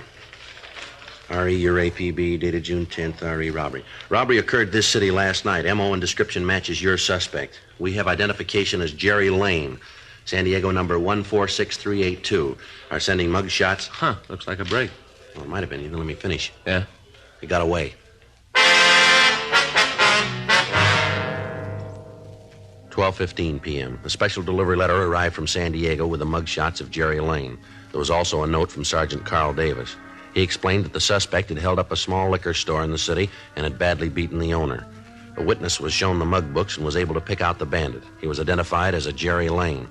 He had only 1 arrest record, and that was for a misdemeanor offense in San Diego County. We checked the name through our identification bureau, but there was no record on him in our files. The mugshots from San Diego had been taken over 4 years previously, but the victims of the robberies in Los Angeles had no trouble identifying it, even without the glasses and the mustache. Additional broadcasts were gotten out carrying the name, and radiograms were sent to Washington and to Sacramento requesting any available information. Another week passed while the search went on. During that time, the holdup man hit once more, this time in National City, just south of San Diego. From the reports we got, the M.O. matched the one previously used. The suspect made good his escape. Tuesday morning, 11:30 a.m., Frank and I had been out running down a lead. We just got back to the office. Well, there's another one that didn't go anyplace. Yeah? You know, Joe, if somebody could figure out a way to filter out the bad leads, it'd sure save a lot of legwork, wouldn't it? Yeah, I guess I get it. Robbery Friday. Yeah, all right. It's Ewan. Yeah? Hi, Pappy. Yeah. When was that? Yeah, anything on him? Mm-hmm. Yeah, well, you're probably right. Well, I guess the only thing we can do is put out another broadcast. Yeah. No, nothing up here. What'd you say? Right, yeah. Well, if anything else turns up, let us know, will you? Right. Oh, wait a minute. Say hello to Carl. All right, Pappy. Yeah, we'll be talking to you. Right. Thanks. Bye. What's he got? Well, it's our suspect, Jerry Lane. Yeah? He's going to have to stand for more than a 211 charge now. What do you mean? Latest victim just died.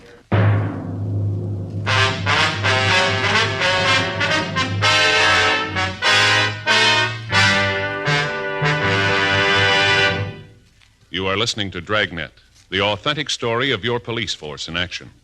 It's so satisfying to know that my Chesterfield is low in nicotine, highest in quality. Chesterfield, low in nicotine, highest in quality.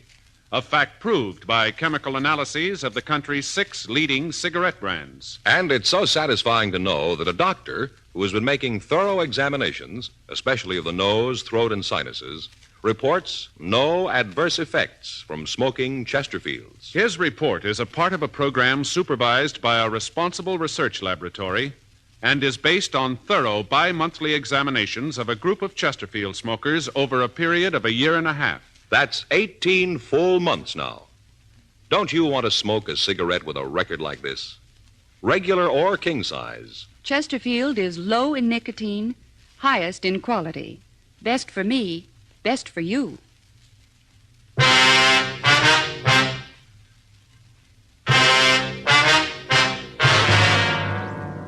From the information we got on the phone, it looked like Jerry Lane would be headed for Los Angeles. One of the witnesses to the latest robbery said that the suspect drove away in either a 1942 Plymouth or a Dodge Coupe. The color of the car was listed as either a dark blue or black. Descriptions of the car and of the suspect were printed up and distributed to all law enforcement agencies between Los Angeles and the Mexican border. Al Gayton from the San Diego department got in touch with the Mexican authorities, and a close check was kept on all cars crossing into Mexico. According to our information, Jerry Lane had robbed at least 8 places and stolen a little under $9,000 in a period of 6 weeks.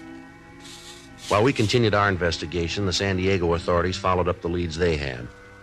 In the course of checking out the friends and associates listed on Lane's arrest record, they came up with the information that he had at one time been employed as a musician in a downtown nightclub. They interviewed the employees of the place, but they were not able to get a definite lead on the suspect. With the mugshot that they'd sent us, and knowing that he was a professional musician, we checked with the local office of the Musicians Union. They told us that he was not in good standing, and they were unable to give us the address of the suspect, but they did give us the name and address of a bar where he'd worked several years before. At 8:30 p.m. that night, Frank and I talked to one of the waitresses in the place. No, they cut out the band a year or so ago. Not enough business to keep it going. Uh-huh. Did you work here when they did have a band? Sure, I've been here since they remodeled the place. Been 4 years anyway. Hey, you fellas like a drink? Be on the house. No, thank you. No, very much, ma'am. Frank. You know a man named Jerry Lane? What does he do? Well, he's a musician. We understand he plays clarinet. Lane. Yeah, it seems to me I do remember him. Not too tall, kind of nice looking if you went for the type. Yeah, I remember him. You know where we can get in touch with him? No, I haven't got the slightest idea. Got to be a pretty big lush. Had to let him go. Union told him lay off the booze, but he didn't pay no attention. Always showing up late. A real lush. Possible the owner might know where he is? It isn't likely. I'm married to the owner. I know most of the stuff that goes on around here. I see. Can you give us any idea where we might be able to get a lead on him? Some of his friends? Maybe another musician? No. Hey, wait a minute. Ma'am? I might know someone. Let me make a phone call. Well, if you give us the phone number, we can put in the call. No, I'd rather not do that. You see, this girl used to see a lot of Jerry. Maybe she don't want to get mixed up in a thing like this. I'll call her and find out. If she knows, she'll tell me. If she doesn't, there's no harm done. Okay. Got a dime? Just a minute. Here's 2 nickels. Thanks.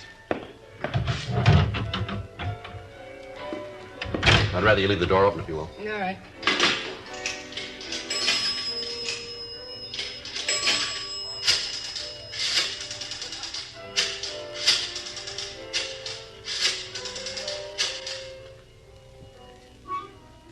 Hello, may I speak to Betty Hodgen, please? Yeah. All right. They're calling her. Good. Nice girl. Never figured out what she saw in Jerry. Mm-hmm. Hello, Betty? Betty, this is Naomi. Just fine. You? Oh, yeah, he's fine. Say, Betty, I hate to bother you, but do you know where I can get in touch with Jerry Lane? Yeah. Uh-huh. Yeah, wait a minute. Have you got a pencil? Yeah. Here you go. Now, what's the address, Betty? Uh-huh. Yeah, I got it. No, it's nothing serious, no. No, business isn't that good. Yeah, we still got the piano. Sure, gonna keep it. All right. Well, thanks, Betty. You guys are in luck. Yes, ma'am? Here's the address. It's a club down on 6th. Mm-hmm. Betty says he's there almost every night. 9:42 p.m. We called the office and had another team of men sent out. We notified homicide detail that we'd picked up another lead, and they sent out a team of men to give us any help that we might need in apprehending the suspect. The address we'd been given was the Georgetown Club, a small place on West 6th Street. When we got there, the place was crowded, and the band was in the middle of the second set. We checked with one of the bartenders. Sure. That's Jerry playing clarinet. See? Gray suit. Yeah, does he work here? No, he shows up almost every night, sits in with the band. Union doesn't like it. They talk to the boss about it. He's trying to get the bum out of here. Cause a lot of trouble. That right? Sure. Always he comes in drunk or else he acts like he's high on dope. You want me to get him for you? Yeah, tell him there are a couple of friends who'd like to talk to him, will you? I'll do it right now. You don't want me to say you cops? No, we don't. I didn't think so. Okay, I get it. Thank you. Some place they got here, huh? Yeah, sure is crowded, isn't it? Right. Better watch him. He's probably armed. Yeah, let's get him outside. It'd be easier to take there. Too many people here. Yeah, the bartender's got him now. All right. Now let's let him get outside before we move away. Right. Yeah, there he goes. Come on. Get.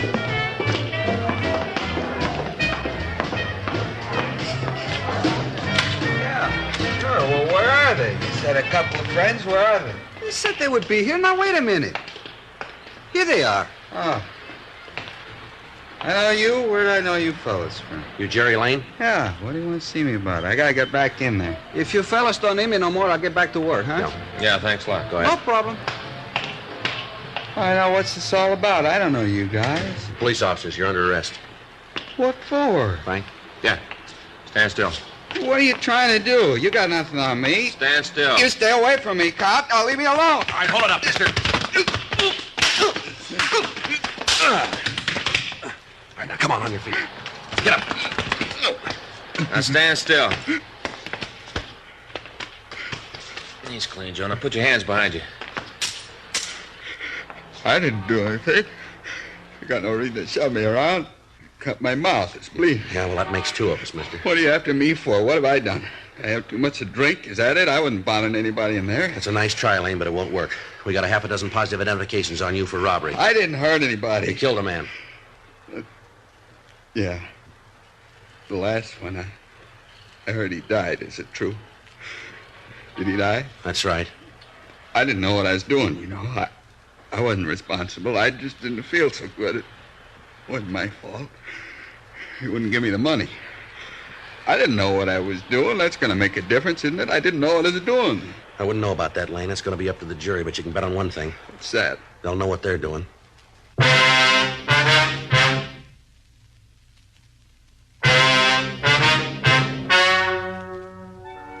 The story you have just heard is true. The names have been changed to protect the innocent. On December 17th, trial was held in Department 92, Superior Court of the State of California, in and for the County of Los Angeles. In a moment, the results of that trial. And now, here is our star, Jack Webb. Thank you, George Fenneman. Friends, the big Labor Day weekend is coming up, so make sure you have plenty of Chesterfields. Get a couple of cartons when you do your weekend shopping. Now, I can tell you why you should be smoking Chesterfields in just 10 words. Chesterfield, low in nicotine, highest in quality, best for you.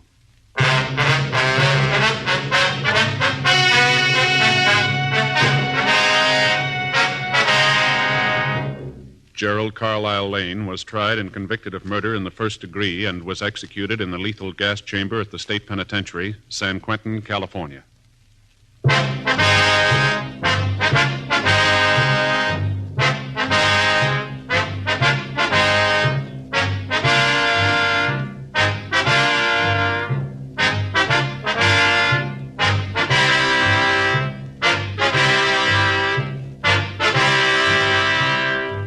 You have just heard Dragnet, a series of authentic cases from official files. Technical advice comes from the Office of Chief of Police W.H. Parker, Los Angeles Police Department. Technical advisors, Captain Jack Donahoe, Sergeant Marty Wynn, Sergeant Vance Brazier. Heard tonight were Ben Alexander, Vic Rodman, Lillian Baeff, Harry Bartell. Script by John Robinson. Music by Walter Schumann. Hal Gibney speaking. Watch an entirely new Dragnet case history each week on your local NBC television station. Please check your newspaper for the day and time. Chesterfield has brought you Dragnet transcribed from Los Angeles. Have you tried new cork-tipped Fatima? It's the smooth smoke. Here's why. New Fatima tips of perfect cork, king size for longer filtering, and Fatima quality for a much better flavor and aroma. Remember, Fatima has the tip for your lips. Try new Fatima. See how smooth it is. Fatima is made by the makers of Chesterfield, Liggett & Myers, one of tobacco's most respected names.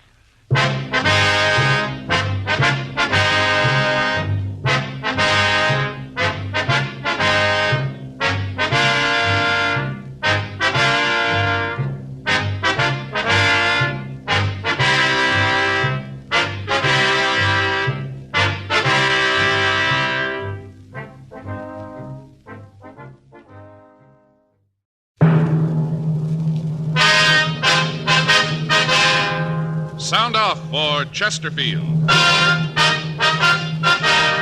Chesterfield, low in nicotine, highest in quality, best for you. Chesterfield brings you Dragnet.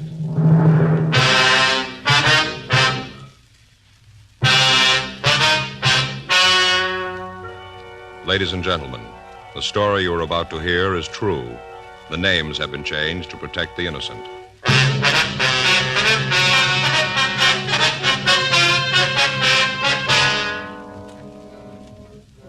You're a detective sergeant. You're assigned a burglary detail. In the past 5 weeks, 17 homes in your city have been stripped of all valuables. There's no lead to the thief, no description. Your job, get him. Before you buy your next pack of cigarettes, think this over. A doctor has been examining a group of Chesterfield smokers with special attention to the nose, throat, and sinuses. His latest report, after a full year and a half, says no adverse effects from smoking Chesterfield. Don't you want to try a cigarette with a record like this? Chesterfield, regular or king size, they're low in nicotine, highest in quality, best for you.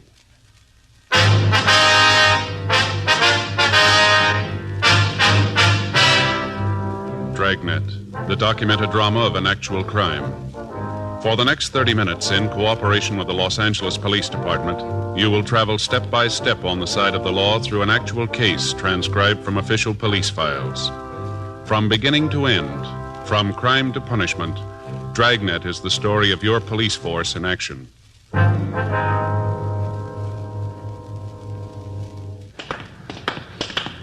It was Wednesday, June 3rd. It was hot in Los Angeles. We were working the day watch out of burglary detail. My partner's Frank Smith. The boss is Captain Wisdom. My name's Friday.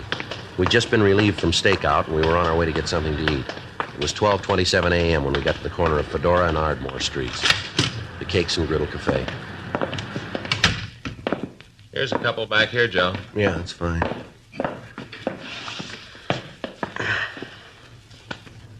What'll it be, fellas? You got a menu? Up there on the board. Huh? Oh, yeah. How's the hash? Pretty good. We're out of it. I didn't think a restaurant was ever out of hash. We are. Uh-huh. You want to give me a stack of wheat cakes, some bacon, and a cup of coffee, please? Hey, that sounds good. I'll have the same. But make mine plain hot cakes and sausage on the side, will you? Yeah. Oh, you want the coffee now? Yeah. Yeah, that'll be fine. Coming up. Say, put an egg on my hot cakes, huh? Yeah. Over light? Over light. Yeah. Well, I'm hungry, Joe. Well, I figured that. Is that the morning paper you got there? Yeah, this? Yeah. Yeah. Yes, it is. Hand it over, will you? There you are. Thanks. What's on the front page? I'm looking at the sports, Joe. A lot of news there. Do you want to know what's going on in the world? Joe, I like the sports. I get the news all the time. Look, my boys, the Hollywood Stars, won again. Puts them 9 up. Looks like they might win the pennant. Sure. This Dale Long sure knocking them in. Who? Dale Long. Oh. Joe, you're not much of a baseball fan, are you? Yeah, I like to watch the series on TV. It's going to be pretty good. Looks like the Yanks and the Dodgers. Here's your coffee. Oh, thank you. The rest will be right here. Good. You fellas new in the neighborhood, aren't you? What's that? You're new around here, aren't you? Yeah. Stevens got 3 hits. Most of our trade is neighborhood people. Come in for coffee and cakes on the way home from the show. I could tell you fellas are new here. Haven't seen you before. Yeah. I'll get the rest of the order. Fine. We got 1 RBI. What? Stevens got 1 RBI. You got a what? RBI, Joe. Run, batted Oh, in. yeah. RBI. I know what you mean. Yeah. I didn't understand what you said there. You got to know all that stuff to really watch a game. Yeah, I know that. Here you go, fellas. Wheat cakes and bacon, hot cakes and sausage. Wait a minute. Where's the egg? Inside. Where? Inside. Oh, look, Joe, underneath there, see? Yeah. Egg underneath. Here's the syrup. Thank you. Sure had some excitement around here. That right? Yeah. Don't you guys read the papers? He does. Yeah. Sports page. No, I mean the front page. What's been going on? He won't tell me. All the burglaries. Been 17 of them in the last 5 weeks. It's running the cops silly. Is that so? Sure. They don't know where they're going, running them silly. Say, you like a little more coffee? Yeah, I wouldn't mind, please. Very good coffee, too. You make it yourself here? Yeah, thanks a lot. Put a head on this, too, will you? Fine. There have been at least 5 detectives in here in the last couple of weeks asking questions. Trying to come up with a lead. Mm-hmm. Sure running them ragged. You guys haven't read about it, huh? Yeah, I think I've seen something about it somewhere. It's pretty funny.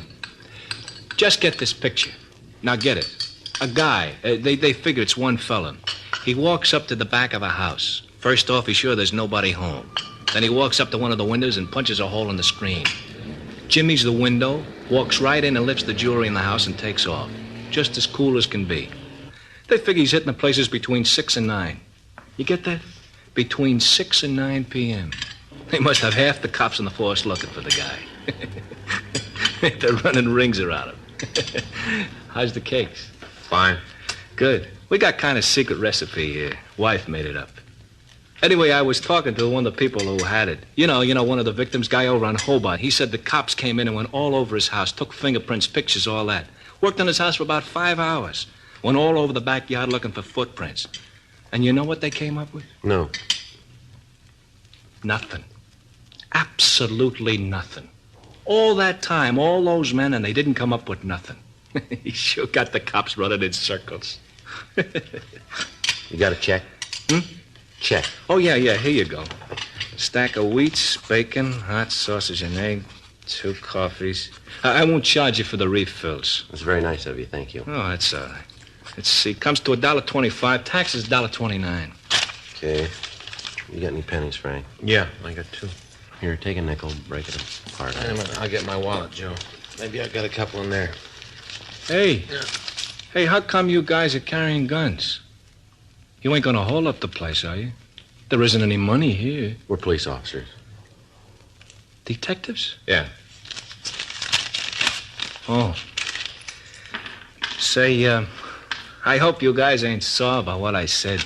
About you running in circles. No, forget it. That's all right. Oh, no, come on. Let this one be on the house. Take your money back. Sort of a way to say I'm sorry. No, it's all right. Forget it. I'd like to pop for the cakes. No, thanks. Thanks just the same. Well, hope you come back again. Sure.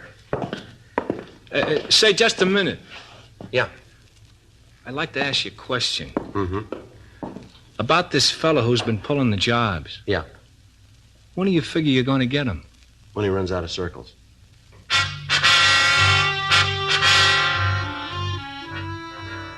The papers had carried the story since the 5th burglary. As the thefts continued, the stories grew in importance. The thief had been operating in the same general area. On each report, the crime lab had been sent out, pictures were taken, fingerprints were lifted. When the sum total of evidence was weighed and sifted, we were able to establish the fact that we were looking for the same man or men. He was in possession of a 1/4-inch punch, which he used on the screens, and a 1/2-inch jimmy, which he used to pry open the windows. From traces of fabric that he left on the 4th job, we knew that he wore cotton gloves. We had no physical description of him to work with, nothing but the M.O. that he used. The stats office had made run after run looking for a lead. The possibles that they'd turned up were checked out, but they netted us nothing. Communications had been gotten off to the rest of the nation asking for information on known criminals who used the same M.O., but the replies were of no help. All recently released convicts from the state penitentiaries and work farms were checked. We found nothing. The pawn shops in the Southland were alerted to be on the lookout for the stolen goods. Again, nothing. Informants and other sources of information were questioned and re-questioned, and at the end of 5 weeks, we were right back where we started. The newspapers took up the stories in full force. They ran cartoons of the thief, picturing him as an invisible phantom who could almost announce the time of the next housebreaking to the police and then proceed according to plan without interference. Every known method of apprehending the burglar was tried. None of them worked. Captain Wisdom assigned 4 other teams of men to the case. Metro Division sent out another 2 cars to aid in the rolling stakeout. Apparently, we were stopped cold. 2 more days passed, and on Friday, June 5th, we got a report of another burglary. 9:36 a.m. Frank and I left the office to check it out. Yes, something you want? We'd like to see Miss Santos if we could. Who are you? Police officers, ma'am. Is Miss Santos in? Oh, well, I'm her. Come on in. Thank you. Come on, hurry up. I don't want to let the flies into the house. Yes, ma'am. Whew, never saw so many flies around as this summer. Sit down. Thank you. Can I get you anything? Cup of coffee? No, thank you, ma'am. You don't mind if I have some? No, you go right ahead. Just having another cup before I get started on the house, sort of the lull before the storm. Ma'am? Kids are downstairs playing. They'll be up in a minute. They get to running around. It's impossible to get anything done. Yes, ma'am. All I can do is get a second cup of coffee in the morning. Excuse me a minute. I'll be right back. Sure. Just make yourself comfortable. Thank you. Thank you, ma'am. Now then, this is about the burglary last night, isn't it? Yes, ma'am. We'd like to go over the list of stolen articles with you. Uh-huh, that's it. Everything they took. I'd like to check it if we can. Wasn't anything else in the house for them to take? Oh, let's see here.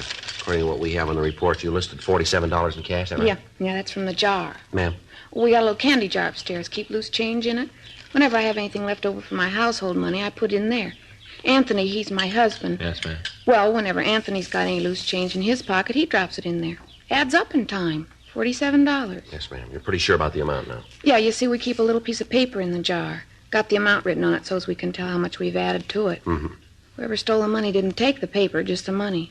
Had exactly $47. Yes, ma'am. Now, you list a ruby and diamond woman's wristwatch, is that right?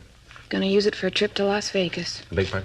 We were gonna use the money in the jar for a trip to Las Vegas. Only needed $150 more. Now we gotta start all over again. Yes, ma'am. Now, about the watch? Oh, yeah, well, they stole that, too. Had 2 rubies on one side, 3 diamonds on the other, little gold band. Took that, too.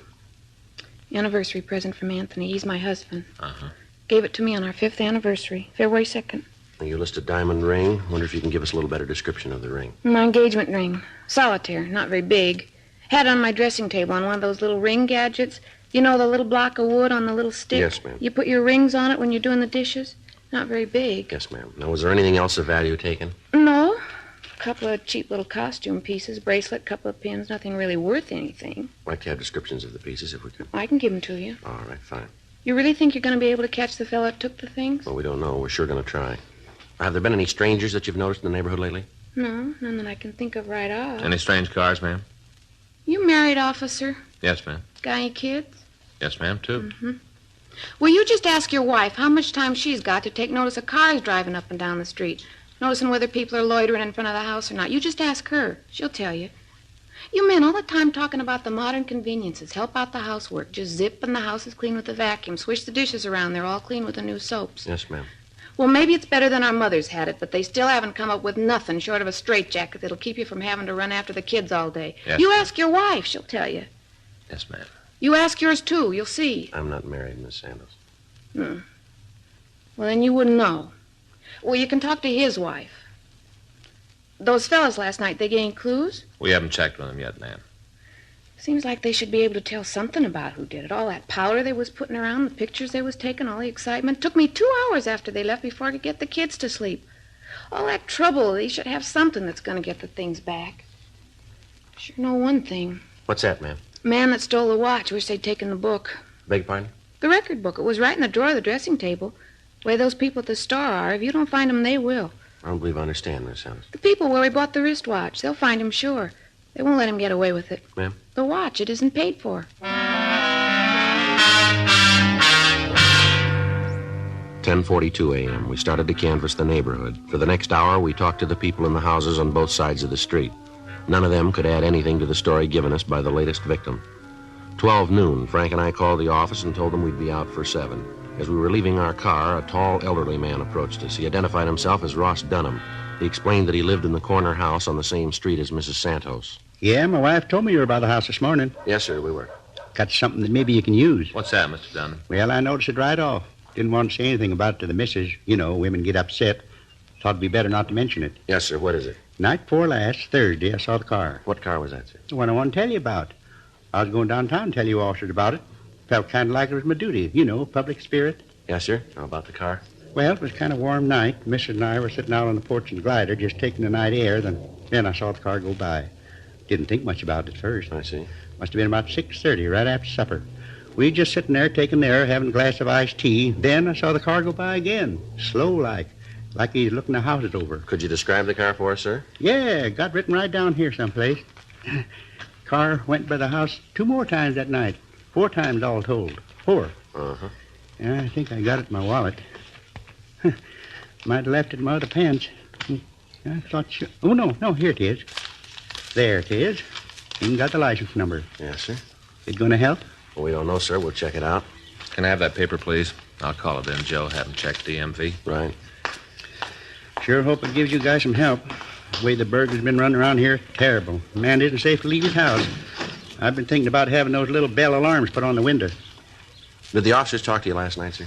You mean when they came out to see Mrs. Santos? Yes, sir. No, they didn't. I saw the police car. I thought about going down to talk to them. But the missus would have wanted to know what was going on. Told her about the car, and it had upset her. She's kind of nervous. Breaks out in a rash whenever anything happens like this. I see. Got just about every kind of ointment in the world. Doctor says it's in her mind. Says it's all in her imagination. You believe that? Well, I wouldn't know, sir. I don't put much stock in it. I used to get rashes when I'd eat fresh peaches. Don't anymore, though. See you in a minute, Joe. Yeah, would you excuse me, Mr. Dunham? Yeah, sure. Mm-hmm. Did you get anything? Yeah. Didn't have any trouble making the car. Got a good suspect. Yeah, who? Guy named Oakes. Oakes? Yeah. Works on a burglary. It's a police car. We thanked Mr. Dunham for his cooperation in the attempt to help us. As a public-minded citizen, he'd done what he thought was right. During the time we'd been working on the case, we'd turned up dozens of well-meaning citizens who wanted to cooperate. Each of the tips, no matter how remote, we checked out. This meant using additional man-hours and pulling officers off other assignments to investigate the possible leads. But in every event, we appreciated the tips. 3 more days passed. The thief hit once more. In spite of the close surveillance we were keeping on the area, he somehow managed to get into the vicinity, commit the crime, and leave without being observed. The pressure from local citizens clubs and insurance companies got a little heavier. On Tuesday morning, June 10th, a meeting was held in Chief of Detectives Thad Brown's office. The detail and results of our investigation were gone over again. Additional bulletins were gotten out requesting information on the M.O. The area of the rolling stakeout was increased to 96 square blocks. That's 2 square miles. A new plan for surveillance was worked out. Under the new conditions, we were able to keep the entire neighborhood under almost constant watch. Additional teams of men were assigned from Metro Division. To date, the thief had stolen jewelry, money, and other personal property amounting to a little over $8,000. The check on the pawn shops was tightened, but none of the merchandise turned up in the normal outlets. Every night between the hours of 5:30 and midnight, the dragnet of the area was put into effect. During the next week, the theft stopped completely. Apparently, we'd stopped the burglar, but we still hadn't caught him. Wednesday, June 17th. I checked in for work. Joe? Yeah? I think we got something. What's that? I was just down the hall with Bates. Yeah. I checked out the FI cards that have been filed in the area we're working. Came up with one possible. Yeah, what do you got on it? A guy named Boyd Hall. He was stopped 4 times in the last week in different locations in the same general area. Told the officers he was on his way home. How do you spell that name? B-O-Y-D, Boyd Hall. Mm-hmm. You got his address? Yeah, better check it out. I ran the name through R&I and came up with 8. 3 of them back in the joint, 1 dead, other 4 have to be checked out. Descriptions don't fit too well. Let me see there. Yeah, here you are. You better get right out there, huh? Yeah, let's go. Might be something, huh? I don't know. We're due for a break.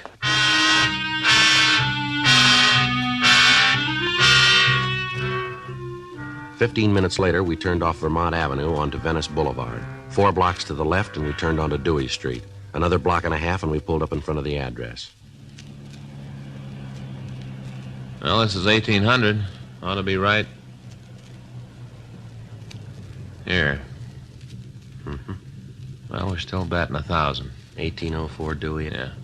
Vacant lot.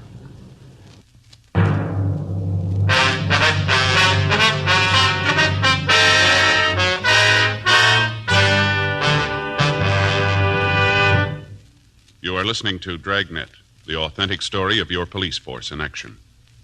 It's so satisfying to know that my Chesterfield is low in nicotine, highest in quality. Chesterfield, low in nicotine, highest in quality.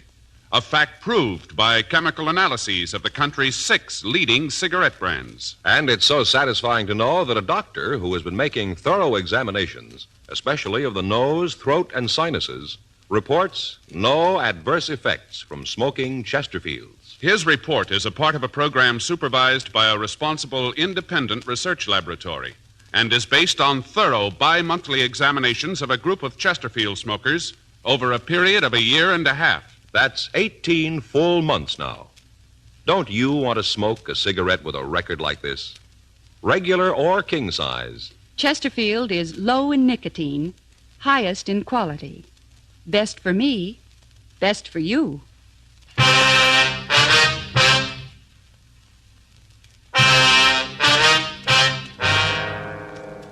Wednesday, June 17th, 8:48 a.m. We canvassed the neighborhood around the vacant lot. None of the people had ever heard of Boyd Hall. We asked about anyone answering the description listed on the FI cards. The neighbors couldn't help us there either. 11:17 a.m. We returned to the office and we started to check out the remaining 4 possibles. All of them were able to establish alibis for the time of the burglaries, and they were eliminated as suspects. We got in touch with the officers who'd filed the FI cards. They remembered the man. Each of the teams of men who'd stopped him had asked for identification. He'd produced a driver's license, personal cards, and several letters to himself bearing the Dewey Street address. He told the officers that he'd lived in the neighborhood and that he was returning to his home from a grocery store. The officers had checked the bag of groceries he was carrying and found nothing suspicious and let him proceed on his way. We got in touch with Sergeant Zook at the warrant office and asked him to check and see if there were any outstanding traffic warrants on Boyd Hall. He called back to tell us there were none. APBs and local broadcasts were sent out asking for information on anyone answering the description using the name Boyd Hall. We got in touch with the Department of Motor Vehicles and asked them to give us all the information they could on the suspect carrying California operator's license number Z941511, issued 12/5/52. They checked their files and told us that there was no record of a Boyd Hall being issued that particular license number. They also stated that no number had been given out on the Z series. This left little doubt that the license was a forgery and the name was an alias. In the meantime, the rolling stakeout continued. 2 days passed while we followed down leads. Saturday, June 20th, Frank and I were in position for the night surveillance, 8:30 p.m. Joe, up at the corner getting off the streetcar? Yeah, maybe. Yeah, description fits. I'm carrying a shopping bag. Now let's take a look. Right. Pull up here is good. Right.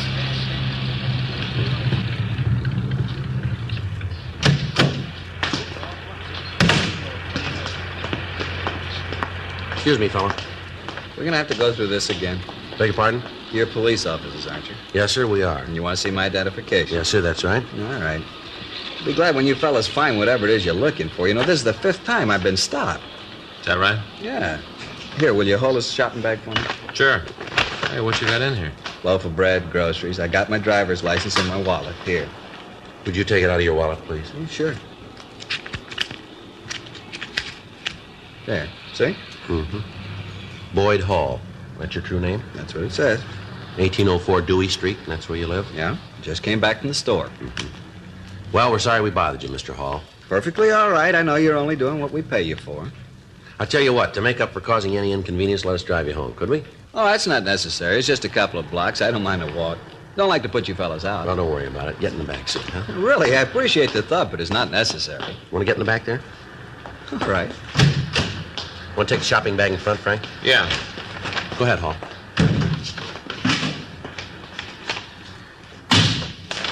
The way you guys acted, you'd think there was something wrong. Nothing is there? No, I was just saying the way you guys... Never mind. How long you lived in this neighborhood, Hall? A little while. We just bought the house. About how long would you say? Not long. How long? A couple of months. I think it's right at the next block, Frank. Yeah. Say, I sure appreciate this, but you guys don't have to go out of your way. Just drop me off the corner. I can walk. It's just a little ways down. No, it's no trouble at all. Here we are. Well, I sure want to thank you, officers. It's a real pleasure to know that our taxes are paying for the kind of service you've just given me. Well, it's going to get a little better. Hmm? Never mind. Want to get out of the car? We'll walk up with you. Yeah.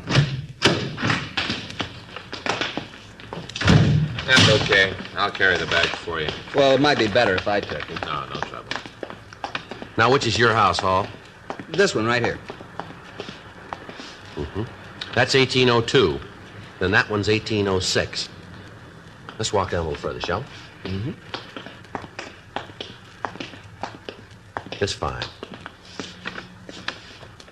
Now, if we figure correctly, 1804 would be right here, wouldn't it? Don't suppose it'd do any good to say somebody stole the house. No, I don't suppose it would. You want to tell us about it? Yeah, I might as well. Now, let's get back in the car.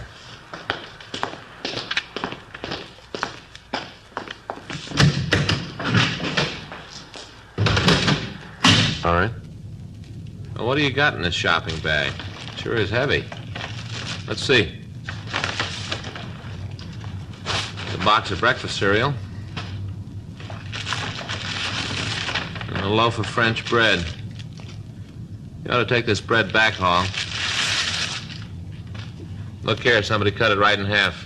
See here, Joe? Yeah. All hollowed out. Punching a jimmy inside. Burglary tools. You want to tell us where you got them? How about it, Hall? All right, let's go, Frank. Yeah.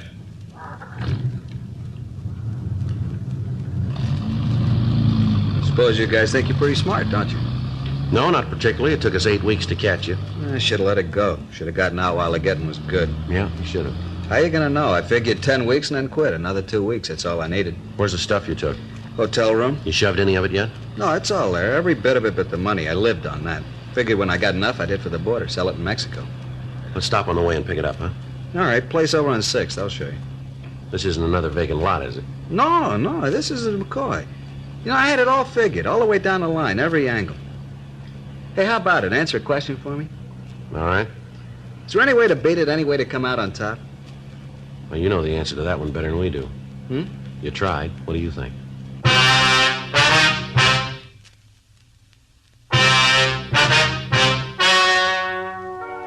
The story you have just heard is true. The names were changed to protect the innocent. On October 15th, trial was held in Department 96, Superior Court of the State of California, in and for the County of Los Angeles. In a moment, the results of that trial. Now, here is our star, Jack Webb. Thank you, George Fenneman. Friends, as you heard George tell you earlier, we've received the full 1.5 year report. It comes from the doctor who's been examining Chesterfield smokers with special attention to the nose, throat, and sinuses. Now, the report shows again no adverse effects from smoking Chesterfields. I think that's very important to you as a smoker, and I hope you'll keep it in mind next time you buy cigarettes and get Chesterfields. Regular or king size, Chesterfields are low in nicotine, highest in quality. Best for you.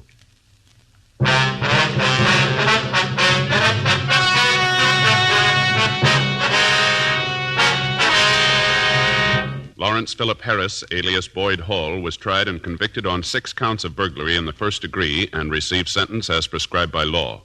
Burglary in the first degree is punishable by imprisonment in the state penitentiary for a period of not less than 5 years. Dragnet wishes to thank the editors of McCall's magazine for their interesting personal story about Jack Webb, Nobody's Man Friday, in the current September issue of McCall's.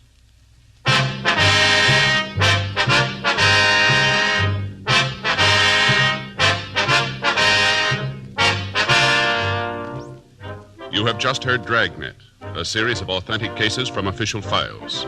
Technical advice comes from the Office of Chief of Police W.H. Parker, Los Angeles Police Department. Technical advisors, Captain Jack Donahoe, Sergeant Marty Wynn, Sergeant Vance Brasher. Heard tonight were Ben Alexander, Peter Leeds, Joyce McCluskey, Harry Bartell. Script by John Robinson. Music by Walter Schumann. Hal Gibney speaking. Watch an entirely new Dragnet case history each week on your local NBC television station. Please check your newspaper for day and time. Chesterfield has brought you Dragnet, transcribed from Los Angeles. Have you tried new cork-tipped Fatima? It's the smooth smoke. Here's why. New Fatima tips of perfect cork, king size for longer filtering, and Fatima quality for a much better flavor and aroma. Remember, Fatima has the tip for your lips. Try new Fatima. See how smooth it is. Fatima is made by the makers of Chesterfield, Liggett & Myers, one of tobacco's most respected names.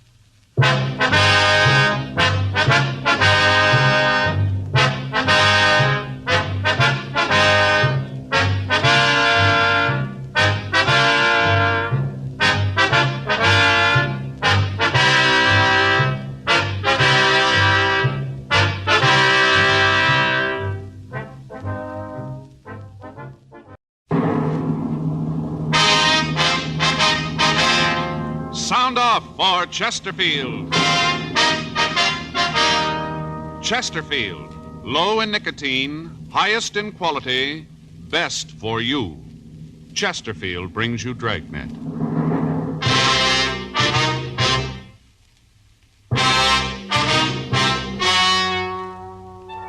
Ladies and gentlemen, the story you're about to hear is true. The names have been changed to protect the innocent.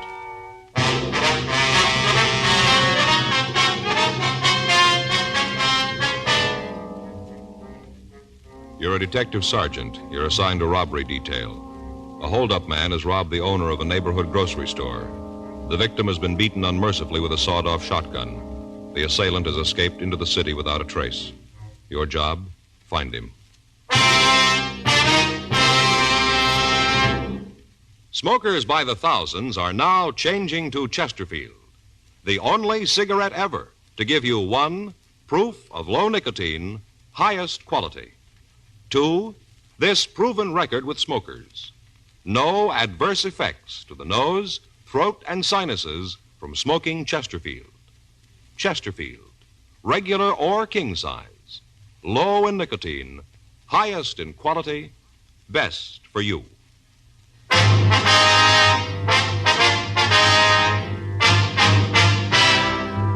Dragnet, the documented drama of an actual crime. For the next 30 minutes, in cooperation with the Los Angeles Police Department, you will travel step by step on the side of the law through an actual case transcribed from official police files. From beginning to end, from crime to punishment, Dragnet is the story of your police force in action.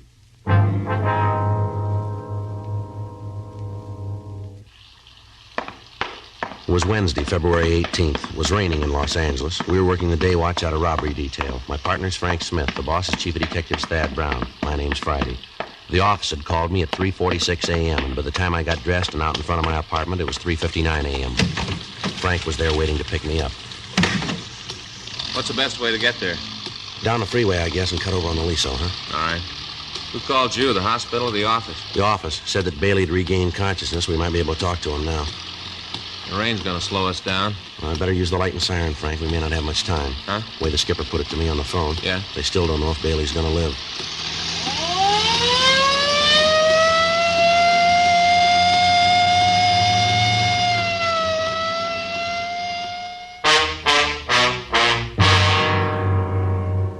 Raymond Bailey was 62 years old. He owned and operated a small neighborhood grocery store on the corner of Whitman and Beacon Streets.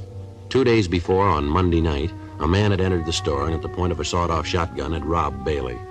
After emptying the cash register and the safe, he'd slugged the elderly man with the barrel of the gun and he'd fled. Bailey had been rushed to Georgia Street Receiving Hospital and then transferred to the county hospital for treatment. For the past 2 days, he'd been under heavy sedative and he'd been in a coma. He was suffering from a skull fracture, cuts, and bruises. His condition was listed as critical, and we'd left word to be called the minute he regained consciousness. 4:26 a.m. We got to the hospital. We went up to the 4th floor. We met and talked with the doctor who'd been taking care of Bailey. He told us that the patient had just been given another shot to ease the pain and that he'd probably drop off to sleep. We went into the hospital room and walked over to the side of the bed. It was a few minutes before the old man started to talk. I'll tell you what I remember. All seemed kind of far away, like I read about it in a book. Not like it really happened to me. All right, sir, if you just tell it in your own words, if you can. What time is it? It's 4:45, Mr. Bailey. Who's that? I'm Frank Smith. Oh, you a policeman, too? Yes, sir. Oh, 4:45, huh? That day or night? It's in the morning, sir. I sure been out. If you'd tell us what happened, sir. How many of you are there in here? With just the two of us. Yeah, way they got my head all bandaged, can't see. Say, officers. Yes, sir? Doctor said this is Wednesday. Is that true? Yes, sir, that's right. Wednesday the 18th. I can't figure where the time's gone. It can't be Wednesday. Why do you have to agree with him? Why don't you tell me for true? Well, sir, you've been asleep for a couple of days. Really? Yes, sir. Been pretty sick, huh? That's what they tell us. Mm-hmm. Seems like every time I turn around and give me another shot. Takes the pain away, but makes everything seem so far away, like nothing was really happening to me. Yes, sir, we understand. Think you could go on with the story? Oh, yeah. This fella came in Monday night. It was raining. Wasn't much business. I was figuring on closing when he came in. Took one of the carts and started to pick up stuff off the counter. Yes, sir. Well, the fella picked up a lot of stuff. Had a shopping bag with him, hung it on the cart. I figured that I'd have to check the bag when he got the check stand. We had a lot of shoplifting lately. I see. Well, after he looked the store over, he came up to the check stand. I checked out the stuff he had. Came to over $5. Oh, picked out all kinds of things, most of them imported. I see. These were all groceries, were they? Yes. I had the stuff, and it come to a little over $5. Oh, I got exactly how much. A little over $5. All right, sir. After I got everything all totaled up, well, I asked him if I could put it in a shopping bag for him. I didn't want to come right out and ask to see in it. After all, he might have just moved in the neighborhood, and I haven't got that many regulars that I can insult him. Yes, sir. That's when he pulled the gun. Pulled it right out of the shopping bag. Now, you saw that it was a shotgun, did you? Yes, sir. Barrel was short. I guess it'd been sawed off. Mm-hmm. He pointed at me and told me to give him the money in the cash register. All right, sir. And then he told me to lay down on the floor and stay there for 5 minutes and not to move. Mm-hmm. I was going to do it. I wasn't going to give him any trouble. Money doesn't mean that much to me. You get to be my age, 62, and it's more important that you're alive than how much money you got. Yes, sir. A lot more important. Yes, sir. Well, I was just going to do like he said when Mrs. Colton came into the store. She's one of my regular customers, you know. I see. She saw the fellow with the gun, and she let out a scream. I tried to tell her to keep quiet, but before I could say much of anything, the fellow turned around and hit me with a gun. Oh, I say, hit me just about as hard as he could. I kind of remember the sirens coming, but after that it's kind of hazy. Like it didn't really happen to me, like I read about it. I see, sir. Now, can you tell us what the man looked like? Yes, I guess I can. But before I do, though... Yes, sir. Would you tell me what time it really is? Well, right now it's 4:50, Mr. Bailey. 4:50 a.m. Wednesday morning? Yes, sir, that's right. I don't think it's very nice, you fellas, to play a joke like this on an old man. Seems like you could be honest. If I had my watch, I could tell myself. Well, we're telling you the truth about the time, Mr. Bailey. It's 4:50. All right, then you have your little joke, but I don't think it's funny at all. Now, sir, can you tell us how old the man was? About 24, 26. I see. How tall was he? Tall as me. I can remember because I could look right over straight at him. That'd make him 5'8". Yeah, right about that. Was he heavy or slight? I couldn't tell too well. He had a big overcoat on. How about his coloring, his complexion? Oh, he's dark complected, had dark eyes. Do you remember what the color of his hair was? Well, I could just see at the temples. It was black. Yeah.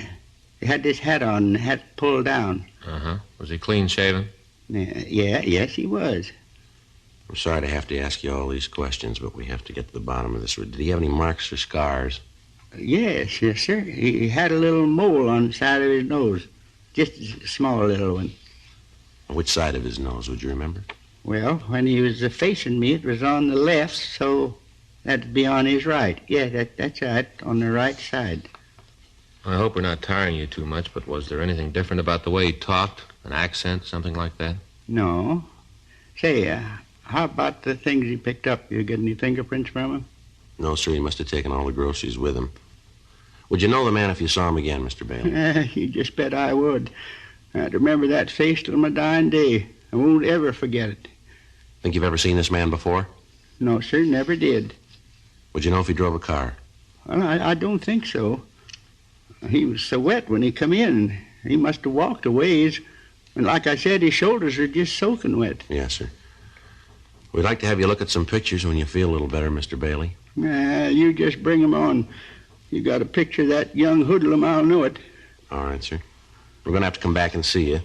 You ought to try to get some sleep now. We appreciate your cooperation here. Well, I suppose I should. The last couple of minutes, you fellas been getting a little further away from me. Seems like none of this is happening to me, just like I'm dreaming it. Oh, we'll be back to see you, sir. Is there anything you need? No, sir, not a thing. All right, fine. Thanks very much, and you get some rest now. Yeah, I'll try. Hey, one thing you could do for me. What's that, sir? Would you ask the nurse to come by? I think the joke is funny, but you fellas carried it on too far. I'd like to know what time it really is. All right, Mr. Bailey. We'll send her in. Thank you. Goodbye, sir. Goodbye. Goodbye.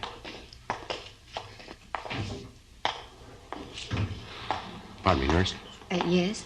What if you check Mr. Bailey in there? He'd like to know what time it is. He's been asking the same question the last 2 days. He won't seem to believe any of us. Mm-hmm. Would you know where you could find Dr. Cardell? Yes, sir, just down the hall, 2 doors past the turn. Thank you very much. Sure like to find out when he'll be able to look at those mug shots. Yeah, it's got a good description. Gonna make it easier. Yeah.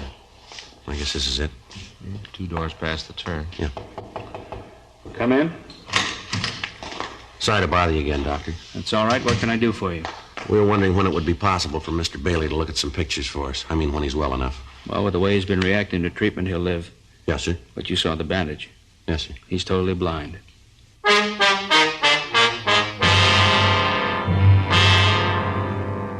5:10 a.m. We got to the city hall. We got out a supplementary broadcast and an APB carrying the description of the suspect. We asked the stats office to make a run for us on the information the victim of the holdup had given us. They said they'd be able to give us a list of possibles by 10:30 that morning. We checked through the oddity file to see if there might be something in the records on the small mole on the suspect's nose. There were several cards turned over to us, but none of them matched the rest of the description that we had.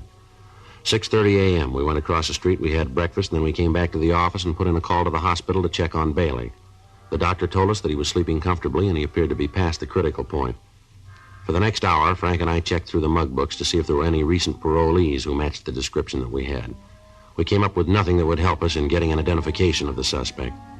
The woman customer of the store mentioned by Bailey in his report of the crime had been questioned thoroughly, but she was unable to give us any additional information on the holdup man. She was unable to give us a concrete description of the thief. She'd been shown the mug books, but after looking at them, she stated that she was more confused than she had been before seeing them. She also told us about the suspect's black overcoat. She said that while the shoulders looked quite wet from the rain, the rest of the garment appeared to be dry. 10:30 a.m., we got the results of the run from the stats office. There were 17 names on the list. All men matched the description of the suspect and had at one time or another used the same M.O. used in holding up Bailey. It took us 2 days to check them out, and at the end of 48 hours, we were no nearer apprehending the thief than we had been before. 7:58 a.m. Saturday morning. I checked in for work. Hi, Joe. Morning, Frank. It's one of the best investments I ever made. Huh? This trench coat sure gave me a lot of wear. Well, if you only used it this week, you'd gotten your money's worth. Yeah. Sure is the answer to the rain question, though. I've been wearing that plastic coat of mine so long, I'm beginning to feel like a package of frozen food. Yeah, you look like it, too. Yeah. Anything in the book? No. I talked to Stoner this morning, thought for a minute he had something for us. What's that? Well, I picked up a kid down on 7th yesterday. Tried to heist a liquor store. Manager pulled a gun and held him. Stoner answered the call. But at first it might be the guy we're looking for. Didn't check out, though, huh? No. Kid just got in town yesterday morning, broke and hungry. You know, I got to thinking about that Bailey thing last night. Yeah? Well, what he said about the suspect's coat. What do you mean? Well, you remember that Bailey said the guy didn't look very wet, just the shoulders on the coat.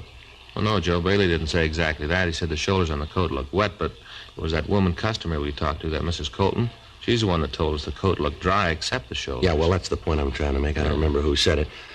But if just his shoulders were wet, the way the rain was coming down out there, he couldn't have walked far and come in out of it that dry, could he? No. There's no bus or streetcar lines within 6 blocks of Bailey's store. We know he doesn't live close to the store. He had to come in a car. Nobody saw one, though. Yeah. Yeah. Well, it's happened before. I guess it's the same thing you're thinking, huh? Well? Could have took a cab, huh? Maybe. Well, let's run it down. It's better than standing still. There are 22 taxi cab companies listed in the phone directory, all serving the downtown Los Angeles area. Each of these companies may have from 6 to several hundred cabs in service at any given time. Each driver might make as many as 6 trips an hour. In wet weather, the cab traffic is almost double that of any normal day. As a result of the number of possibilities, Frank and I spent the next week going through driver's way bills, checking for a cab that dropped off a customer near the corner of Virgil Avenue and Bimini Place at approximately 9:30 p.m. on the date of the robbery. After checking the reports, we came up with one trip that looked good. A driver had picked up a passenger at the corner of Mariposa and Wilshire Boulevard and had dropped him 1 block from Bailey's store, waited for him, and then driven him downtown. We checked with the traffic manager of the cab company, and we found that the driver could be located at a cab stand out on Wilshire Boulevard. Frank and I drove out to see him. We gave him the description of the suspect and asked if he'd ever seen anybody who matched it. Yeah, I remember him. A little guy. I picked him up out on Wilshire. I remember because he wanted out on a corner. And I thought it was funny that he didn't want me to let him out in front of wherever it was he was going. Did you wait for him? Yeah, he gave me a sawbuck and said for me to wait. I dropped the flag, and, I guess it was about a half an hour later, he came running back to the cab. Jumped in, told me to take him down to First and Spring. Let him out there. Remember him pretty good now. Had a big shopping bag. I see. Do you know where he went when he got out of your cab out on Bimini? No. I think it was an apartment out there. The way the rain was coming down, I didn't stick my head out to watch him. How about when you dropped him off downtown? You see where he went then? No. You think you'd know this man if you ever saw him again? Not sure. He wore his hat kind of down over his face, dark in the back of the cab. Might know him, then maybe I wouldn't. I'd like to have you come downtown and look at some pictures if you would, see if you can spot him for us. Sure, I got to get cleared through the dispatcher first. That's all right. We'll take care of that. Say, what's this guy done? Something pretty bad, huh? Well, we want to talk to him. Going to a lot of trouble just to talk to a guy. Come on, you can tell me. I won't spread it around. What's a beat? What's he done, huh? That'll be a little better if we talk to him about it. Okay. That's the way you want to play it. I don't want to get nosy. I'll get you cleared with the dispatcher. Okay. I'd like to have you show us the apartment you think the man might have gone into, if you would. Sure. Glad to do anything I can to help. Oh, say about those pictures. Yeah. Sure was dark that night. I hope I can point him out. Yes, sir. So do we.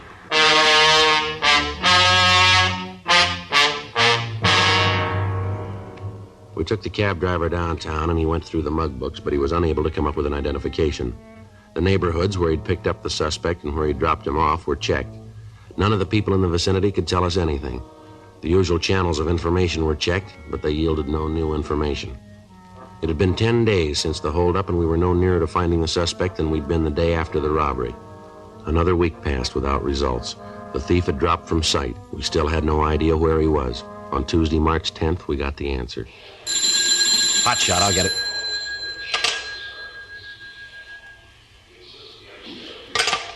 Anything? Yeah, he just hit again.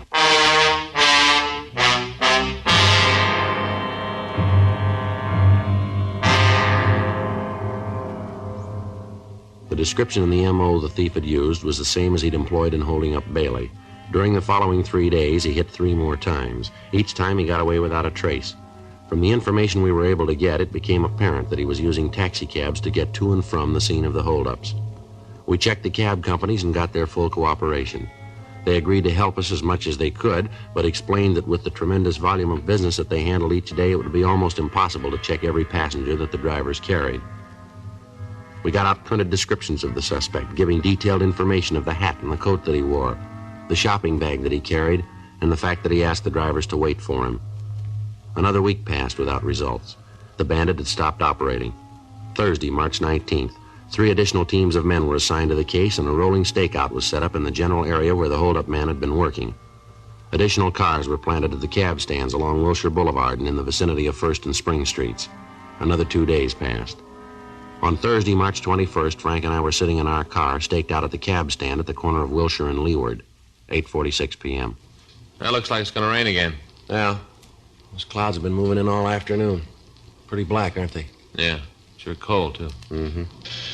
Attention all units. All units. 9648 Eldon Place, a 211 code 3. All units in the vicinity of 9648 Eldon Place, a 211 code 3. Let's go. Right. Couple blocks over. Yeah. Well, this is 9400. Should be 2 blocks down from here. Right. Better hold it. There's a cab headed this way. You see who's in it? No, he's pulling over to the other side. I'll take a look. Yeah, might be. You want to check it? Yeah. All right, I'll swing around.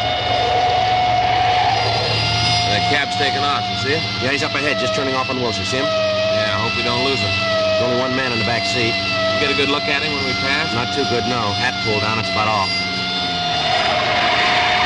See him? Yeah, there he is up ahead. Yeah, probably pulled a gun on the driver. All right, stick to him now. Yeah. It looks like he's headed for MacArthur Park. Yeah. Turn right. Yeah. There's a cab. Come on, pull up. Come on.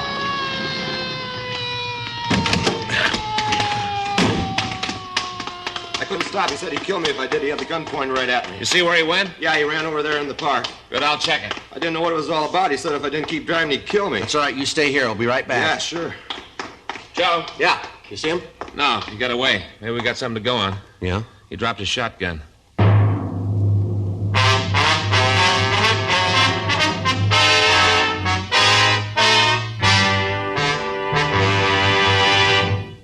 You are listening to Dragnet, the authentic story of your police force in action. Smokers by the thousands are now changing to Chesterfield, the only cigarette ever to give you 1, proof of low nicotine, highest quality. Chemical analyses of the country's 6 leading brands confirm that. 2, the only cigarette ever to give you this proven record with smokers. Again and again, over a full year and 1/2, a group of Chesterfield smokers have been given thorough medical examinations. The doctor's reports are a matter of record. No adverse effects to the nose, throat, and sinuses from smoking Chesterfield. A responsible independent research laboratory supervises this continuing program. Chesterfield, the only cigarette ever with a record like this. Chesterfield, best for you.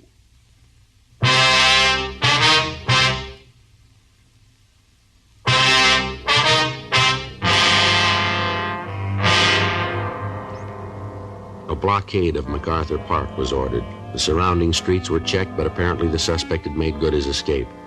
The crime lab crew was called, and they came out and went over the cab for physical evidence. In the back seat of the cab, we found the shopping bag that the thief had carried. It was a plain brown paper bag with heavy cord handles. There was no way of tracing it. In the bottom of the bag, under several cans of food, there was a sales slip with a penciled notation. One of the prices that had been rung up had apparently been wrong, and after the total had been made, a credit to the customer had been deducted. There was no market name on the slip and no address, just the penciled notation. The shotgun and the cans of food were checked for fingerprints, but those that were found were so badly smudged that they were useless. The serial number was checked with gun records, and we found out that the gun had been reported stolen 3 months previously.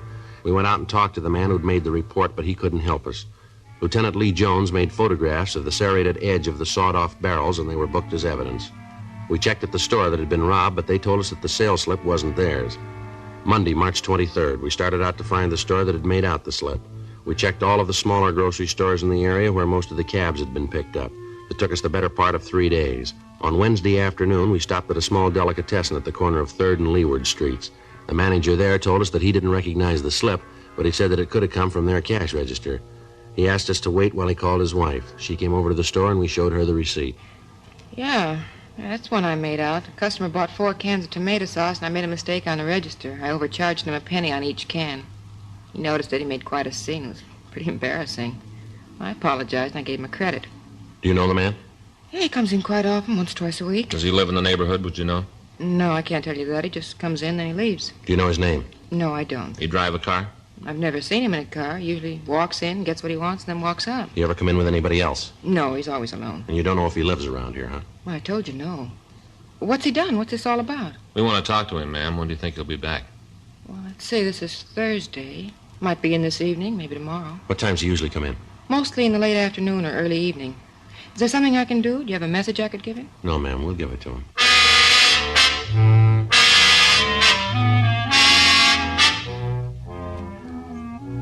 We called the office and told them where we were. Sergeants Murphy and Rafferty were sent out to help us cover the place.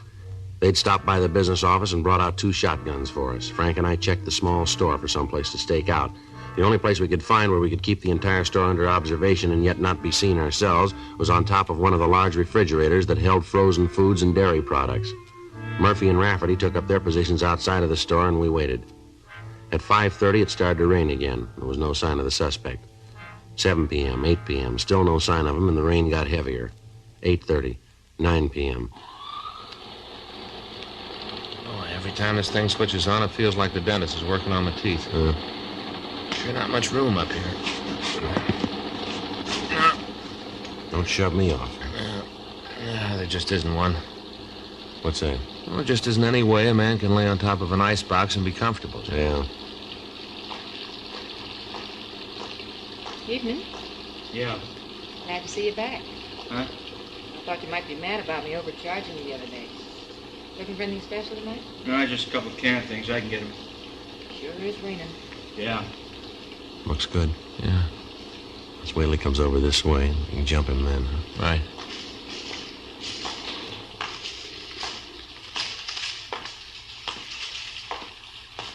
All right, now. Hey, what's going on? Watch it, Joe. Let's go. There he goes. All right, police officer, hold it up. He isn't going to stop, Joe. You see Murph and Rafferty? Yeah, they're across the street. Looks like he's going in that apartment. Come on. All right, take it easy. He should be in there. He is. All right, cover me. Right. All right, give it up, mister. Get away from me, cop. You come after me, I'll kill you. Come on downstairs. You're going to save yourself a lot of trouble.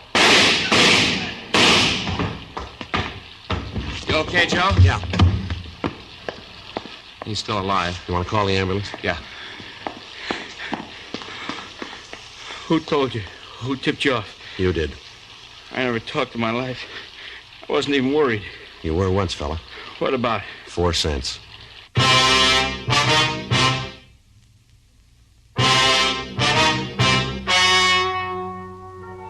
The story you have just heard is true. The names were changed to protect the innocent. On July 16th, trial was held in Department 96, Superior Court of the State of California, in and for the County of Los Angeles. In a moment, the results of that trial. Now, here is our star, Jack Webb. Thank you, George Fenneman.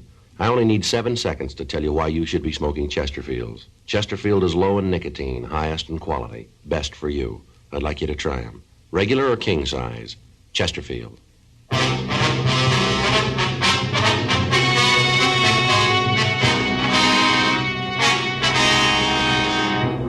Earl Russell Craig was tried and convicted on 3 counts of robbery in the first degree and 1 count of assault with a deadly weapon. Robbery in the first degree is punishable by imprisonment in the state penitentiary for a period of not less than 5 years. Assault with a deadly weapon is punishable by imprisonment for a period not to exceed 10 years. Ladies and gentlemen, this week in Detroit, a group of men are gathered for the 60th annual conference of the International Association of Chiefs of Police. Dragnet sends best wishes to the top law enforcement officers in the nation and thanks them for the protection they daily give to our homes and families. May this conference be the best one they've ever had.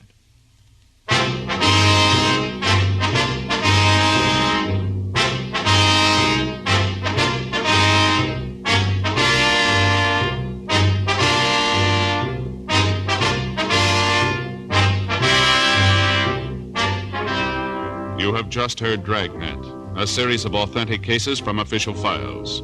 Technical advice comes from the Office of Chief of Police W.H. Parker, Los Angeles Police Department. Technical advisors, Captain Jack Donahoe, Sergeant Marty Wynn, Sergeant Vance Brasher.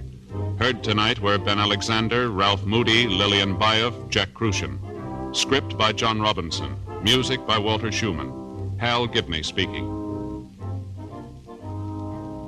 Watch an entirely new Dragnet case history each week on your local NBC television station.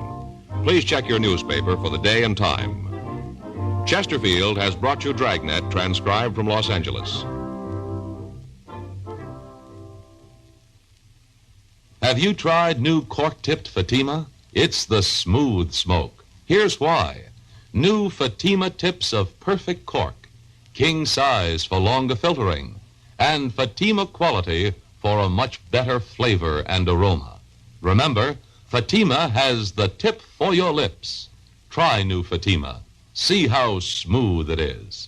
Fatima is made by the makers of Chesterfield, Liggett and Myers, one of tobacco's most respected names.